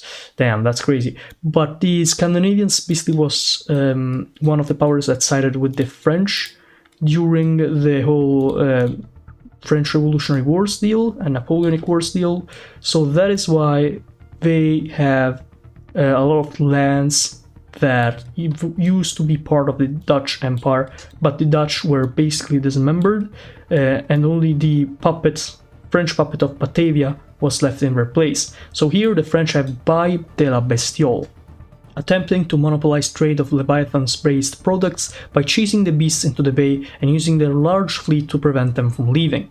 Interesting. So okay, let's see what else. Then we have okay, so we have one of the things I was mentioning, the post-Dutch states. Since the Batavians remain in the Dutch place of origin, so the actual Netherlands, all the colonies that are outside the second ring, and some of the ones that are even in the second in the like main firmament, they are all part of other realms or have become independent. So we have here the Tui de Wereldeoer, I believe that's how it's pronounced, and it's a post-Dutch colony. Some abandoned colonies in contested territory survive by playing imperial powers against each other through balanced diplomacy. In Tui de these names, man.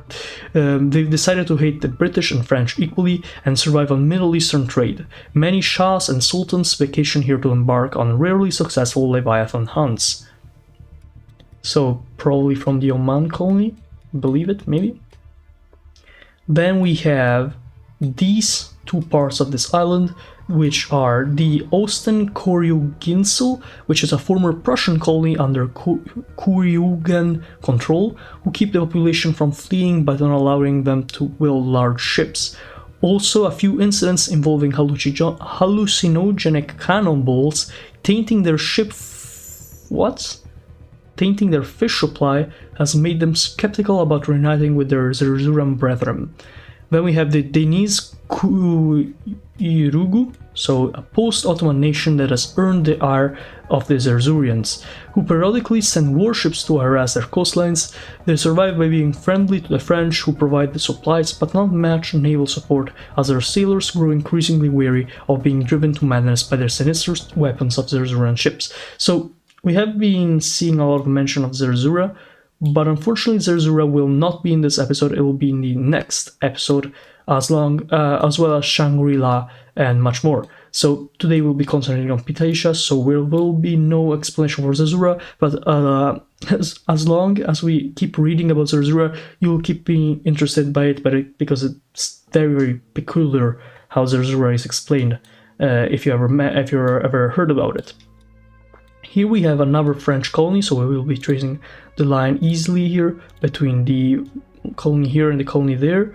Here it's the colony of the Lance de l'Empereur, which is, for its no-way strategic location within the gate. The French profit mainly via taxation from this territory, which has surprisingly seen really heavy and mostly free and civilian settlement.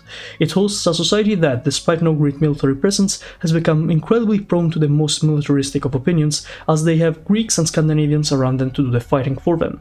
So there is also a Greek colony here, or a Venetian colony here, which used to be Venetian, but whose Greek majority rebelled to form their own nationalistic state with the French support, as aspirations of spreading Greek culture throughout the New World. So it's called Xenonesia, And it's a Greek colony used by the Venetians. For those that do not know, Venice, so the city in Italy, usually had these borders here. No, wait, that's too much. They used to have like borders like these, something like this. They used to have a lot of parts of the Balkans at points in history, even parts of Greece, so that is why they had Greek populations to send to these lands. And that makes it more sense. Then we have a Indie della Bestia, a post-Venetian colony attempting to survive as a political, mercantile state, but France's ambition of dominating the Gate mean that they are restricted to Middle Eastern trade, much like what we saw with the Tweede colony in the post-Dutch states. It doesn't help that they're consistently harassed by the Xenonesians. So this is one of the colonies that kept their Italian Venetian culture, while Xenonesia was rebelled, and it just is a place where the Greeks now rule. Then we have the breeding grounds of the Leviathans, which are in these islands right here, and despite the great abundance of Leviathans, fish and other marine commodities, it is unclaimed and rarely trespassed by explorers due to its jagged, rocky terrain and turbulent waters, constantly frothing with a subaquatic volcanism. Sounds like the territory perfect for the Basque. If you don't know, the Basque established an empire in Toth, the continent that moves around, and it's called Mandaberia, and they own all the weirdest and worst places to actually settle. So yeah, that's pretty interesting. Then let's actually get to the main content of this video. So the Leviathan's Gate is being done. I believe that's enough of an explanation for the Leviathan's Gate. I think we can go to Pitacia, which is the continent itself. So one thing interesting with Pitacia is, you know how dinosaurs existed? Well, technically they still exist. Like, we can bring them back through technology, and in this case they just never went extinct, or at least that's what I think. In Pitacia, since we do have a couple dinosaurs here, we might be wrong. Let's see what they say about the continent. So Pitacia, the continent of constructs. The first Ottoman explorers of this continent, finding the rivers and bays to bear several bridges, concluded that it already harbored some civilization, an idea that only added to by its discoveries of mazes, fortresses, temples all across the landscapes, not to mention vast areas cleared of trees and crossed by grand highways. And yet, for all the searching, nothing was ever found. Many theories were posed to explain how a people could be so elusive that native Pitacians or Pitacian civilization became a byword for a hidden race used in archaeology, anthropology, and conspiracy theory alike. It wasn't until the Prussian farmer Christian Hieronymus Leichhardt, royal inspector to a Humboldt expedition, campaigned beside a collection of reed huts assumed to belong to some diminutive native race, perhaps a nomadic one currently residing elsewhere, and elected to wait until they returned that he might be the first contact. It was after a year and a half and a particularly bad flood that destroyed some of the houses that he realized the truth, that the ducks he had assumed to be using the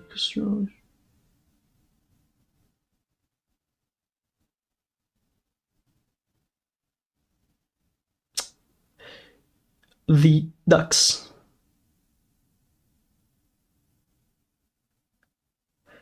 The ducks made these settlements?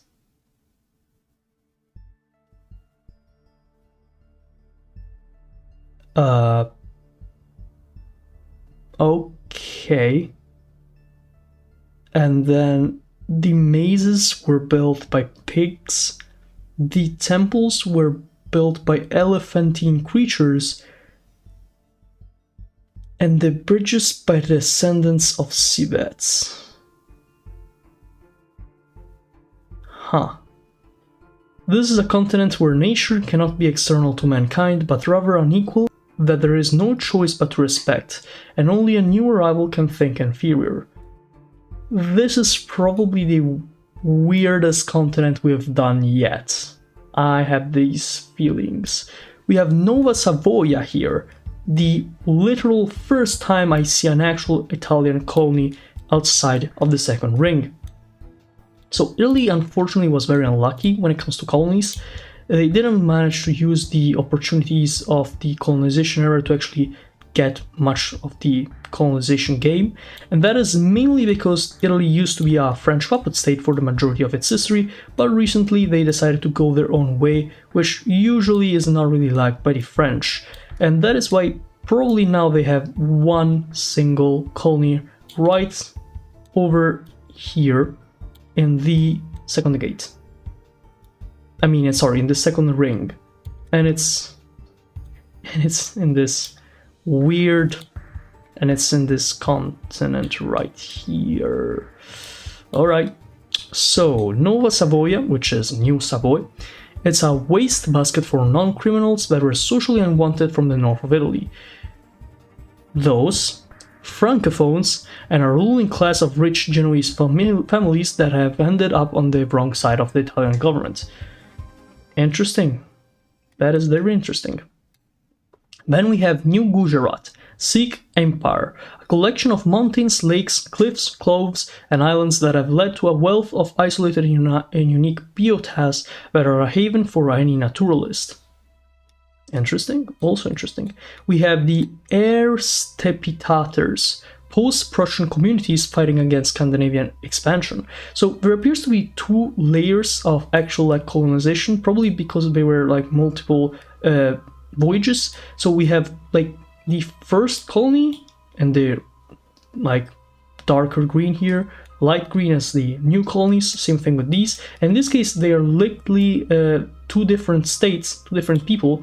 We have the Erztepitaters, which are really post-Prussians, and here we have the new settlers, and these are these, and the new settlers here on the coast are the Kongens Kist, so they're probably King's Coast in English, which are these bluer color right here. And they're a Scandinavian colony, much like the colonies we saw on the Leviathan's gates, which means another one to trace for the map purposes, which is pretty interesting. I would have not expected so many colonies for the Scandinavians. They are one of the major empires, but they do have to be somewhat overstretched to rule over all these lands, right? Anyways, the Kongens Kist is populated mainly by Norwegians with a strangely successful banking industry, which is more than enough to fund and their efforts to subjugate the unruly Prussians, seeking to introduce invasive wall-building wildlife from Ketumati in order to disrupt the guerrilla tactics of the Erztepitaters. It appears also we have some Great Quilombo slave revolts against the Portuguese, which is backed by the French, which might be allies to the Erztepitaters, so the post-Prussians. And then we have the actual colony here that is fighting against the Great Quilombo, which is Terra Preta, which is a Portuguese colony, which is currently evacuating, so it probably didn't go that well. So probably it will become part of Great Quilombo very soon. Here we have a post-Venetian colony, which is Repubblica di Cipoletti, on the verge of a civil war thanks to the influx of Portuguese refugees and Greek nationalists sent from Xenonesia. So that is interesting. We see another mention of the issues with Xenonesia and the other Venetian post-colonies. Then we have Porte de l'Aube, so another French colony here. It appears there's a lot of them, which is interesting to say the least.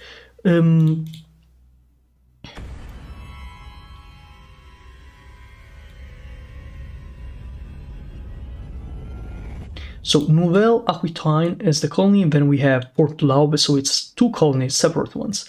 The Port Laube, it's a colony where all staunch Catholics, the neighboring New Aquitanians, Putzcans, and Cipollettians are all attempting to chase out the local Hovenists. Oh, this is interesting. So Port Laube is one of the Hovenist states. In case you don't know about Hovenists, I recommend watching, I believe, episode 4 of the Beyond the Ice Wall series, which is the one where the lore of Hovenism is explained, which is a terribly scary ideology, which, yeah, you should really see what it is about. Anyways, let's keep going. We have another French colony here, Nouvelle Aquitaine. Nouvelle Aquitaine is a socially conservative frontier society that has definitely been influenced by the Putzcans. So who are these Putzcans? That's what I'm trying to understand. I guess these are the Putzcans. Republika Putzka, result of an ill-fated expedition that happened right before the decline of the PLC.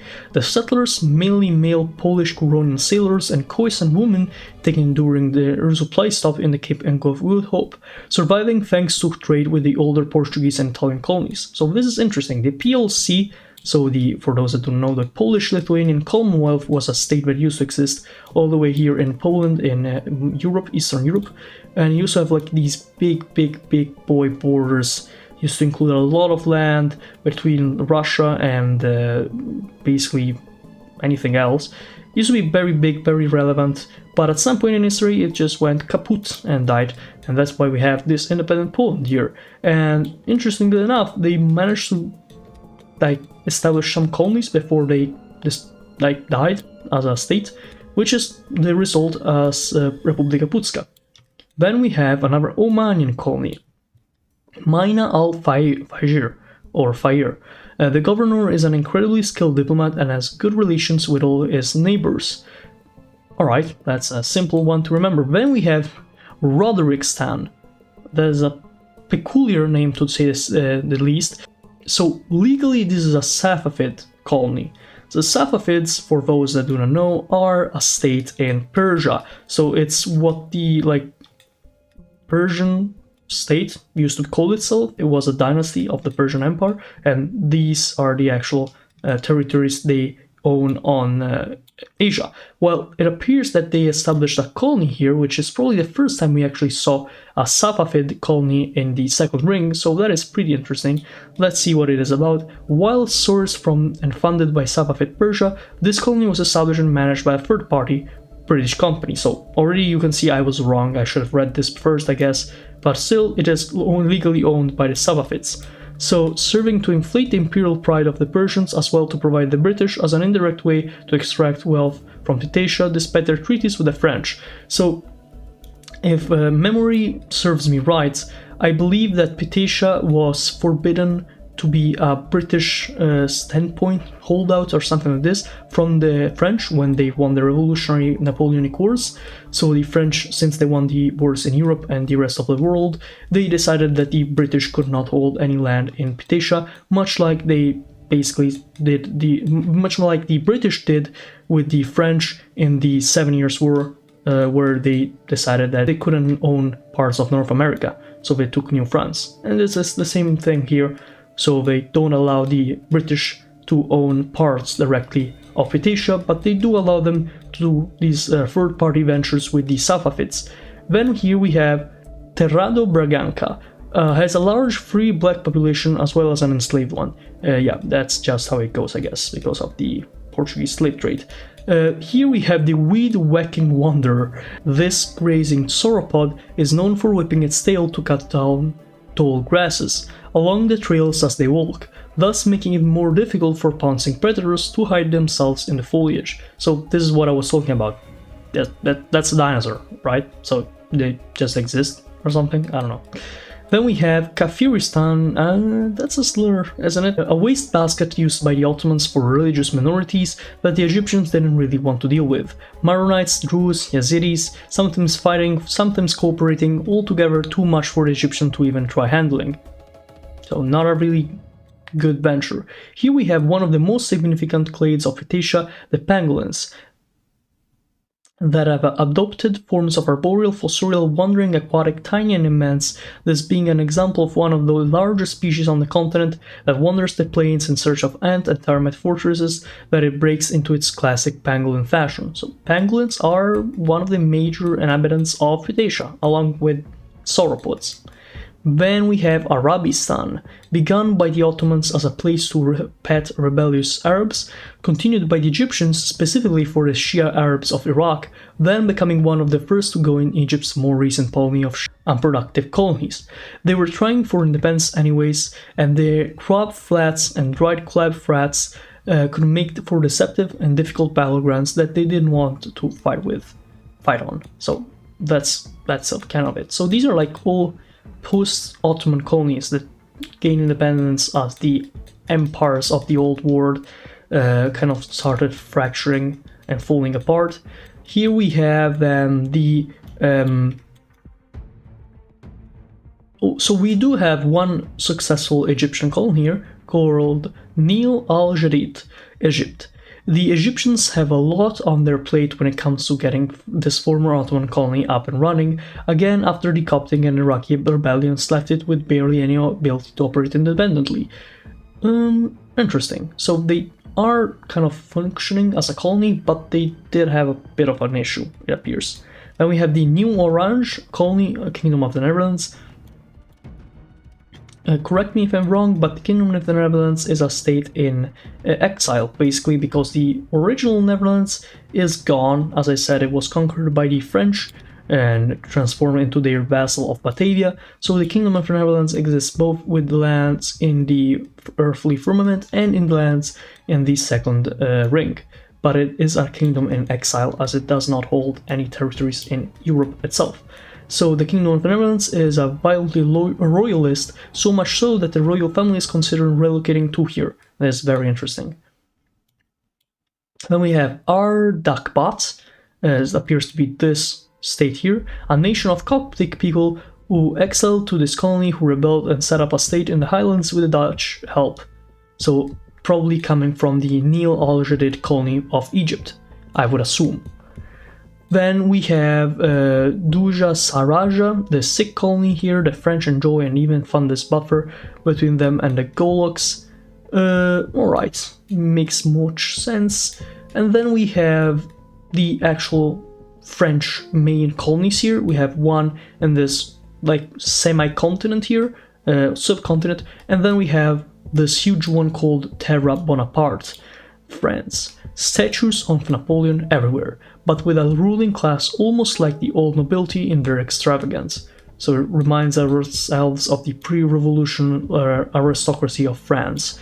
Then here we have the new... Okay, no, wait, should we do this first? I think I'm gonna do first, finish the island of, like, Pitatia as a whole, and then go to...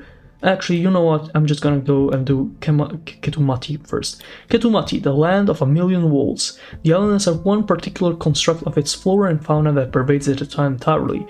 Walls. For various purposes, the wildlife across this land builds walls, some massive, some minute, turning much of it into veritable maze, much to the dismay of the settlers. So we have both Otimacochi, which is a Portuguese colony. A significant portion of the population here are descendants of a failed Mughal expedition that arrived in the early 1700s. Then we have the major colony, which is Nouvelle Corse. Really? We really call this New Corsica? Alright. French. Statues of Napoleon everywhere, and they actually honor his ideals, which they insist the folk of Terre Bonaparte do not. So these are like two opposite parts of the French Empire. We have both of them being very, very enthusiastic about Napoleon, since he won, and but at the same time, they do process his ideas differently. Here the revolutionary ideals are actually upheld, and here they aren't. They just treat themselves just like the old French aristocracy of the kings in the absolute monarchy that was.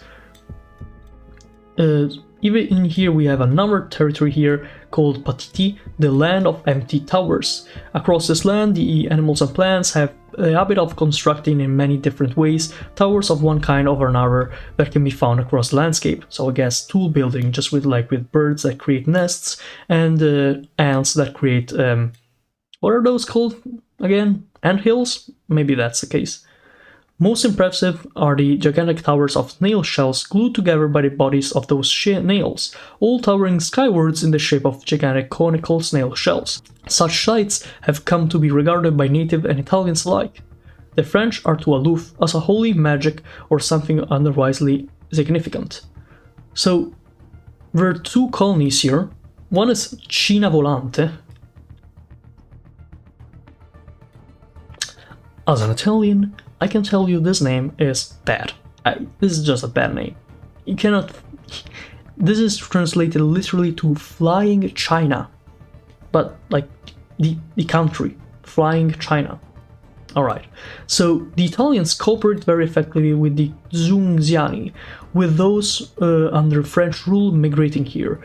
They incorporate many of the towers into their architecture and view the colossal snail towers with a degree of reverence. So it's these parts of the island, which are actually the majority of the island. Then in the B part, which is Auxerritière, is a French colony. Once again, French holds a lot of colonies here. The common ideals of among many Europeans of this time that Italians aren't properly white runs especially strong here, where Italians and Xenonesia are often conflated. In some sort of reaction to their neighbors, they have a policy of destroying all natural towers and refusing to use them. So two very different approaches to like living with the land they were given. So once again, the Italians have a colony here, which is surprising since their only other colony looks to be on the little other side of the continent, but who am I to say to the Italians where to colonize, since it does appear they just got the bad end of the stick, didn't really get much of the important lands to colonize at all. They didn't even get the lands here in the Les Généraux, which was one of the best places to colonize. And then we have the actual French. The French being the major colonizers of this whole continent, really making you realize just how much power they hold in this part of history, when they literally own much of the land outside of the ice walls, and even inside of it when you consider all of Europe. So that'll be it for line making, I believe. Since there is nothing to trace for the New Orange Kingdom of the Netherlands, then we can go to the eastern side of the Pitacia continent, where we can find places such as New Lhasa. New Lhasa is a Burmese colony. Most of their territory is fleshly, conquered from the pescadores. When they aren't tormenting their Portuguese neighbors, they enjoy venturing out into the desert and doing battles with dangerous predators waiting at them on bottoms of giant sandpits full of stinging ants, such as said dangerous predators, which appear to be a crocodile of some sort. And then we have the República dos Pescadores, which was the thing they were mentioning here. I'm just gonna assume this is a post-Portuguese state, a rather isolated rebel ex-Portuguese colony that was quite doing well for itself until the Goloks came along, which are the Burmese, often caught between fending off barbarian incursions and kept keeping the Xenocephaly out of their trash, strongly considering union with France. Another place France might become the holder of. This is pretty bad news for everybody that lives in the rest of the continent, as France expands their influence. Here we have some of the animals that live in this island. So we have these kind of lemurs, I believe, and probably some kind of lemur. Then we have these like phacoceroses or pigs that create walls by just digging. Then we have the Sakurshasta. Oh my god, I don't what Then we have the Shaksara. Then we have the Saharasta, which is a Sikh empire colony that once introducing Sikhism to Mundo Medio. Not sure what that is, probably just the second ring. Oh no, wait, it's this colony right here, Mundo Medio, starting to become very fond of Sikhism, which is a Portuguese colony, by the way. Then we have... Okay, so it appears there's like some sort of river here that brings to an inside sea in Pitacia, and it appears that the people that inhabit the sea are mainly Turco-Prussian pirate warlords and settlements established by refugees from fallen colonies. So probably the Erstepitators, which were here, went here too, and also from Turkey, so probably right here, from the Kafiristan colony, I'm not sure, probably yes, maybe from somewhere else. Here we have a North Sea Republic colony, Sandur da Baunland. The population is booming with people who prefer crab-infested mangroves to French-infested Europe. That's very funny. Finally, we have one last colony here. It is the Buhariyat al-Sultan, a colony of Oman, just like many others we saw today. It is a colony that rapidly expanded across the landscape thanks to a pre-built network of roads made by the local grazing fauna. So that covers basically all of Pitacia. We even covered the Ketumati and Patiti Islands. But we are not done yet, since there is one last very big, very important thing to mention in this episode, which is neither Shangri-La, which is this thing, but it is this mass, this red mass. This is the Golok Empire. In case you didn't see it once we talked about it, the Goloks have been one of the biggest extraterrestrial, I mean, that's not the right word, but you know what I mean, earthly states to interfere with the human history, as they basically colonized Burma. You see this? Where is it? You see this? This is a Burmese Golok colony. They basically own it. And that is why every time we see a Burmese colony here, it is also Golok Burma. So that is why. So let's actually read about the Golok Empire. It's not the huge red mass. It's actually this smaller thing, but it's still part of the Golok Empire, which I don't know where the homeland is. I'm not sure where the homeland of the Goloks are. Probably in one of the next videos, maybe? I'm not sure. I'm not sure where the Goloks actually originated from. Who knows? Who knows? Maybe we'll never know where they actually originate from.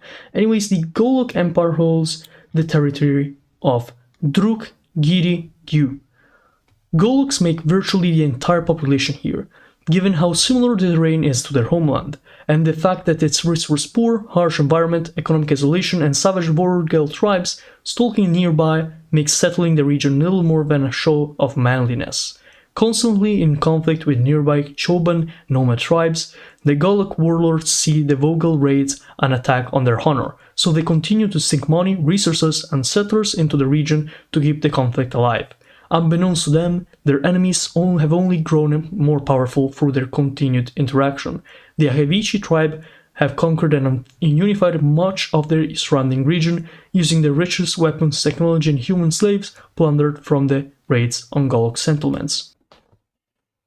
So that explains the history of the Golok Empire in this region, but there is one more state we have to cover, which is the Havichi Horde. So this is mentioned, of course, in the one we just read about, and the Havichi Horde is massive.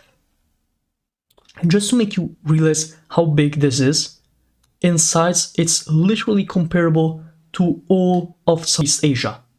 So the Havichi Horde is huge. And what are they doing? Well, the Havichi Horde is perhaps the greatest and most ruthless of all Choban hordes. The Goloks have truly met their match, and in many ways, they're double. Being so far removed from the network of trade and prosperity that unites the brethren species in Shangri-La, the Choban nomads of the outskirts of Vogel-Valk civilization are a primitive lot, surviving of the lands of nomadic herders and hunters. The Savak Choban live in a constant state of conflict, opting for plunder rather than peaceful trade with their lakeside counterparts, contending with each other for most fertile lands to sustain their flocks, fighting off barbarous beasts and predators that have evolved alongside them, and battling the harsh elements and rugged terrain of their infinite mountainous expanses. All of these battles only increasing in intensity the further you go from the comforts of Shangri-La. Just like the Goloks, the Havichi managed to form an empire through a tribal coalition and conquest of their fellow mountain bandits. And now it's time to cover Zerzura and Shangri-La. Let's start by Zerzura. So let's get right into it and see what Zerzura, God's hallucination, is already about. This tropical continent is similar in size to Europe, yet far more climatically diverse. From misty temperate woodlands to dusty inland deserts, lush lowland swamps and towering mountain ranges, its scenic vistas would be breathtaking to anyone with a clear view, but rarely are they perceived with a sober mind. This land is drenched in naturally occurring hallucinogenics, carried in the pollen that fills the air, the microbes in its lakes and rivers, and the flesh and fluids of its fauna. Zerzura has a variety of mechanisms to alter the mental state of anyone who treads upon these lands. For its inhabitants, the line between the real and unreal is constantly blurred. Most outsiders would say that the world of a Zerzuran cannot be trusted, but the locals have come to find that while their view of the physical world may be distorted, it is only because they can see everything otherwise invisible to the human eye. So here is the flag of Zerzura. So Zerzura itself is a continent, but it's actually owned by a single country, the Zerzureich, a Neo-Prussian empire. aka Zerzura, the successor to the Prussian Empire, one of the first pioneers in the second circle alongside the Spanish, Venetians and Ottomans. While its contemporaries would fall into internal conflict in the upheavals of the Napoleonic Age and lose most of their outer world territories, the Prussians would re-establish themselves as the great first power of the Atlas. After their homeland fell to the French domination, as you can see right here, Prussia is part of the French sphere of influence in Europe, as Napoleon won the Napoleonic Wars, and so his son rules Europe. This is Napoleon II. So Zerzura is under the influence of the old Prussians, but the Prussians have come to the second ring. So, the Prussian royalty led a mass exodus to the continent of Zerzura, making it the new seat of power for the colonial empire. The abundance of mind-altering substances they are constantly exposed to have not been a hindrance to their development. They have long since adapted to it, seeing through illusions and hysteria, and taking advantage of their altered states to gain a greater understanding of the true nature of this world, its past, and what lies beyond. So here we have different settlements in the lands of Zerzura. We have the Zarim settlements right here in the bottom. We have Hayapul Parasti settlements right here in the north center. Then we have the Surta settlements right here in the southeast. Finally, we have an example of the things and people that live in Zerzura. As you can see, there's different species even. Not only there's humans, of course, but there are Zerzeroblemium, as we saw in the first episode. There's a part of the world beyond the ice walls where people without heads live. These are the Blemie of old Roman myths, who were identified with those that lived in the Blemie area of Sudan nowadays, or Egypt. And here they are, even in Zerzura, under the shadow of the Great Fungal. Then we have the Persians, the Turks, Assyrians, and even the Jews. They all live peacefully under the Zerzuran eagle. Even have some beasts that come from the continent of Shangri-La, which will be the next in the subjects of this video. An assortment of Zerzura's major ethnic groups, posed next to some of the continent's native fungi and fauna.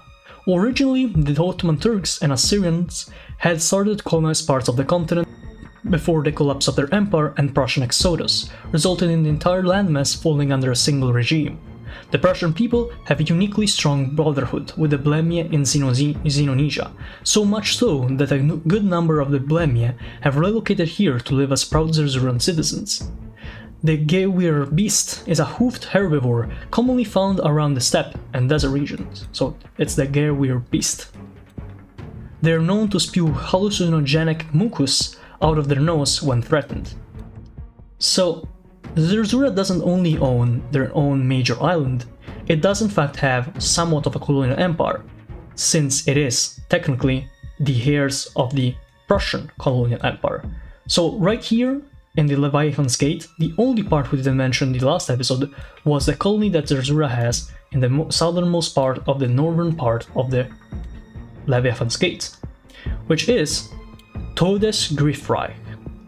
Todes Griffreich is a colony of Zerzura. It's Zerzura's most vital link to trade with the known world, which is the known world behind the ice walls. They use cannonballs filled with hallucinogenic fungi to terrorize French ships and subdue Leviathans by sending them into a trance, a state of trance, where they cannot understand what is really going on, since they are being affected by the hallucinogenic mucus. Then here we have New Nestoria, the Shaded Isles.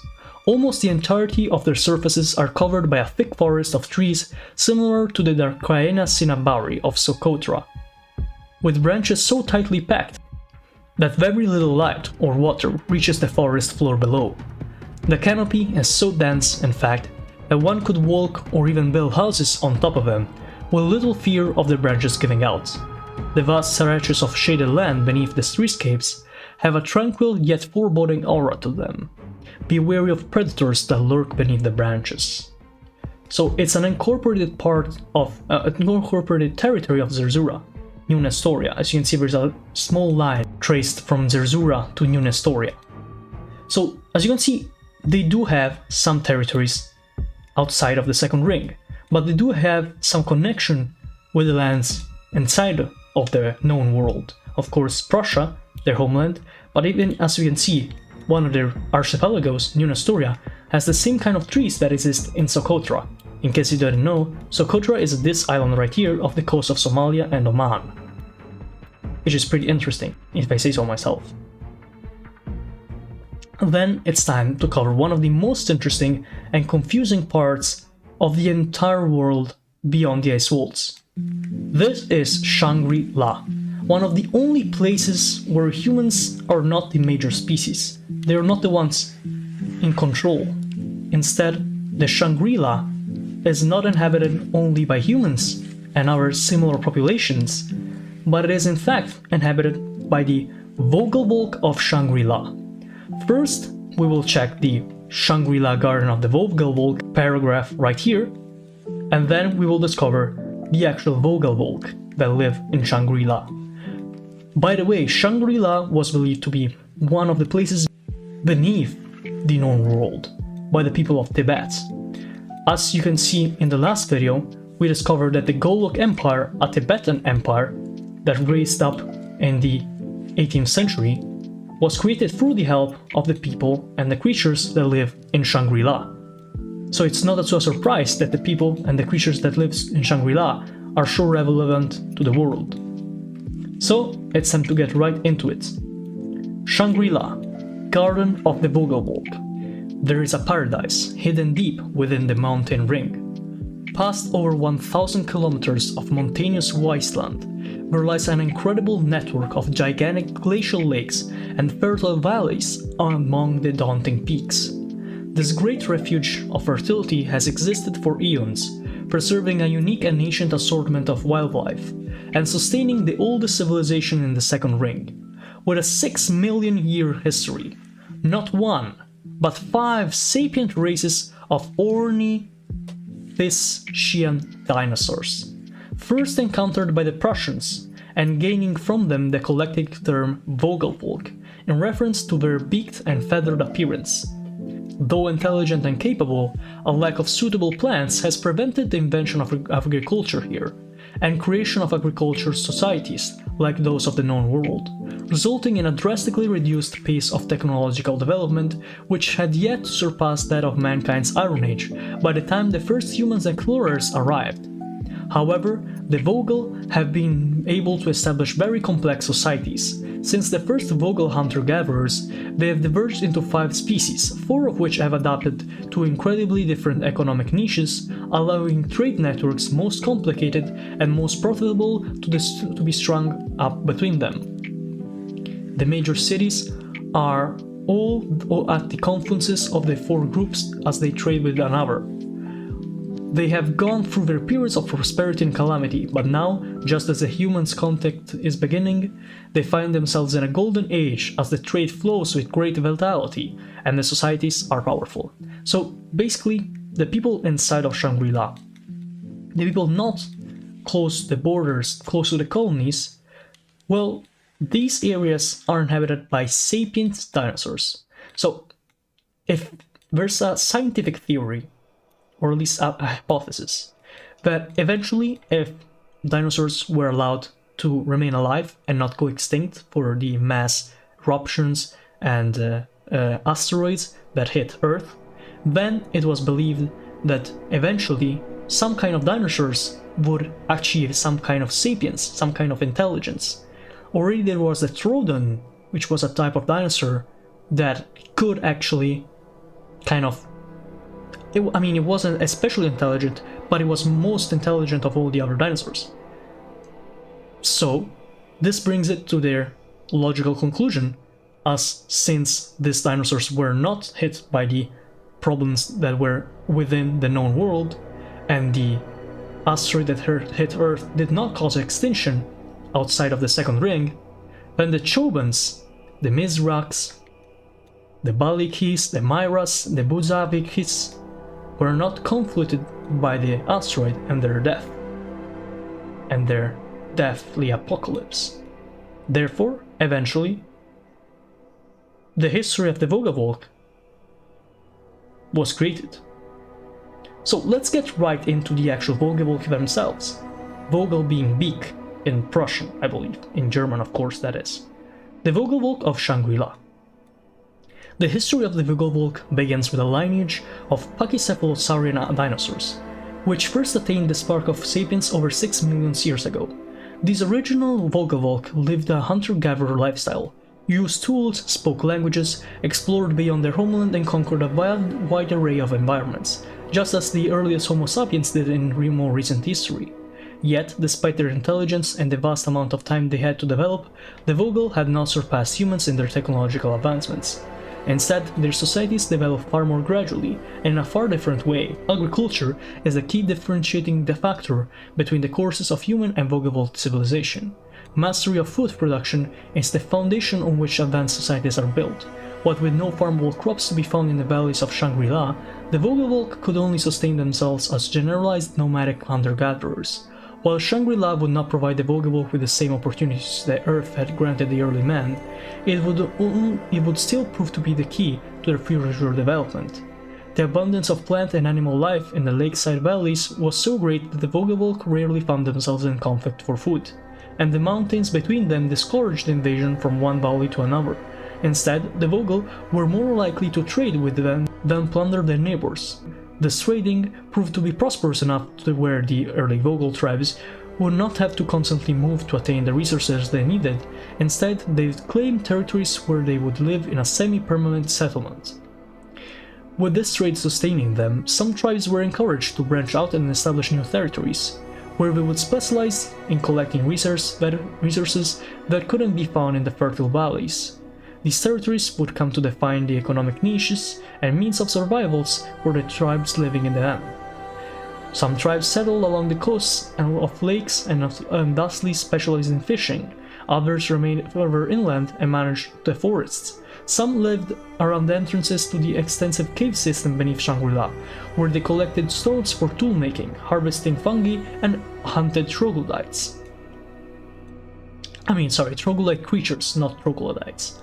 And others lived further out into the desolate mountains, where they followed and hunted herds of grazing animals. Over the course of millions of years, these divisions in territory and lifestyle would cause the Vogel to diverge genetically and physiologically. Intermingling between those of different lifestyles would occur less and less frequently, with each group further specializing for their roles in the greater Vogel trade network, leading to higher productivity and thus more advanced societies as time progressed. This resulted in the emergence of 5 distinct species, all of which rely on each other to sustain their civilizations. Basically, while humanity started diversifying their lifestyles after harnessing food production, the Vogels diversified first and slowly built up an abundance of resources great enough to lift each of their societies to new heights. As remarkable and complex as their arrangement is, it has a clear weakness, that being the careful balance which must be maintained between them. As different as the 5 species have become, their ability to still communicate and cooperate as much as they seek to gain the upper hand on their rivals both within and between the species. So they are power hungry, but not as much as we are. Or I guess they are no less competitive and power hungry as we are, than we are. If these conflicts are pushed too far, trade networks will break down. When trade stops flowing, societies suffer and starve, their desperation leading to further conflict. This can easily spiral out of control, leading to the total societal collapse across large swaths of Shangri-La. This has happened on various occasions, each time knocking their development back by centuries, and is another explanation for why the development of Vogel societies has been so gradual over the eons. Despite this, the society still continues to make new advancements through each successive collapse, becoming more resilient as time goes on. Now, the Vogel-Valk face the greatest turning point in their history as the new race comes into the picture, that being human. Will they maintain the balance with the addition of humanity, leading to greater prosperity for all, or will their system crumble under the added weight and collapsing for the first final time and pave the way for something entirely new? So that was definitely a mouthful. That was the entirety of the lore for the Vogel-Valk of Shangri-La. So first we have the Chobans, the nomads of the mountains. The Chobans inhabit the mountains Highlands surrounding Shangri-La. Descendant from the archaic herd-hunting nomads, they've taken on a pastoralist lifestyle, still nomadic but now Shepherding, I'm not really sure what that means. Domesticated breeds of nodosaurid and leptoceratopsid grazers, though they do enjoy a good hunting from time to time.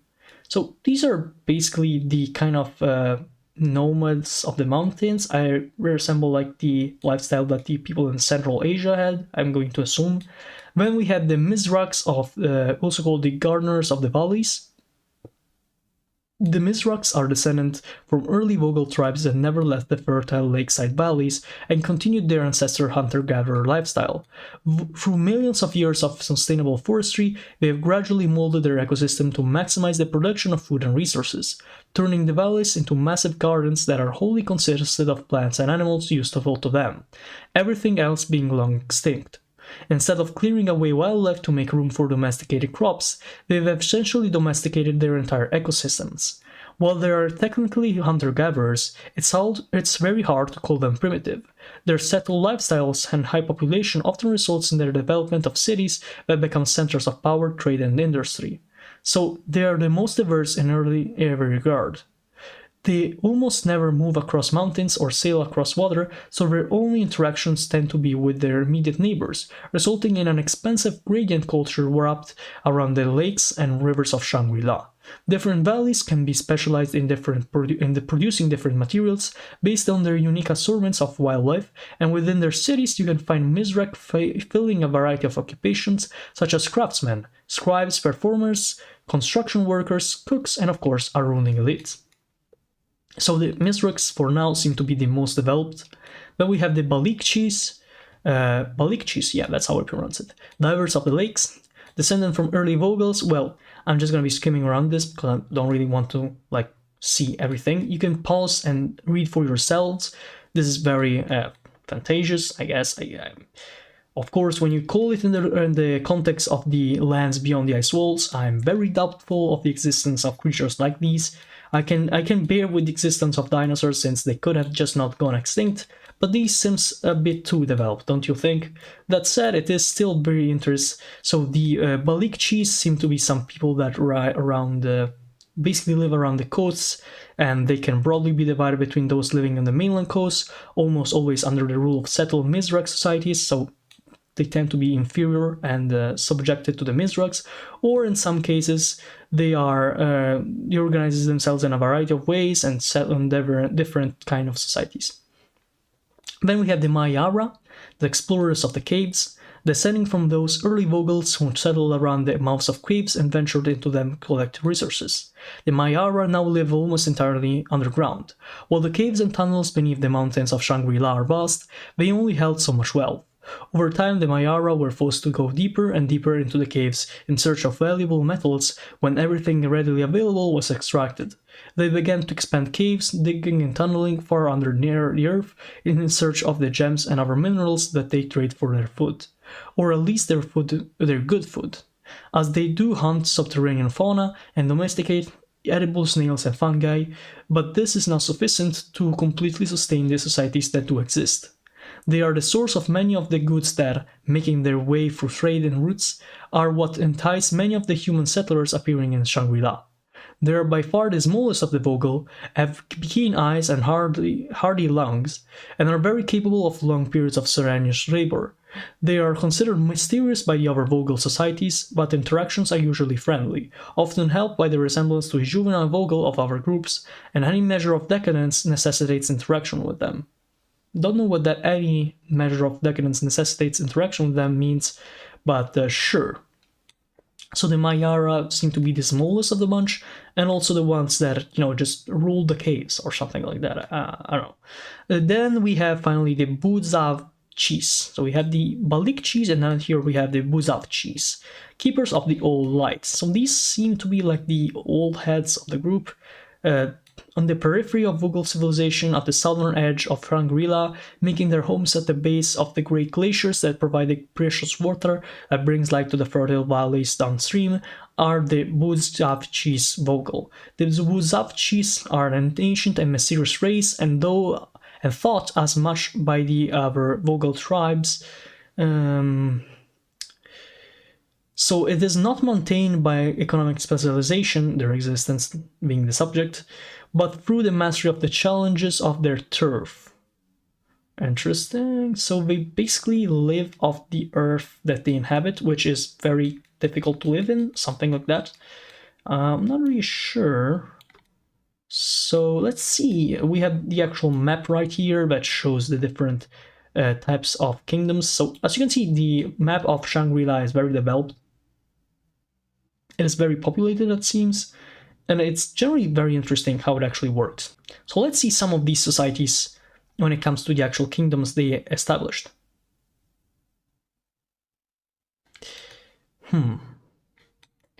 Let's start by the Vogel-Valk Empire. A Choban empire so stable in control of its finances and long-lasting that they have broken the habit of Choban empires to only go a handful of generations and become such a constant that their trade routes have become true roads, with the first and only Choban cities sprouting up at the intersections of these roads in a heart of their territory. So the Vogel-Valk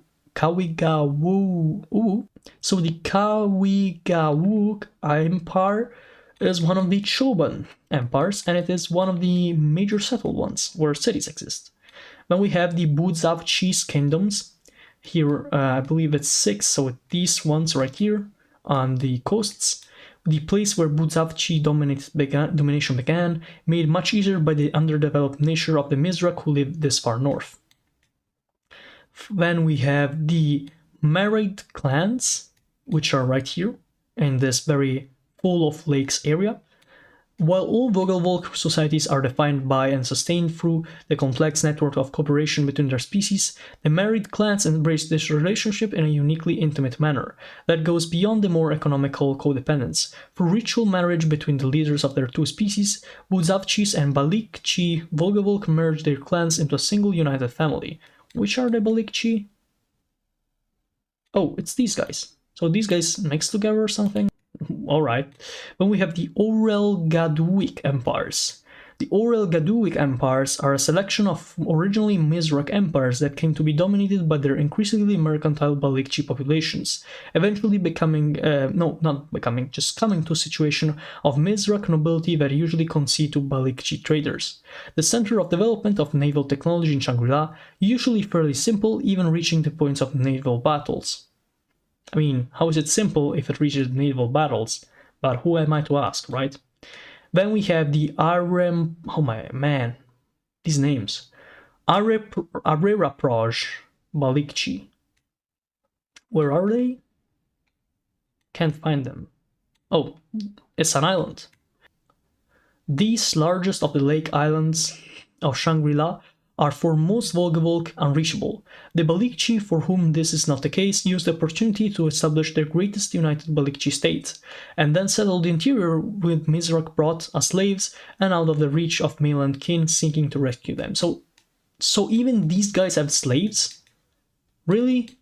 You're a whole different species, whole different sapiens, and you still manage to create slavery. Dinosaur slavery, everybody. I mean, it's certainly not original. I mean, it's pretty original, that's for sure. Then we have the Hoa-Hoa-Tua Federation, which is right here in the borders of the Vogel-Valk Empire. It's bound to lakeside lowland valleys. The ability of city-states of Mizraq and Balik-Chi Vogel to exert control over their mobile Choban have always been limited, only achievable when a large number of cities manage to unify and economically coerce the mountain nomads into doing their bidding. This federation has emerged not through conquest but as a response to it, as the smaller Choban tribes of the region find themselves doubly incentivized to cooperate with lowlanders in order to resist the daunting forces of the Vogel-Valk Empire. Man. Then we have the elder tribes of the Vogel-Valk, the small primitive tribes living as hunter-gatherers on the icy edges of southern Shangri-La may have seemed irrelevant compared to the advanced multiracial societies in more fertile lands. In truth, they are of the root of Vogel-Valk civilization.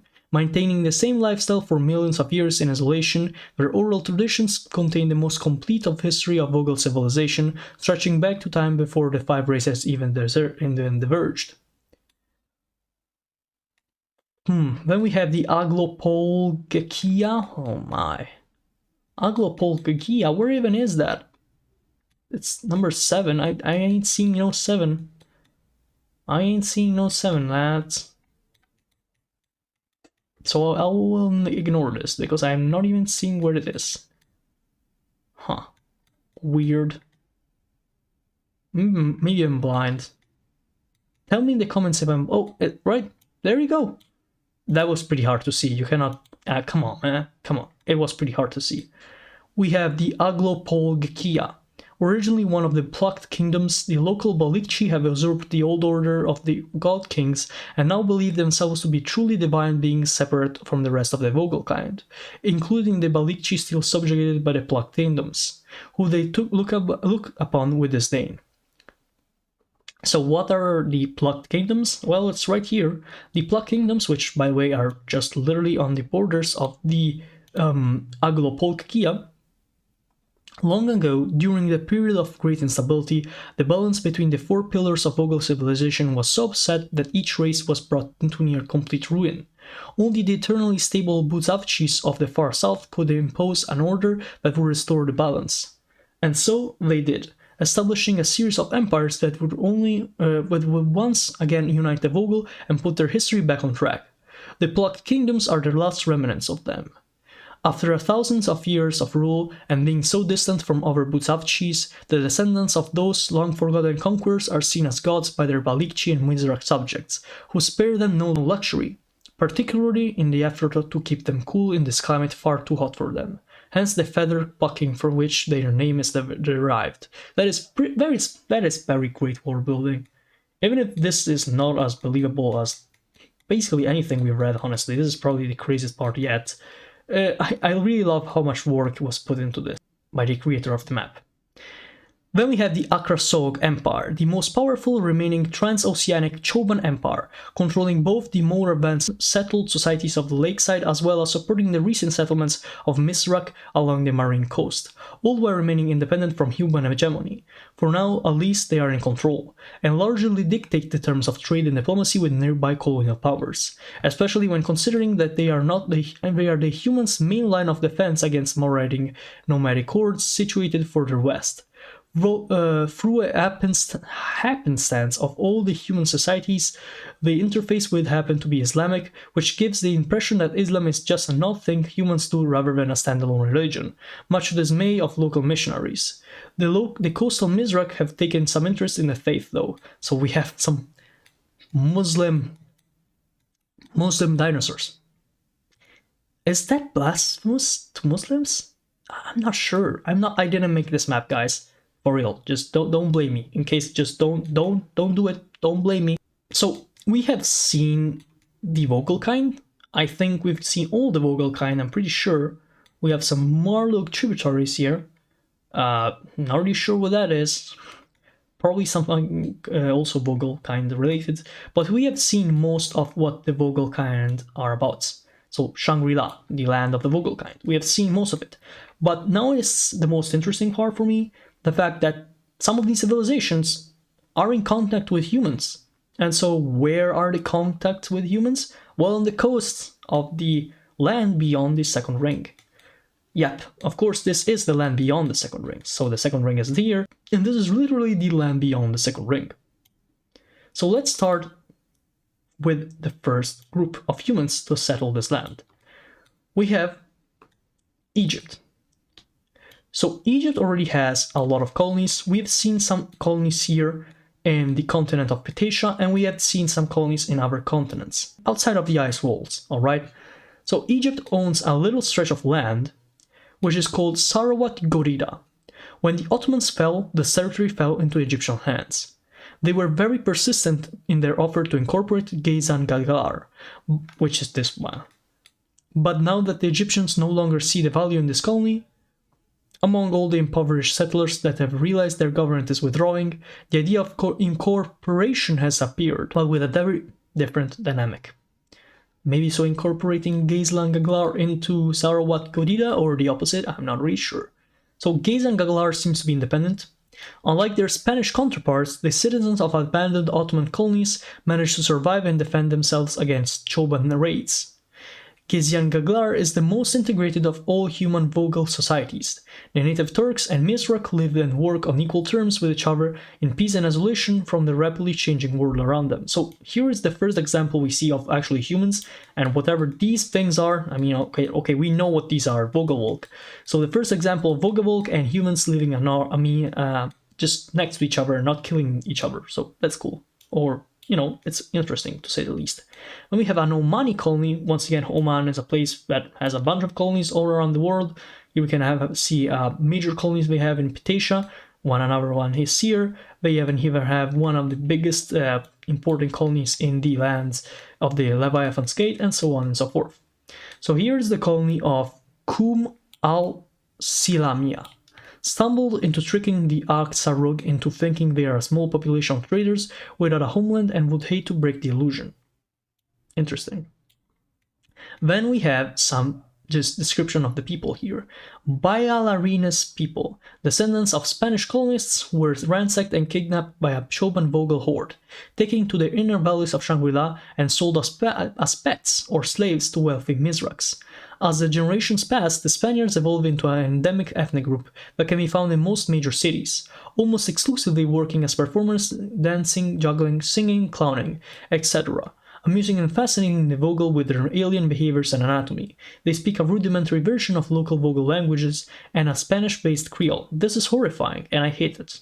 Humans being sold into slavery to non-human species is probably one of the worst tropes in anything. I just don't like it. It's fine as long as we do it, alright? It's fine as long as we have like little aliens being owned by humans. I mean, sure, it's still a non-moral, but it's acceptable. But when it's the dinosaurs owning humans, I just don't like it. It's too weird. Then we have the Colonias de Encontro. Here is a Portuguese colony. We have seen also a lot of Portuguese colonies around the world. There's like a bunch of them.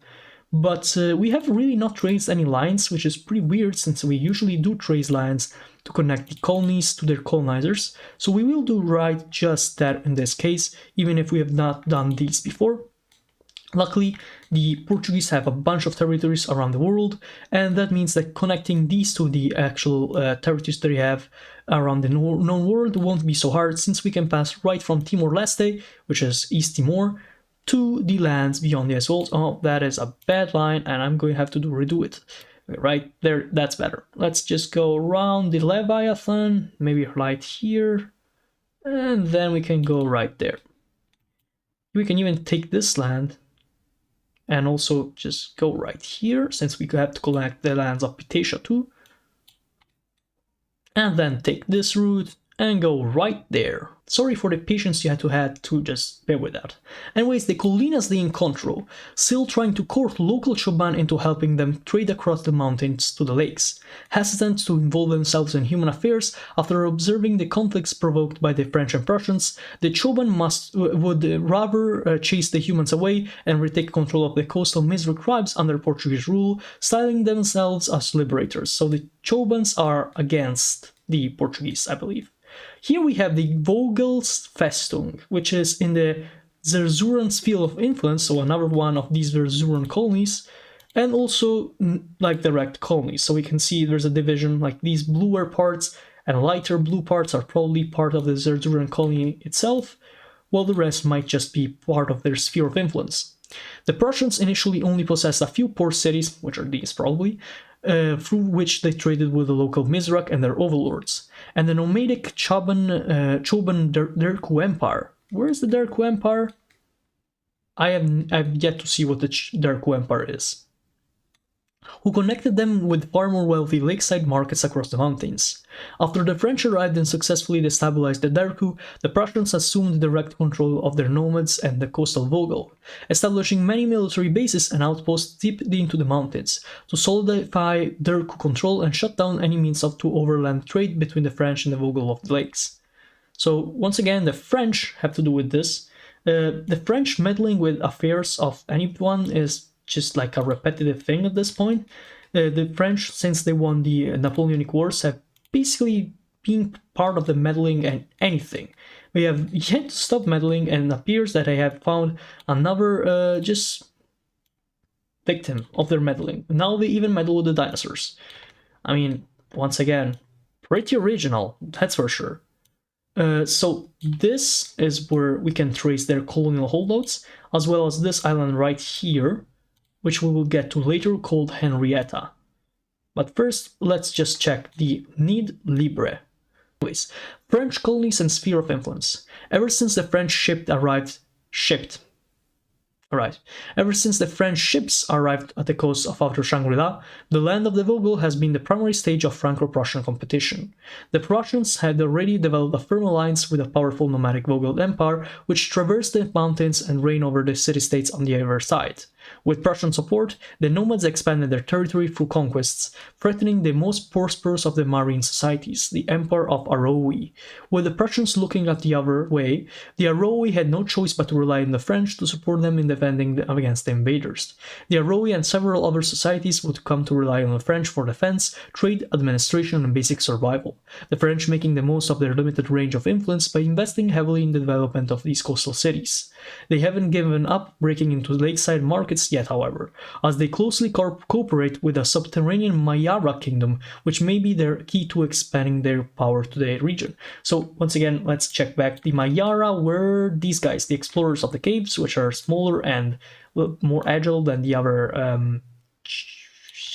Vogel-Valk. And by the way, these are Chauvins, so let's just remember. So these guys are in control of that, and these guys are in control of this. Yeah, it's harder than it seems to remember all these people. Then we have Scandinavian colony. I mean, I'm not going to trace a line. It's so small. It's just some porty cities. A series of port cities that enrich themselves for trade with Mizraq tribes. The local Mizraq have taken advantages of this trade to develop their lands and use gunpowder to fend off their former Chauvin overlords. Interesting. Then we have a Korean colony. This is so rare. The other time Koreans had a colony was like here. I still remember it, and it was so rare. The Korean Neferbasta. It was in episode 1 that I covered it. I don't think we saw, and also this land too. I don't even remember a single other Korean colony in the entirety of the known world or the world beyond the ice walls. So that is absolutely crazy. We will be tracing a line from Korea to their colonies beyond the ice walls, since at this point it's not anymore just a random thing that happens, but apparently they do have somewhat of a colonial empire, which is honestly quite crazy. I wouldn't expect the Koreans of all people to have a colonial empire, especially considering that the Japanese don't. Like, they just don't. Probably because of their isolation. Maybe that's why. So as you can see, that was the first one, and now we have to trace a second line. Oh wow, the Koreans have an empire. They own Taiwan. That is crazy. I didn't even notice that. I mean, it is a different year from, you know, what we think it is, so. I wonder what the year this is depicting. I mean, probably 1870? No, probably yes, like 1840 maybe. I don't know. We have a lot of lines going through here. It'll be harder and harder to pick these lines. Luckily, this is probably the second last episode. It's also coming to a close since we've probably done everything, almost everything. We still have to cover these islands right here. So here we have the Du Beonye Bio. Oh wow, I'm sorry guys, I just have no idea how to pronounce this. Du Beonye Biok? I don't know Korean. Koreans in the comments if there's anyone.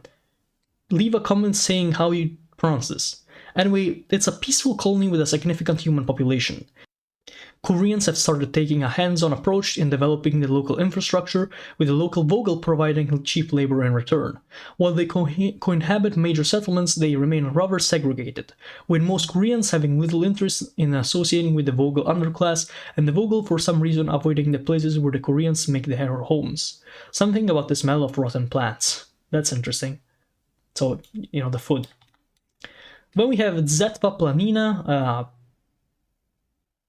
What? It's a Yugoslav colony? Out of the entirety of the world, we have never seen a Yugoslav colony. This is crazy. A company-owned territory led by Adriatic merchants, previously uninhabited land divided up between various Yugoslav-owned plantations that employ Vogel slave labor. Vogel populations have taken to speaking a Serbo-Croatian-based Creole. This is hilarious. That is crazy and very funny. Alright, so let's get back to another pair of islands, this time Henrietta. Henrietta the Karmic Isles. When French explorer Henry Edward first sighted this land, he thought he had discovered paradise. The unfortunate settlers that came after him quickly learned otherwise. For every attempt they made to seize Henrietta's riches for themselves, the land itself rose up against them. Woods that were cut down sprouted with deadly wasps. Meadows that were tilted over took with deadly weed and bacteria, and even the ground impossibly caved in and on any mines, as if Henrietta refused to let go of its iron and gold. Cursing the wrath of the isle's nature along the way, they have retreated to a single port, Port Henry, which fights a daily battle merely to continue existing as a vital coaling and resupply stop for ships bound toward the Vogel-Valk land. Laughing at the Europeans' misfortune, the six have moved in, not to claim whatever they desire, but to accept the islands as they were. Their settlements, though many, are neither wealthy nor destitute. To the corporation chagrin, the sick towns accept whatever the land gives them and eventually give back what they take in harmony. So we can see that the lands of Henrietta, the Karmic Isles, so let's the Isles of Karma, I believe that was what it means. We have two places, which are Henrietta, France, which is the port that we were talking about before. Henrietta is a French colony that is the need to have a port at least as close to Shangri-La as Zerzura, brought to the French to make one here no matter how unfriendly the islands were. The small population of permanent residents have begun to adapt to the karmic needs of the land, that even if it makes them seem pretentious and moralistic to the French just passing by. Finally, we have the Sabavavanatapu, which is a Sikh colony. In case you don't know, Sikhs are people in like India.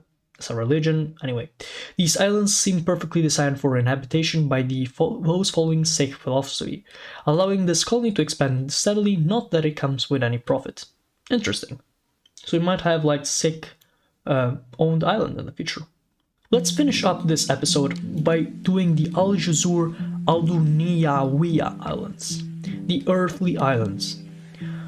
After all the strange oddities, horrors, and alien civilization to be encountered on the second ring, when the Ottomans encountered these seemingly normal subtropical islands, whose main oddities were a new species of fruit, some new species of parrots, and large lizards related to Komodo dragons, but less remarkable, these islands certainly seemed to be completely normal, eerily normal, abnormally normal. Still, or rather because of it, the Ottomans were quick in settling the islands, primarily with Arabs, who'd set up many cities and towns in the green fertile grounds of the islands, later followed by Venetians taking over a small island and building the port of San Matteo.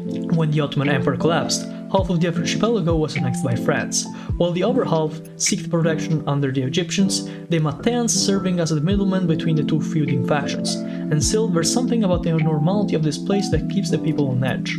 The islanders act like they're expecting something to happen, but nothing ever does. So this is pretty funny when you think about it. After, you know the second ring will have all these weird things: God's hallucination, Zerzura, Pitacia, lands of the animals that create constructs, the Leviathans in the gates. We have continuously refreshing islands in the islands of the breast. We have Merlin and just the old people of Camelot and the Avalons. We have parasites that live in coexistence with humans and that possess them in Antilia. You have moving continents in Toth. You have things like all these different types of living beings and humanoids. Then we have humanoids without heads and all this stuff. And then we have the Al Jazur Alduniyawiya Islands, which are completely normal, and thanks to their normalness, they are absolutely crazily scary. We have Ben Alea, which is a French island. The new French rulers are fairly tolerant of their Turkish subjects and incite hate for their Egyptian neighbors with exaggeration of their admittedly bad treatment of their own Turkish population. Al-Juzur al-Dunyawiya, Egypt. The new Egyptian and Albanian rulers are not kind to their Turkish subjects, but simultaneously insist that they are legitimate successors to the Ottoman colony, one that once existed here. Finally, we have San Matteo, post-Venetian. Whenever the Venetians are involved, conflict just means profit for them. Now, it's time to actually get to the last continent, Geminia, and start with the lower. Geminia, prison of the Zuado. In Geminia, everything comes in pairs. Mountains have two peaks, rivers run side by side, and almost all animals are born as twins. Many would say that these lands seem to possess an intrinsically friendly nature, which is best personified in its native inhabitants. These twin continents are home to the Zuado, the first truly non-human intelligence encountered by old world explorers. In a world that is rife with the horrors of war, where civilizations rise upon mountains of corpses and full with avalanches of death, the societies of the Zuado stand out of their remarkable tendency towards pacifism and cooperation. While their physiology is unique, what makes the Zuado truly unique among the races of the Atlas is their way of thinking. All sapient races must possess a degree of empathy and mutual understanding for societies to take shape. But the Zuado take this to the extreme. The limited dexterity of their appendages require them to work together to complete most of their daily tasks. They need to cooperate so intimately and so often has pushed the species to develop a deep capacity for understanding and care for their brethren, and thus they are deeply empathic and altruistic creatures. It is rare that a Zuado is more than a few feet away from its companions, and most of the time they're making physical contact with at least one other individual. They do not wage war, for no Zuado would have the art to harm another of their kind. Instead, wealthier developed communities will draw in trade from the small villages and tribal groups that surround them, and unite with the other cities under a network of trade agreements, distributing land and resources in a way that benefits them all. In the case of the disagreements between two parties, which do not last long, they will simply not trade with each other until a mutually prosperous agreement is arranged. These systems of peaceful unity had just begun to blossom when the humans arrived. First, the Zuado were seen as mere animals, and the earliest human arrivals treated them as such, hunting, exterminating, driving out the unsuspecting Zuado from their ancestral homes, to make room for yet another series of settlements to extract wealth from. It wouldn't take too long for humanity to recognize their intelligence and interact with them in a more cordial manner, but the ships still kept coming. Enterprising humans encroached upon their home continents from all sides, claiming more and more of the open land for themselves, and imposed their colonial order on the societies that have only recently begun to take form. Whether the invaders' intentions be malicious or benevolent, the fact remains that the Zuado are no longer masters of their domain, nor they do have any avenue for expansion, their whole civilization having become just another piece of the colonial chessboard.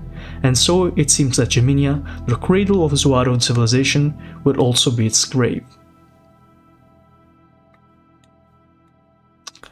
So, while not sure what the Zuado actually look like, I have a theory that might explain what the Zuado are. So you know about Gulliver's Journey, this very important book that came out a long time ago, probably 2 centuries ago maybe a bit less. The Gulliver's Travels was a book that explained the travels of a person called Gulliver. This fella went around and around because of the ships that he was traversing with kept crashing. He found a land of minuscule people, a land of giants, a land of technologically advanced people, and then he found something interesting. He found a land where there was these very, super sapient creatures that were not human. And these creatures were horses of some kind. I remember that being the case. I think those are the Zuado. And as we saw here, the Zuado are naturally kind, naturally forgiving. They're perfect, almost perfect beings when it comes to cooperation. and so were the ones described in Gulliver's Journey. But it appears here that just how it happens with other cases, as long as the humans arrive, everything changes, and the Zuaro are forced to become subservient to the humans because of the human greed. Here we have a divider of sapiens-Zuaro relations, sapiens being, of course, I believe, humans. I'm not sure whether... Alright, I think I figured it out. So there are two colors on this map. There are two colors for every state. The colors that are on the border are the ones that represent the colonizer power that owns the land, and the colors inside of the border are those that represent the sapiens-Zuaro relations. So we have... let's start with the good ones. These white outlines mean that poor cities with a majority human population. These are places humans settled and are probably not really attached to any Zuaros. As you can see, there's a kind of ones here, probably Korean colonies. Interesting. Another time Korea has colonies. We'll delve on the actual colonies themselves later. Then we have reformed, initially displaced native Zuaro, but now we recognize them as sentient beings. So let's check if we find any. We have one, maybe two, three colonies such as these. We have an Italian colony, a Scandinavian colony, and a Spanish colony that used to be Zuaros and now recognize them as sentient beings. We have entrepreneurial, taking in Zuaro immigrants to cultivate, reclaim territory and provide income through taxation. So in this case, Zuaros are treated mostly like any other species, so mostly like humans. This is a blue inner part. We can see it here in a colony of Zerzura, so it appears that Zerzura also has colonies right here, so we will trace a line later. And that seems to be the only example of this type of treatment. Then we have frontier societies, colonizing territories that were only sparsely populated with nomadic Zuaro tribes, maintaining neutral or positive relations with tribes. So these are mostly settled colonies, and they treat the Zuaros neutrally, mostly just as sentient animals. These are with this yellow thing inside, and I'm not really seeing many. Okay, oh, these are all like that. So these are the frontier societies where humans start to become the majority. So we have an Egyptian colony, a French colony, an Omani colony, don't know what that is, and then North Sea Republic colony, which, if I remember correctly, the North Sea Republic is another state in the second ring. Then we have Imperial, actively working to subjugate Zuaro populations under their rule, granting them some rights. These are gray. I can't find any for now. Oh, there they are. So these are the ones where the Zuaros are being, like, not directly killed, but they're being subjugated to become just part of the Imperial machine. These are a Dutch colony, an Adaic colony, so a Rothschild colony, a French colony, and two Persian colonies. Now we go to the most interesting ones. We have co-inhabiting, colonizing unsettled territory without displacing Zuaro populations. So these are once again territories where the native population of Zuaro are not that much in numbers, and therefore colonization with settlement is more easy, especially if it is with huge amounts of humans. We have one here with Portugal, another of the Zerzuran colony, and that seems to be it. Actually, we have one more, and it is an Ottoman colony, or a post-Ottoman colony, so an independent state nowadays. Then we have altruistic, integrating Zuaro populations to their sphere of influence by building infrastructures to better connect smaller tribes to large cities.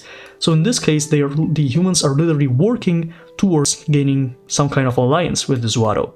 We can find some examples with the Sikh Empire, of course they are the ones to do this, the Koreans as well.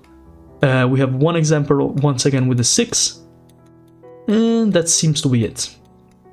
When we have gentrification, settling desirable land and displacing Zuaro populations to reservations, so kind of what the Americans did to the Native Americans. It appears to be one of the most widespread attempts. We have, I don't know what that is, but probably like British. This is British, yeah. So the British are doing it with Safaria, then the Spanish are doing it. Wait, no, that's not the Spanish, sorry. This is another Rothschild colony. The Portuguese are doing it. Alright, that's it. I thought more, honestly. And then, of course, to the wars of these. The aggressive, actively killing or waging war to displace or subjugate settled Zuaro populations and colonize their heartland. We have many examples of such. We have the Spanish, the Cossacks, the Goluks in Burma, so the Tibetans. Then we have the British, once again. We have the Koreans, maybe? Not sure. And then the Japanese. So it appears that a big amount of colonies are doing this harsh method to basically exterminate the native Zuaro. Which honestly was to be expected, with humanity being in charge of a colonizing mission.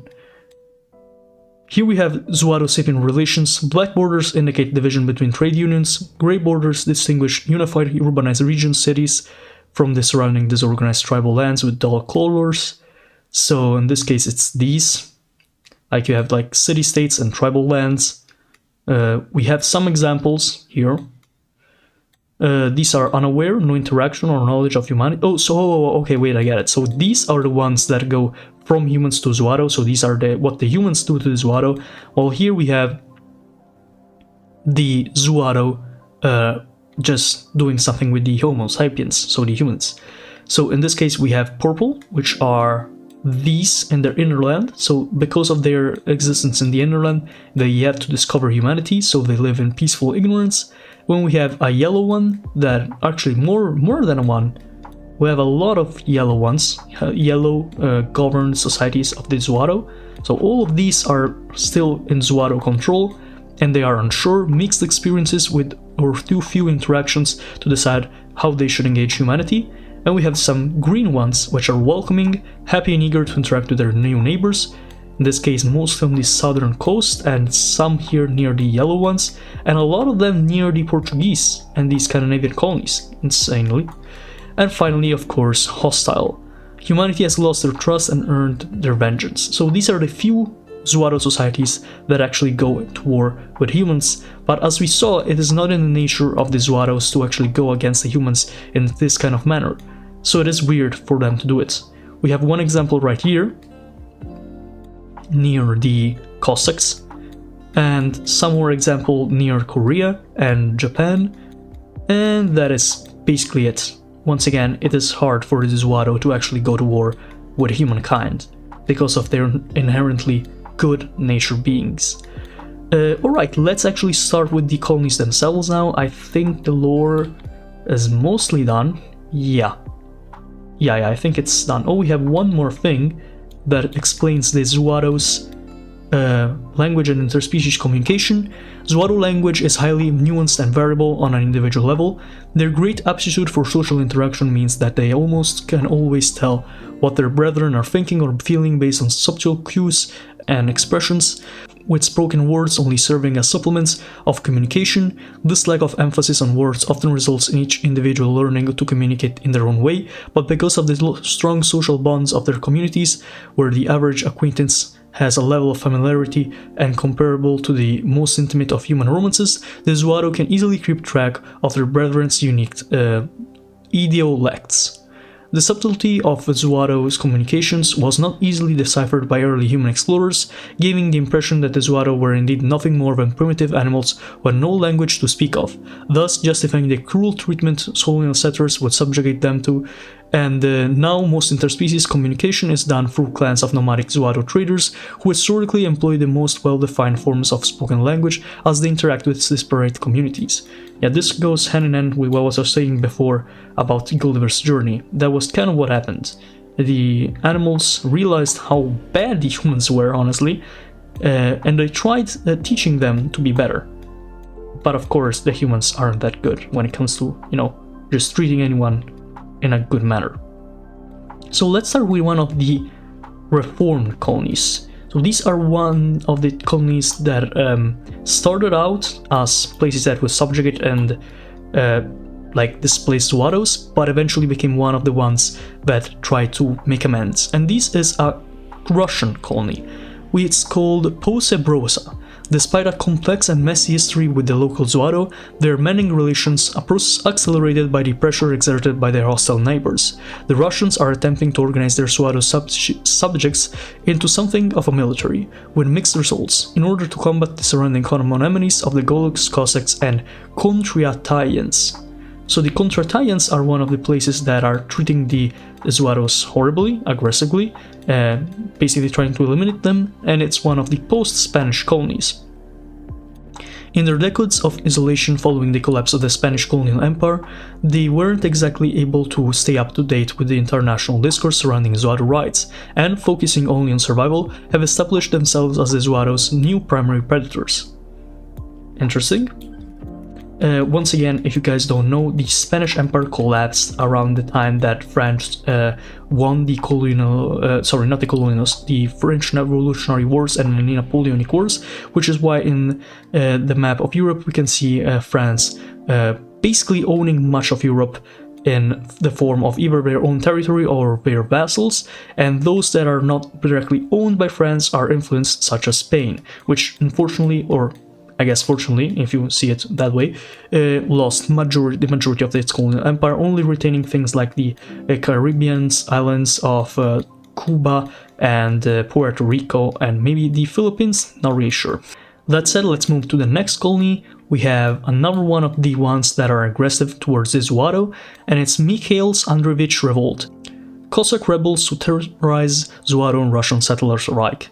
Makes sense, the Cossacks don't really like the Russians or the Zuaro. They are pretty well known for their pelt trade and fur trade. Then we have the famous, Aungningnungsuyakyan and Iwoko colony, which is one of the Golok-Burma ones. Once again, for those that do not know, the Golok-Burma Empire is an empire that started from Tibet and eventually spanned up to Burma, so Burma is a Golok vassal.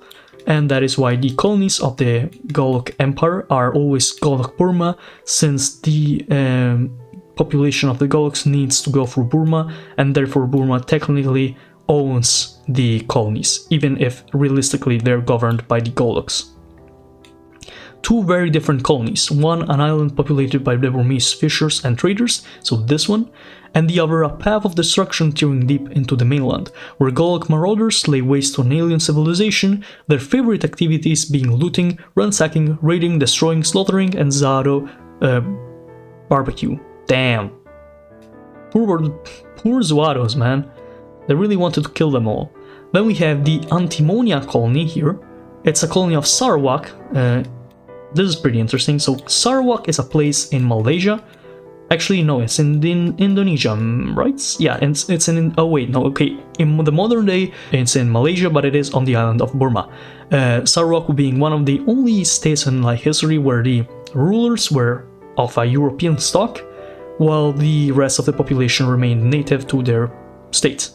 So it wasn't a settler colony, but the rulers were Europeans. It's a pretty interesting part of history, if you want to check it out online. So the colony of Antimonia says that the Raj of Sarawak entirely avoided direct interaction with the Zuaro in favor of establishing a large settler colony on an unclaimed island, which would pay off in spades when a certain variety of tree was discovered whose wood is capable of converting the water it's immersed in into a more viscous state resistant to both freezing and evaporation, as well as more responsive to the process of physical manipulation practiced by the native peoples of this tribe's homeland. Their harvesting and crafting of this wood is key to their state-of-the-art shipbuilding technology. Interesting, so we have some kind of alchemist tree that changes the state the water is in. Then we have the South Anglicania, a colony of the British Empire. The choosing of a spot without any of those strange half-lump folk by the British in the establishment of this colony was very deliberate.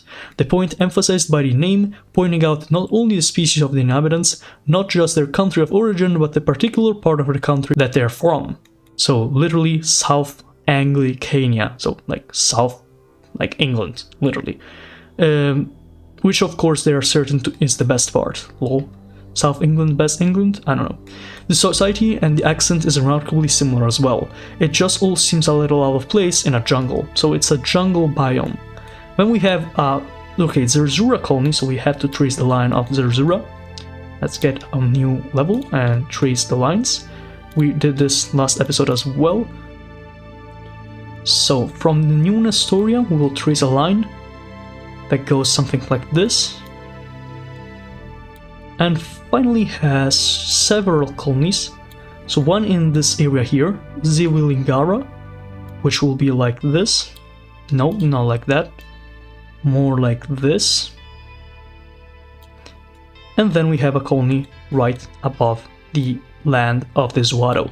So I assume this island right here, which is just one single island, is not inhabited by any Zuado societies apart for the southern tip, which is why all these settler groups can exist. Unlike other examples of human-driven relocation that can be found across the twin continents, the Zerzurans brought— okay, never mind, I already was wrong. The Zerzurans brought the Zuado to these uninhabited lands not as captives but as partners, the two races relying on each other's unique skills to build a new prosperous society from the ground up, which much more effectively than the other powers working to wrest control of the southern island. Then we have Canasolta, which are all these stranded islands right here, which are the stranded Spaniards adopted by the French sphere, much to the annoyance of their Zerzuran neighbors. Remember, the Zerzurans are the Neo-Prussians, and they are constantly in rivalry with the French. While they were also left impoverished and without support for a time, they are free from the stigma of being Zuado slaughterers that taint the reputation of their counterparts in Contriaria, entirely attributable to the fact that their islands lacked a native Zuado population. So basically what they're saying is that they're like, oh wow, look at us, we don't kill the Zuados, and the reason they don't kill the Zuados is very simple, they just don't have any Zuados to kill, which is pretty funny when you think about it. Also, let's start tracing some lines, some colonial lines. So we know that the Russian Empire had a lot of places right here to figure out. They had a lot of places that they colonized in the Xenonesia archipelago. So it makes some kind of sense that they would have lands in Geminia. So let's trace a line that connects them to their Geminian colonies.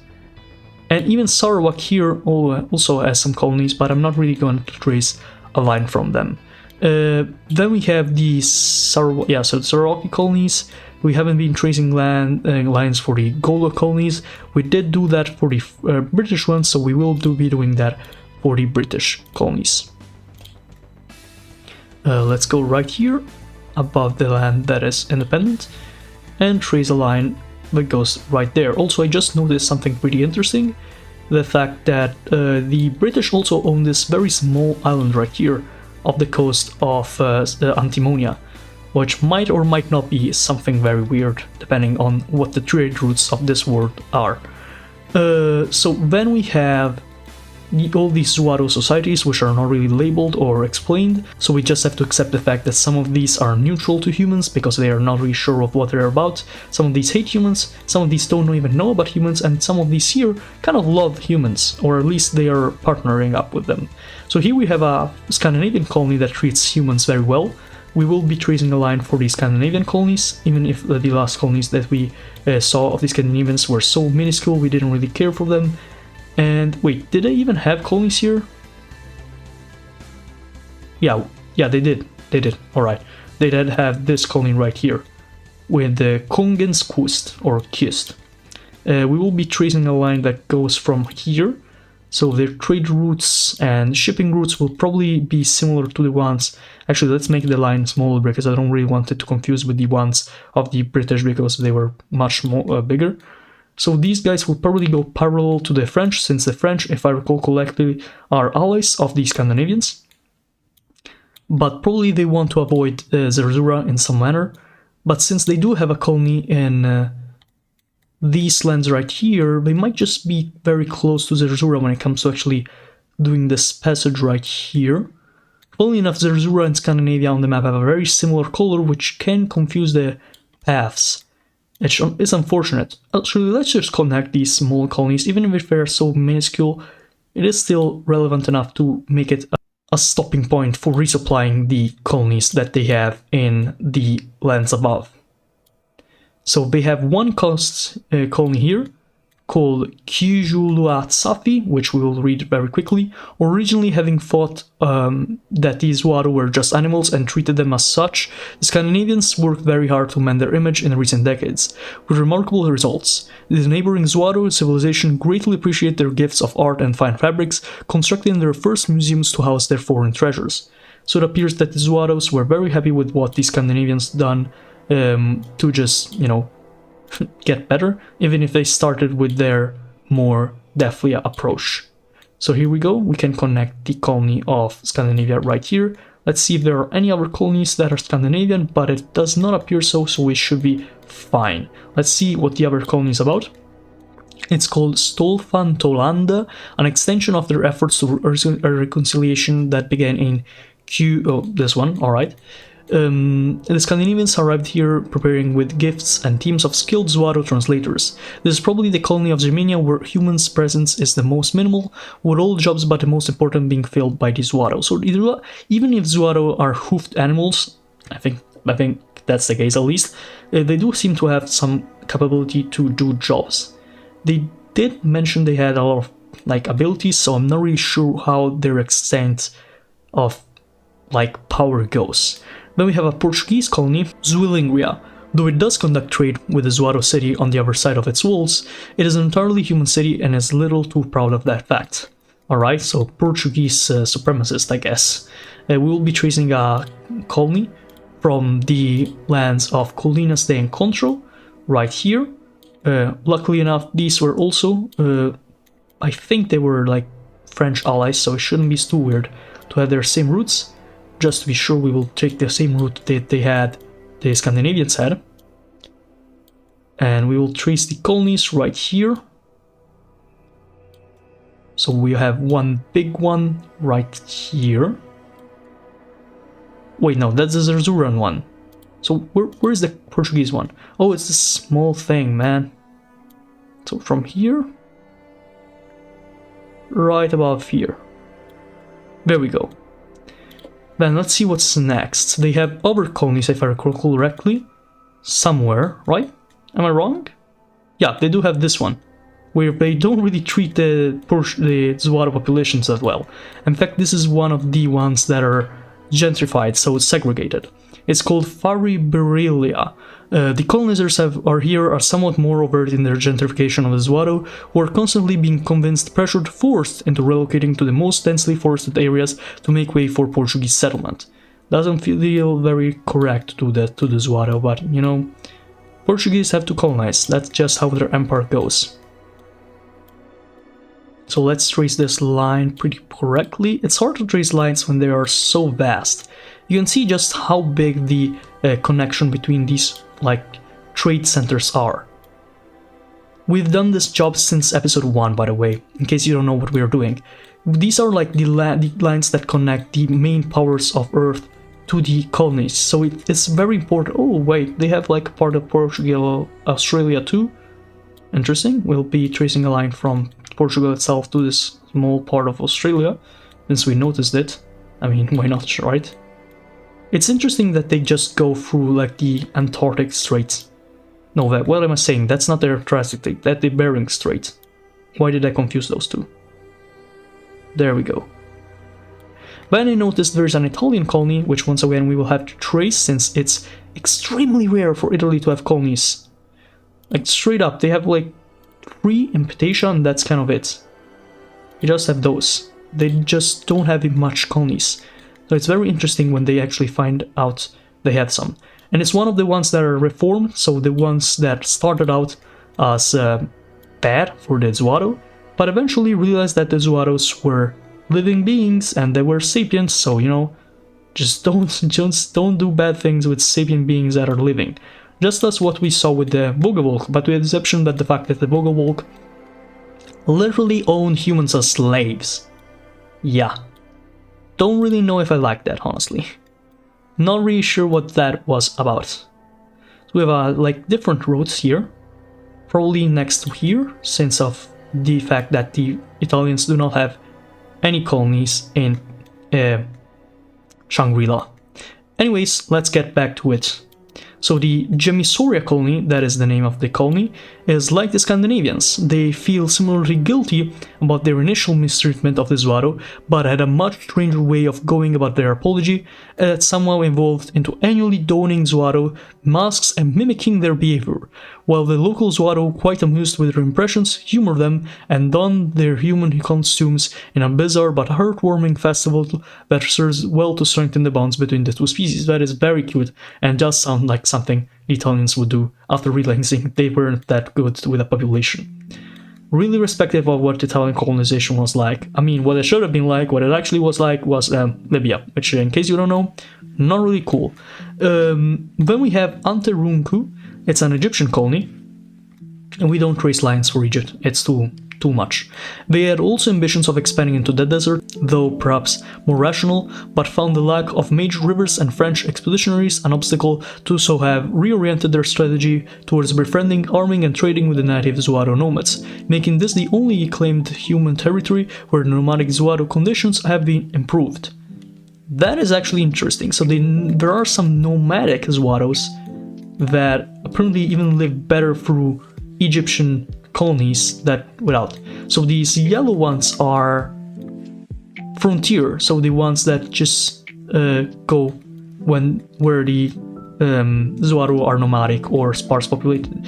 We have a French colony, which is the biggest one yet of all the colonies we've seen. Shouldn't be really surprising since the French are the ones with the biggest colonial empire, as they did win the Revolutionary and French Napoleonic Wars.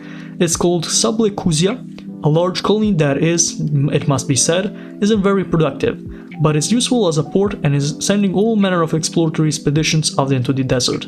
So I'm going to assume that this desert is this area right here. I think that is right. Yeah, pretty sure that's a precipitation map, so these lands that are like of these darker colonies are inhabited by the Zuaro, and those that are just this is probably just desert, which isn't really great. I was expecting the lands of the Gemenia to be much more fertile, but I assume that is not the case anymore. Then we have an Omani colony. Once again, Oman has a bunch of colonies all around the world. They even have, we don't trace Omani colonies because they are not that few compared to the European powers, but they did have a lot of them when we checked. So we had one here in Ptasia, a bunch of them in, one in Shangri-La, a bunch of them in Ptasia, and even one in the Leviathan's Gate. So coming back to it, the colony is called Kanzi-Gamad, and it's a society that has little trouble in expanding inland compared to its neighbors, and has plans of taking the whole desert, converting it into nomadic Zuaro living there to Islam. Is that right? Converting animals? I don't know. Anyways, and establishing another holy city, which that territorial protrusion is a product of. The governor is not entirely sane, but a good enough ruler and effective at boosting collective morale with his strange projects. They also got off the right foot with the Zuaro even before they understood their sapience, since they bore too much resemblance to pigs for them to be risk of hunting. That is pretty interesting. So wait, did Zuaro look like pigs? Maybe because of... Oh, wait. I think there's a rule in Islam that says you cannot eat hoofed animals. So animals with hoof. So this once again goes back to my theory that these are the beings that existed in Gulliver's Travels, the book. So I went to check, and the name of the animals that exist in Gulliver's Travel is the Hovenism. It's like impossible to actually pronounce. It's like Hui and then HNM. It's supposed to be the sound that like horse makes when it's just trying to make that sound that horses make. I'm not really sure what that's called. But anyways, yeah, that is just what the animals look like, and they're kind of looking like horses as far as I seem to understand. So the Zuaros might look like horses, maybe more like savage than horses, not really sure, but it's interesting to think about. Then we have the Junker Zooland. So when I saw the name of these, I think, what is this, like a performance park? Oh, it's a land of circus performers. I mean, makes sense. You know how like most animals that are in the circus end up like being abused? Makes sense that these Zuaros would be. Then we have the New Dunkelwald. New Dunkelwald, probably that's how you pronounce it, is a part of the North Sea Republic, though they're still very much under the French heel, so it appears that the New Dunkelwald is still part of the North Sea Republic, but also part of the French sphere of influence. This is one of the few colonies the North Sea Republic was able to make without it being a product of part of some French project.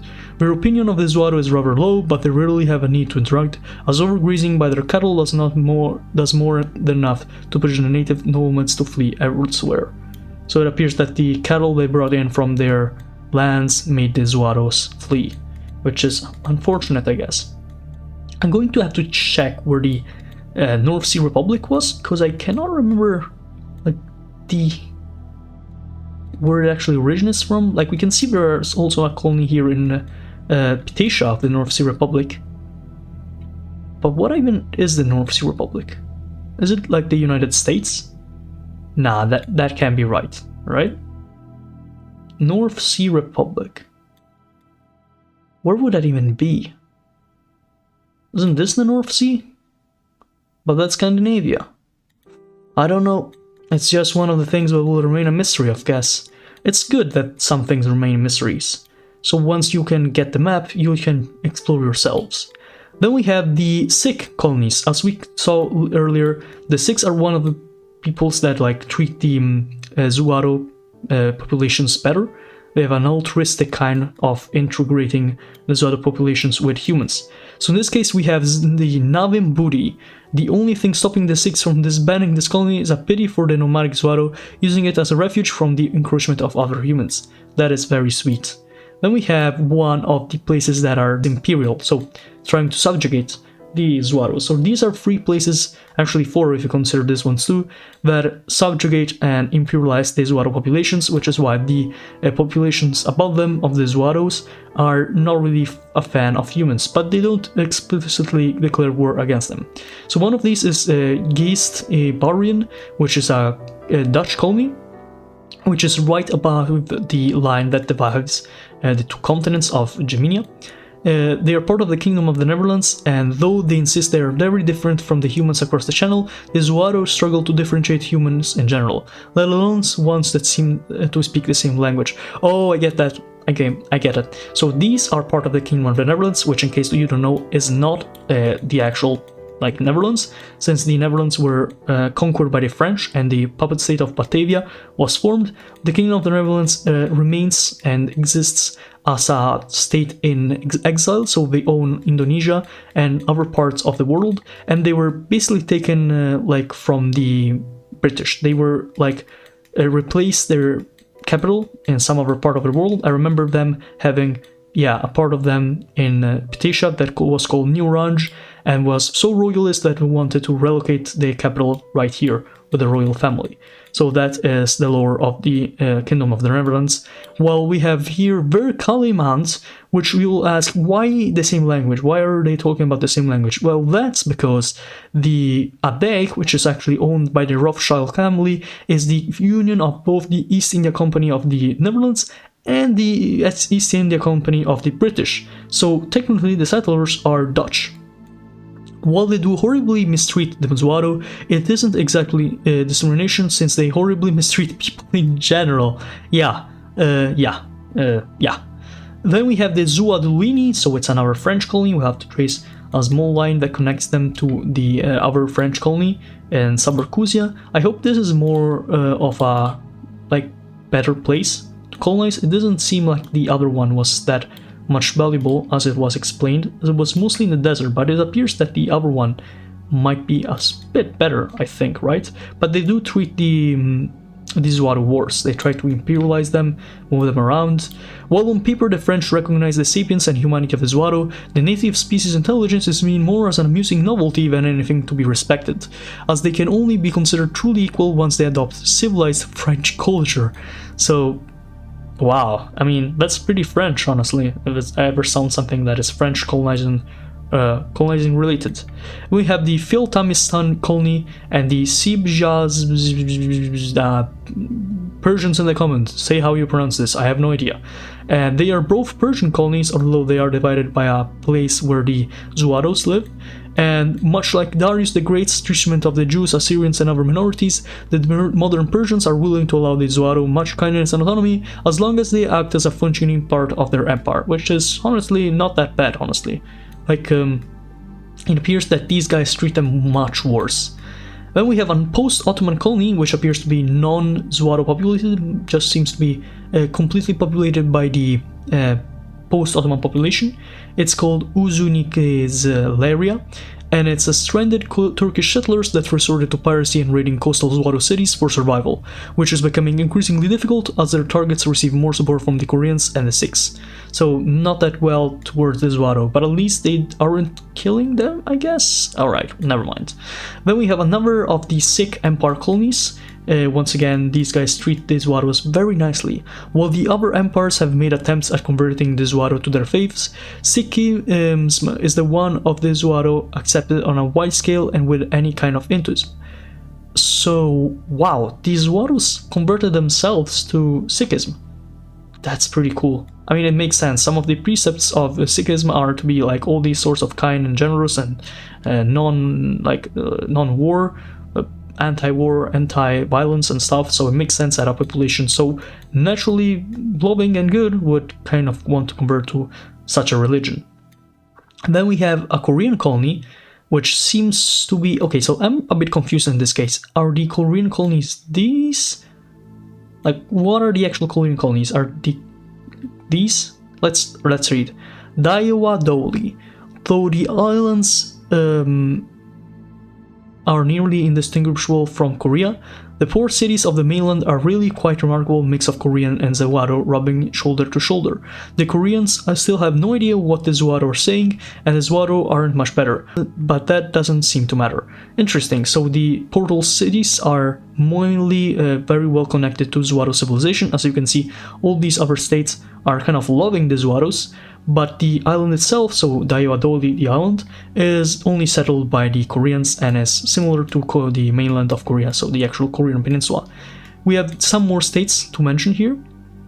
We have Emoyasu Rio, one of the places that treat the Zuaro population the worst. It's a Japanese colony, which means we will have to trace a line for the Koreans actually, not the Japanese. We're not tracing lines for the Japanese themselves, because the Japanese tend to be very not colonizing in this world. Like, they do have some small colonies, but the Isle of Taiwan is actually owned by the Koreans, so they are the one doing the empire building as of now. I'm sure the Japanese will eventually do what they did right after, but this is not the case yet.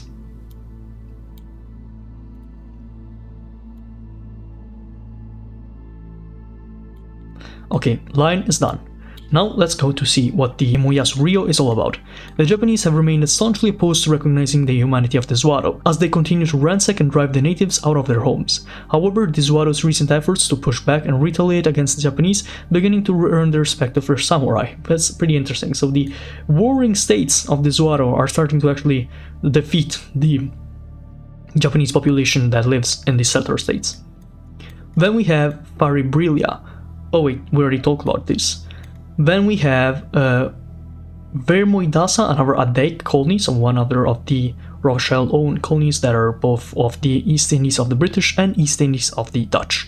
And this is a quote: "There are at least 36 unique and very profitable crops in this territory, and unless the Zuaro want to pick them for us, they don't need to be here." Classic Adaik. Finally, we have one remaining colony, which is Safaria, which is only owned by the East India colony of the British, mostly oblivious to the fact that their villages are being fenced off into reservations, so it appears that they treat the Zuaro with segregated manners. The diverse array of tribal Zuaro are overall quite welcoming towards their new neighbors, forming friendships with the growing communities of Indian laborers that are rapidly spreading into their homeland. Kind of sad that the Zuaro aren't realizing that they are being colonized. And let's trace one final line for the British populations that inhabit or at least they are trying to settle the land of the Zuaro, and there we go. There we go. Now, even Xenonesia is done. Even Xenonesia has been explained. Wow, this is honestly amazing. We've done basically everything that had to be done. I almost feel like since there's time, I want to skip, not skip, but just skim through one of the only places we actually like just avoided, Puriva and Cibola, which wasn't like that bad. Quiriba and Cibola, I didn't really read about it, but it seemed to be like a place where the economy is made out of the local salamander and lizard trade, because of the things that creates these lizards be so interesting and just profitable for people. They also have a native human population, so it's not very like useless. It's actually pretty interesting, but I just skipped through it because it didn't seem too interesting in the past episodes, as we had more interesting things to cover like Ptasia. But at this point, it makes sense to just like read through it very quickly. Riva and Cibola, lucrative lands of lavish lizards. With vibrant cultures, fertile lands, breathtaking scenery, and a great diversity of ecosystems, these pristine tropical islands are rich in many ways, but their true wealth lies in their luxurious lizards. Lizards can be found anywhere one looks, creeping along the forest floors, crawling up the branches of trees in underground burrows, and swimming through the rivers. They come in all shapes and sizes, inhabiting every environment and a wide array of niches. Surely the number of distinct species exceeds that of any other region. So how many are there exactly? Approximately 1. You see, the abundance of forms of lizards of Quiriba and Cibola possess is so great that it's hard to draw a line between them. Instead, there is a complex web of gradients, from predatory to prey, herbivore to piscivore, massive to minuscule. There exists the intermediate forms that connects all of them into a single genetic pool. The native people have learned of this aspect of the lizard's biology, and through careful selective breeding, they have molded these lizards into their likings. So they're like genetically modified for the years. Need a beast of burden? There's lizard for that. In need of pest control? Family pet. A fruit praiser, a paper producer, a covert means of assassinating your political rivals, a comfy hat? With such a ridiculously large variety of traits to draw upon from their naturally occurring varieties, these legendary lizards can be contorted into limitless numbers of forms. When empires from the known world arrived seeking to lift loot from these lush lands, we would quickly come to recognize how lucrative these lizards could be. Learning the art of lizard breeding from the locals, they began to innovate new ways to use them for profit, leading to great leaps in lizard technology. A competitive industry would emerge, with loads of lizard-based luxuries being shipped out of all corners of the earth and around the new world, which is the world of the second ring. Here we have some examples of these lizards. So here I think is the diagram showcasing just a few of the hundreds of Quisibolan lizard varieties. So we have like the original one, the generalist omnivore mutt, which can breed with generalist insects. Okay, so these are just lizards, okay? This is not what I came to learn about. So if you are interested in like the lizards and the species that are these, they're pretty well documented, so you can go there. But I'm more interested in the humans or sapient beings of the land, which in this case are in fact humans. Let's learn about the native peoples of Quiriba and Cibola. The first humans to arrive and settle in the region came from the island of Madagascar. That is pretty wild and interesting. In the year 900 AD, when the chaos of an unexpected storm left a few of their boats lost in the open ocean, they attempted to navigate their way back home, but when night fell they saw, to their horror, that the night sky had completely changed with no familiar constellation to be found. So something of a wormhole, maybe. Or maybe the gates of Antarctica just opened and they weren't able to come back. Forced to settle wherever they ended up, they found a familiar home on the tropical islands of Quiriba. These people would come to call themselves the Noshivolo, and over the next few hundred years they would establish small villages throughout the islands of Quiriba and Cibola. Since their initial settlers were few in numbers and ill-prepared for the journey, they only happening to bring a handful of crops with them and no animals, the population would grow slowly and dependent heavily on hunting and fishing to supplement their food supplies. This would all change once they discovered the art of lizard breeding, opening up many avenues for the development of their civilizations. So this is how they look, the Noshivolos. We have a woman of mixed descent between the Noshivolo and the Zenkilashi. So these are the second type of population. The Zenkilashi around 140-20 CE, just 1 century before Magellan's fateful journey, which is the one that made humanity, or colonial humanity, so Europeans and the other colonial powers, discovered the land beyond the ice walls. So this was roughly 100 years before that happened. Just 1 century before Magellan's fateful journey, a stray ship from Chinese explorer Zheng He's treasure fleet was sucked into a whirling vortex somewhere deep in the Indian Ocean. That's pretty cool, honestly, that's a nice lore. Through a miraculous act of faith and the expertise of their crewmen, the ship persisted through its brush with death. But like the Noshivolo before them, they too found themselves astray on unknown waters. The hardship of their hellish journey had had culled the weak-willed from their ranks, and molded those who endured it into cold and hardened men. Once upon their arrival in Cibola, they would begin by raiding native villages and forcing them into subjugation. The Noshivola would give a name to these men who came to dominate their land and steal all that was valuable, calling them the Zenkilashi. The first Zenkilashi were able to multiply and give rise to an even more formidable second generation, who continued to conquer villages, spread advancement in agriculture and metalworking, and began to make their own innovation in lizard-brain technology. So we have two different civilizations that came before the Europeans or the colonizers, which divided up the land into multiple states. Noshivolo, Zenkilashi. Here we have some of the states that they created. The first is this Kingdom of Nagizao, which is a land with a history of warring tribes united under a Portuguese and Lucertolian per-supported dynasty. So the Lucertolians being probably like the traders of lizard, since Lucertola means lizard in Portuguese.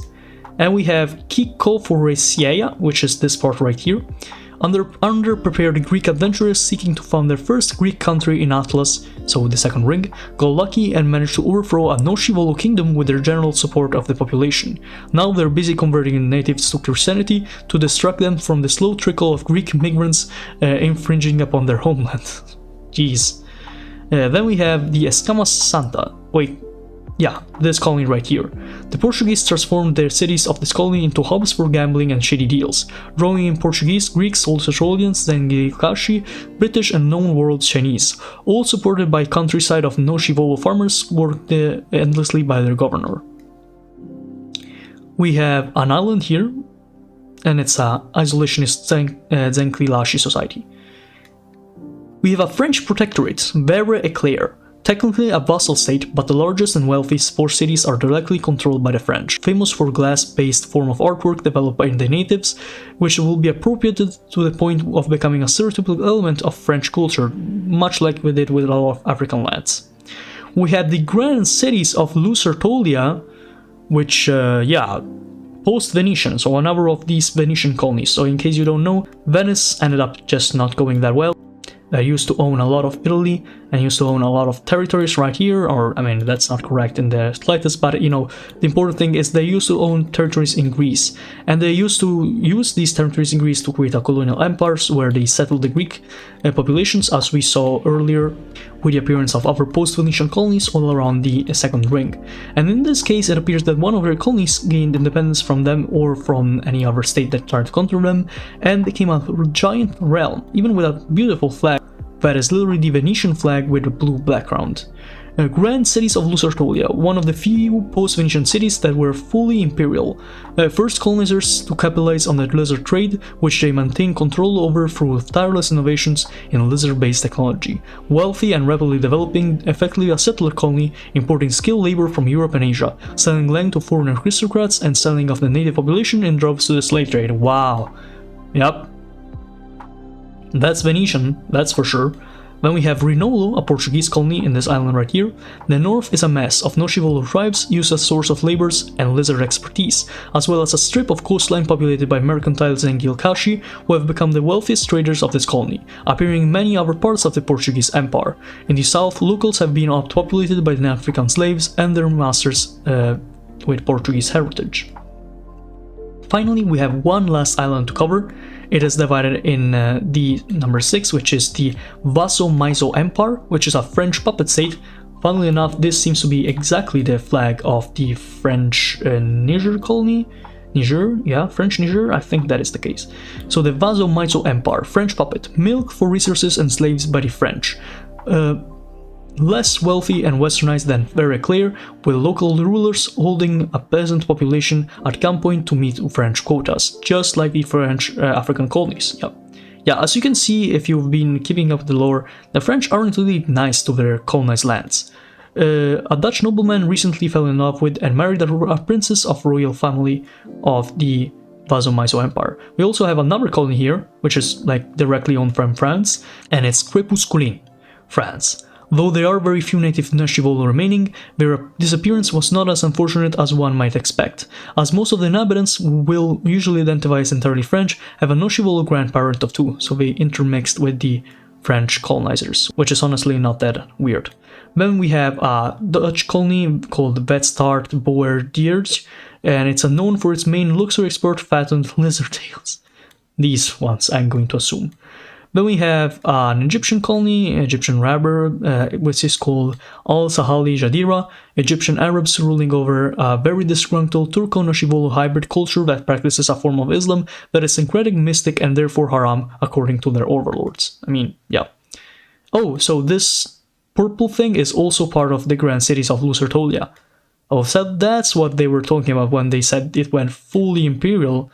I didn't know what to expect, honestly. Then we have number 5 here. Oh, that's the Egyptian colony. Never mind. Then we have hill tribes here. And we have an independent kingdom, the Kingdom of Tigargala, an aggressively isolationist kingdom ruled by a mysterious, secretive, non-native dynasty hailing from somewhere in the known world. These rulers use dark arts and arcane knowledge to defend their kingdom. They also possess advanced lizard breeding techniques that the Rosatorians are determined to uncover. And they look like this. A Tigargala nobleman sporting a fashionable hat lizard. Hat lizard. I hate this. I mean, I love this, but I also hate this. So weird. So weird. I mean, it's not weirder in the land of Geminia, where the literal hooved animals rule, or at least they used to rule. Now they are not anymore because of humans. Here we have some depictions of the local Noshivolo people. Ancestry, 60% Southeast Asian and 40% South African, or yeah, South African, Madagascan Bantu, or Austronesian Malgai, or Malgaisi.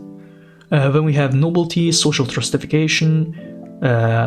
Well, it's very interesting. We even have like a depiction of their first contact with the European colonizers. These are always nice to get, these infographics with the arts. They can show you the difference between the different societies that are depicted. You can see how this was very developed when it comes to the lore. It's very well made. So a lot of information came to this map maker. Well, guys, I think it's time to call it quits. Indeed, we have discovered so much. So much we have discovered about this world. We have learned literally everything that could have been explained in a map. There was so much information hidden within it. We learned about so many places, so many creatures, so many humans, so many populations, so many things, so many lands. It's insane when you think about it, just how much knowledge there was to have in this map. This is it, guys. This is the end of the Land Beyond the Ice Wall series. I hope you genuinely loved this series. I know for sure this was one of the best maps in my entire life of looking at maps, I guess. It was the best amount of knowledge that could have been depicted on a map, so much information, and I hope you guys loved the amount of tracing lines with it, just to connect all these trade leagues and trade routes of the known world and their connection from the colonies and the colonial empires. I will try to update the map that you can see here and upload it with all these lines, if I can. If I cannot, tough luck. Well, this is it. I hope you enjoyed this series, I hope you loved these videos, and I hope you will continue to keep up with the channel on my uploads and keep supporting it with the comments and subscribing and liking the videos. We will see each other next time. Goodbye.